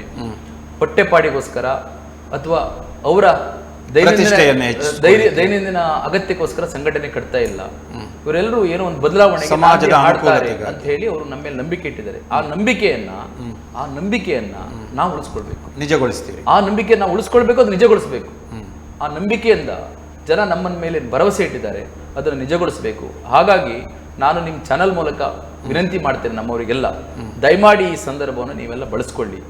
ಪ್ರಾಮಾಣಿಕವಾಗಿ ನಾವಿದನ್ನು ಹೋರಾಟ ಮಾಡ್ತಾ ಇದ್ದೇವೆ, ನೀವೆಲ್ಲರೂ ಇದರಲ್ಲಿ ಭಾಗಿಯಾಗಬೇಕು. ಕಾರ್ಯಕ್ರಮ ಹೇಗೆ ಮುಂದುವರಿತದೆ? ಈಗ ಹೇಳಿದಲ್ಲ, ಈಗ ಪ್ರಸಕ್ತವಾಗಿ ಆಗ್ತಾ ಇದೆ. ಕುಂದಾಪುರದಲ್ಲಿ ಆಯ್ತು, ಅದಾಲತ್ ಆಯ್ತು. ಬ್ರಹ್ಮಾವರದಲ್ಲಿ ಮಾಡ್ತೀವಿ 20ಕ್ಕೆ. ಬ್ರಹ್ಮಾವರದಲ್ಲಿ ಮಾಡುವ ನಮ್ಮ ಶಾಮರಾಜ್ ಬಿರ್ತಿ ನೇತೃತ್ವದಲ್ಲಿ ಬ್ರಹ್ಮಾವರದಲ್ಲಿ ಮಾಡ್ತಾ ಇದ್ದೇವೆ. ಅದನ್ನು ಕೂಡ ನೀವೆಲ್ಲ ಬರಬೇಕು. ಇದನ್ನೆಲ್ಲ ತಿಳಿಯುವುದು ಹೇಗೆ ಸರ್? ನಾವು ಕರಪತ್ರಗಳನ್ನ ಮಾಡಿ ಪ್ರತಿ ಮನೆ ಸೋಷಿಯಲ್ ಮೀಡಿಯಾವನ್ನು ಬಳಸ್ಕೊಳ್ತೇವೆ. ಕರಪತ್ರಗಳನ್ನು ಮಾಡಿ ಪ್ರತಿ ಮನೆ ನಮ್ಮ ಕಾರ್ಯಕರ್ತರು ಕೊಡ್ತಾರೆ, ಅವ್ರನ್ನ ಕರ್ಕೊಂಡು ಬರ್ತಾರೆ. ಒಂದು ಯಾರ ಹತ್ರ ಹೇಳಿ ಒಂದು ಗಂಜಿ ಚಟ್ನಿ ವ್ಯವಸ್ಥೆ ಮಾಡ್ತೇವೆ ಮಧ್ಯಾಹ್ನ ಊಟ ಮಾಡಲಿಕ್ಕೆ. ದೊಡ್ಡ ಊಟ ಏನು ಕೊಡೋದಿಲ್ಲ, ಒಂದು ಹಸಿವು ತಣಿಸ್ಕೊಳ್ಳಿಕ್ಕೆ ಕೊಡೋದು. ಬೆಳಗಿಂದ ಸಂಜೆವರೆಗೆ ದಾಖಲೆಗಳನ್ನು ಕ್ರೋಢೀಕರಣ ಮಾಡಿಕೊಂಡು ಬೈಫರ್ಕೇಟ್ ಮಾಡ್ತೇವೆ, ತಹಶೀಲ್ದಾರ್ ಮುಂದೆ ಇಡ್ತೇವೆ, ವ್ಯವಸ್ಥಿತವಾಗಿ ಇಡ್ತೇವೆ. ಆ ರೀತಿ ಕೆಲಸ ಈ ಬಾರಿ ಗುರಿ ಮುಟ್ಟಿಯೇ ತಿರ್ತೇವೆ. 100ಕ್ಕೆ 100 ಈ ಸತಿ ನಾವು ಭೂಮಿ ಹೋರಾಟದಲ್ಲಿ ಒಂದು ಹಂತದ ತಾರ್ಕಿಕ ಅಂತ್ಯಕ್ಕೆ ಬಂದೇ ಬರ್ತೇವೆ. ಅಂದ್ರೆ ಎಲ್ಲಾ ದಲಿತರ ಮುಖದಲ್ಲಿ ಮಂದಹಾಸ ಬೀರಿದ್ರೆ ಮಾಡ್ಬೇಕು. ಯಾಕೆ ಹೇಳಿದ್ರೆ ಸರಿ, ಆವಾಗ ಮಾತ್ರ ಬಾಬಾ ಸಾಹೇಬ್ ಅಂಬೇಡ್ಕರ್ ಅವರ ಕನಸು ನನಸಾಗ್ತದೆ. ಒಂದು ಮತ್ ನೋಡಿ, ನಾವೆಲ್ಲ ಸಮಾಜದಲ್ಲಿ ಸುಮ್ಮನೆ ಈ ತರ ಟೈಮ್ ಪಾಸಿಗೆ ಚಳವಳಿ ಮಾಡಬಾರ್ದು ಅಂತ ನಂದು ವೈಯಕ್ತಿಕವಾಗಿ ನನ್ನ ನಿರ್ಧಾರ. ನಮಗೆಲ್ಲ ಉದ್ಯೋಗ ಇದೆ, ಒಂದು ಸೀರಿಯಸ್ ಆಗಿ ಗಂಭೀರವಾಗಿ ಮಾಡಬೇಕು. ನಾವೆಲ್ಲ ಮುಂದೆ ಹೋಗಿ ಮಾಡಿದಾಗ ಏನಾದರೂ ಒಂದು ಫಲಿತಾಂಶ ಬರಬೇಕು. ನಾಳೆ ಮತ್ತೆ ಅದು ಏನೂ ಆಗಿಲ್ಲ ಅಂತ ಆಗಬಾರ್ದು. ಹಾಗಾಗಿ ಬಹಳ ಸೀರಿಯಸ್ ಆಗಿ, ಪ್ರಾಮಾಣಿಕದಿಂದ ಬಹಳ ಸೀರಿಯಸ್ ಆಗಿ ಕೆಲಸ ಮಾಡ್ತಿದ್ದೇವೆ. ದಯಮಾಡಿ ಎಲ್ಲ ಬರಬೇಕು, ನಮ್ಮನ್ನು ಬೆಂಬಲಿಸಬೇಕಂತೇಳಿ ನಾನು ವಿನಂತಿ ಮಾಡ್ಕೊಳ್ತೇನೆ. ಅಂದರೆ ಭೂ ಒಡೆತನದ ಒಂದು ಅವಕಾಶ ಸಿಕ್ಕರೆ ದಲಿತರು ಖಂಡಿತವಾಗಿಯೂ ಸ್ವಾಭಿಮಾನಿಗಳಾಗ್ತಾರೆ, ಸ್ವಾವಲಂಬಿಗಳಾಗ್ತಾರೆ ಮತ್ತು ಸಾಧನೆಯನ್ನೂ ಮಾಡ್ತಾರೆ. ಈಗ ನೀವು ಮುಂದುವರೆದ ಜಾತಿಯ ಅಭಿವೃದ್ಧಿಯ ಬಗ್ಗೆ ನೀವು ಒಂದು ಯೋಚನೆ ಮಾಡಬೇಕು. ನಾವು ಎಲ್ಲರೂ ಕೂಡ ಒಂದು ಮಿನಿಮಮ್ ಹೋಲ್ಡಿಂಗ್ಸ್ ಇದೆ ಅವರ. ಒಂದು 50 ಸೆಂಟ್ಸ್ ಆದ್ರೂ ಜಾಗ ಇದೆ, ಒಂದು 20 ಸೆಂಟ್ಸ್ ಆದ್ರೂ ಜಾಗ ಇದೆ. ನಮಗೆ ಆ ಪ್ರಾಥಮಿಕ ಅವಶ್ಯಕತೆ ಇಲ್ಲ. ಒಂದು ಕೋರ್ಟಿಗೆ ಹೋಗಿ ಒಂದು ಅಫೆನ್ಸ್ ಆದಾಗ ಜಾಮೀನಿಲ್ಲ ಅಂತ ಹೇಳಿದ್ರೆ, ಶೂರಿಟಿ ಕೊಡ ಅಂತ ಹೇಳಿದ್ರೆ, ಒಂದು RTC ಇಲ್ಲ ನಮಗೆ. ಅಟ್ಲೀಸ್ಟ್ ಅದಾದ್ರೂ ಮಾಡ್ಕೊಳ್ಬೇಕಲ್ಲ ನಾವು. ಬಹುತೇಕ ದಲಿತರಿಗೆ ಇದರ ಬಗ್ಗೆ ಅರಿವಿಲ್ಲ. ಪಾಪ ಅವರು ದೈನಂದಿನ ಈ ರೀತಿಯ ಜೀವನದಲ್ಲಿ ಅವರು ಅದರಲ್ಲಿ ಮುಳುಗಿ ಹೋಗಿದ್ದಾರೆ. ಮತ್ತೆ ಅತಿ ನಂಬಿಕೆ ಮತ್ತೆ ದಲಿತ ಚಳವಳಿ ಬಗ್ಗೆ, ನಾಯಕತ್ವದ ಬಗ್ಗೆ ಇರುವ ಅಪಪ್ರಚಾರಗಳು ಬೇರೆ ಸಮುದಾಯದವರು. ನಾನು ಈಗಾಗಲೇ ಹೇಳ್ದಲ್ಲ, ಈ ಕೋಮುವಾದಿ ಪಕ್ಷಗಳು, ಕೋಮುವಾದಿ ಸಂಘಟನೆಗಳು ಏನ್ ಮಾಡ್ತಾರೆ ಅಂತ ಹೇಳಿದ್ರೆ, ಅಲ್ಲಿ ಹೋಗ್ಬೇಡ ನೀನು, ಅವರೆಲ್ಲ ತಲೆ ಹೊಡಿತಾರೆ, ಅವರೆಲ್ಲ ಟೈಮ್ ಪಾಸಿಗೆ ಮಾಡ್ತಾರೆ, ಅವರೆಲ್ಲ ಹಣ ಸಂಪಾದನೆಗೆ ಮಾಡ್ತಾರೆ. ಹಾಗೆಲ್ಲ ಸುಳ್ಳೆಲ್ಲ ನಮ್ಮ ಜನರಿಗೆ ಹೇಳಿ ತಲೆ ತಿರ್ಸ್ಬಿಡ್ತಾರೆ. ಅವ್ರಿಗೆ ಬೇಕಲ್ಲ ಕಾರ್ಯಕರ್ತರು, ಅವ್ರಿಗೆ ಬ್ಯಾನರ್ ಕಟ್ಲಿಕ್ಕೆ ಜನ ಬೇಕಲ್ಲ, ಅವ್ರಿಗೆ ಜೀವ ಕೊಡ್ಲಿಕ್ಕೆ ಜನ ಬೇಕಲ್ಲ. ಚಳವಳಿ ಬಂದ್ಬಿಟ್ರೆ ಬಾಬಾ ಸಾಹೇಬ್ ಅಂಬೇಡ್ಕರ್ ಅವರ ವಿಚಾರಧಾರೆಗಳಿಂದ ಪ್ರೇರಿತರಾದ್ರೆ ಸ್ವಾಭಿಮಾನ ಜೀವನ ಬಂದ್ಬಿಡುತ್ತಲ್ಲ, ಅದಕ್ಕೆ ಹೋಗ್ಬೇಡಿ ಅಂತ ಹೇಳ್ತಾರೆ. ಅದಕ್ಕೆ ನಮ್ಮ ಹುಡುಗರು ಯಂಗ್ಸ್ಟರ್ಸ್ ಎಲ್ಲ ಪಾಪ ಬಲಿಯಾಗಿದ್ದಾರೆ ಫಾರ್ ಟೈಮ್ ಬೀಗ್. ನಾನು ಅದನ್ನು ಹೇಳೋದು, ಅದೆಲ್ಲ ಸಂಕೋಲೆಗಳನ್ನು ಕಡ್ಕೊಂಡು ಬನ್ನಿ, ಇರಬೇಡಿ. ನಾವು ಪ್ರಾಮಾಣಿಕವಾಗಿ ನಿಮ್ಮ ಜೊತೆಗೆ ಇರ್ತೇವೆ ಇನ್ನು ವಿನಂತಿಯನ್ನು ಮಾಡ್ತೀನಿ ಸರ್. ಓಕೆ, ಅಂದರೆ ಈ ಬಾರಿ ಗುರಿ ಮುಟ್ಟಿಯೇ ಮುಟ್ತೀವಿ. 100ಕ್ಕೆ 100 ಮುಟ್ಬೇಕು. ದಲಿತರಿಗೆ ಭೂ ಒಡೆತನ ಸಿಗ್ತದೆ, 100% ತೆಗೆಸಿಕೊಡ್ತೇವೆ. ಅದು ನಮ್ಮದು ಕೂಡ ಆಶಯ ಸರ್. ಮಂಜುನಾಥ್ ಗಿಳಿಯಾರವರೇ, ತಮ್ಮ ಹೋರಾಟ ಸಾಫಲ್ಯವನ್ನು ಪಡೆಯಲಿ ಮತ್ತು ಎಲ್ಲ ದಲಿತರಿಗೂ, ಯಾಕಂದರೆ ಕಾಲಾಂತರದಿಂದ ತಲೆತಲಾಂತರದಿಂದ ದಲಿತರು ಬಹಳ ದಮನಿತರಾಗಿದ್ದಾರೆ ಮತ್ತು ಇದು ನಿಜಕ್ಕೂ ಒಂದು ರೀತಿಯ ಖೇದಕರವಾದಂಥ ವಿಷಯ. ಯಾಕಂದರೆ ದಲಿತರು ಕೂಡ ನಮ್ಮ ಸೃಷ್ಟಿಯ ಭಾಗ, ನಮ್ಮದೊಂದು ಸಂಘ ಜೀವನ, ನಾವೆಲ್ಲರೂ ಮನುಷ್ಯರು ಅನ್ನೋದು ಒಂದು ರೀತಿಯ ಸಂಘ ಜೀವನದ ಒಂದು ವ್ಯಾಪ್ತಿಯಲ್ಲಿ ಬರ್ತಾರೆ. ಆದರೆ ಎಲ್ಲರೂ ಕೂಡ ಒಂದಾಗಬೇಕು, ಸೌಹಾರ್ದ ಜೀವನವನ್ನು ನಡೆಸಬೇಕು. ದಲಿತರು ಕೂಡ ನಮ್ಮವರು, ನಮ್ಮೊಂದಿಗೆ ಇರುವವರು, ನಮ್ಮ ಸಮಾಜದಲ್ಲಿ ನಮ್ಮ ಅಣ್ಣ ತಮ್ಮಂದಿರಿಗೆ ಬದುಕಬೇಕು ಎನ್ನುವಂಥ ಆಶಯ ಎಲ್ಲ ಕಡೆಯಿಂದಲೂ ವ್ಯಕ್ತ ಆಗಬೇಕು. ಆ ನಿಟ್ಟಿನಲ್ಲಿ ತಮ್ಮ ಹೋರಾಟಕ್ಕೆ ಎಲ್ಲರ ಬೆಂಬಲವೂ ಕೂಡ ಅನಿವಾರ್ಯ. ಈ ಸಂದರ್ಭದಲ್ಲಿ ಎಲ್ಲರೂ ಕೂಡ ತಮ್ಮ ಹೋರಾಟಕ್ಕೆ ಬೆಂಬಲ ಕೊಡಬೇಕು ಮತ್ತು ಆದ್ಯತೆಯ ಮೇರೆಗೆ ತಾವು ಕೈಗೆತ್ತಿಕೊಂಡಂಥ ಈ ಹೋರಾಟ ಖಂಡಿತವಾಗಿಯೂ ಸಫಲ ಆಗ್ತದೆ ಅನ್ನುವಂಥ ಅನಿಸಿಕೆ ಕೂಡ ನಮ್ಮದು. ಅದಕ್ಕೆ ಎಲ್ಲ ರೀತಿಯ ಸಹಕಾರಗಳು ಎಲ್ಲ ಕಡೆಯಿಂದಲೂ ಬರಲಿ ಅನ್ನುವಂಥ ಆಶಯದೊಂದಿಗೆ ಕಾರ್ಯಕ್ರಮದಲ್ಲಿ ಭಾಗವಹಿಸಿದಂಥ ಮಾನ್ಯ ಸುಂದರ್ ಮಾಸ್ತರ್ ಹಾಗೆಯೇ ಮಾನ್ಯ ಮಂಜುನಾಥ್ ಗಿಳಿಯಾರವರಿಗೆ ನಮ್ಮ ವಾಹಿನಿಯ ಮುಖೇನವಾಗಿ ಮತ್ತು ನಮ್ಮ ಎಲ್ಲ ವೀಕ್ಷಕ ಬಾಂಧವರ ಪರವಾಗಿ ಮತ್ತು ಸಮಸ್ತ ದಲಿತ ಸಮಾಜದ ಪರವಾಗಿ ಹೃತ್ಪೂರ್ವಕವಾದಂಥ ಗೌರವಪೂರ್ವಕ ಧನ್ಯವಾದಗಳು. ನಮಸ್ಕಾರ. ನಮಸ್ತೆ ವೀಕ್ಷಕರೇ, ಇದು ಹಿಂದಿನ ಕಾರ್ಯಕ್ರಮ. ಈ ಕಾರ್ಯಕ್ರಮದಲ್ಲಿ ತಾವು ತಿಳಿದುಕೊಂಡಂತೆ ದಲಿತರ ಹಲವಾರು ಗಂಭೀರ ಸಮಸ್ಯೆಗಳಲ್ಲಿ DC ಮನ್ನಾ ಲ್ಯಾಂಡ್ನ ಒಂದು ವಿತರಣೆ ಆಗದೇ ಇರುವುದು ಕೂಡ ಒಂದು ಬಹಳ ಗಂಭೀರ ವಿಷಯ. ಈ ಬಗ್ಗೆ ಕಾಲಕಾಲಕ್ಕೆ ಸರ್ಕಾರಕ್ಕೆ ಮನವಿ ಮಾಡಿದರೂ ಕೂಡ ಮತ್ತು ವ್ಯವಸ್ಥೆಯೊಂದಿಗೆ ಮನವಿ ಮಾಡಿದರೂ ಕೂಡ ಫಲ ಭಾಳಷ್ಟು ಕಡಿಮೆ. ಈ ಹಿನ್ನೆಲೆಯಲ್ಲಿ ಇದೀಗ ಹೋರಾಟಕ್ಕೆ ಸಜ್ಜಾಗಿದ್ದಾರೆ. ಈ ಹೋರಾಟದಲ್ಲಿ ಎಲ್ಲ ಸಂಘಟನೆಗಳು ಮತ್ತು ಇತರ ನಾಗರಿಕರು ಕೂಡ ದಲಿತರು ನಮ್ಮವರು ಅನ್ನುವಂಥ ನೆಲೆಯಲ್ಲಿ ಅವರಿಗೆ ನೈತಿಕ ಬೆಂಬಲವನ್ನು ಕೊಟ್ಟು ಈ ಭೂ ಒಡೆತನದ ಅವರ ಒಂದು ಹಕ್ಕು ಅವರಿಗೆ ಸಿಗುವಂತಾಗುವಲ್ಲಿ ತಮ್ಮ ಪಾಲನ್ನು ಕೊಡಿ ಅನ್ನುವಂಥ ಮನವಿಯನ್ನು ಮಾಡಿಕೊಳ್ತಾ ಕಾರ್ಯಕ್ರಮವನ್ನು ಮುಗಿಸ್ತಾ ಇದ್ದೇವೆ. ಮತ್ತೆ ಭೇಟಿಯಾಗೋಣ ಮುಂದಿನ ವಾರ. ಅಲ್ಲಿವರೆಗೆ ನಮಸ್ಕಾರ, ಧನ್ಯವಾದ.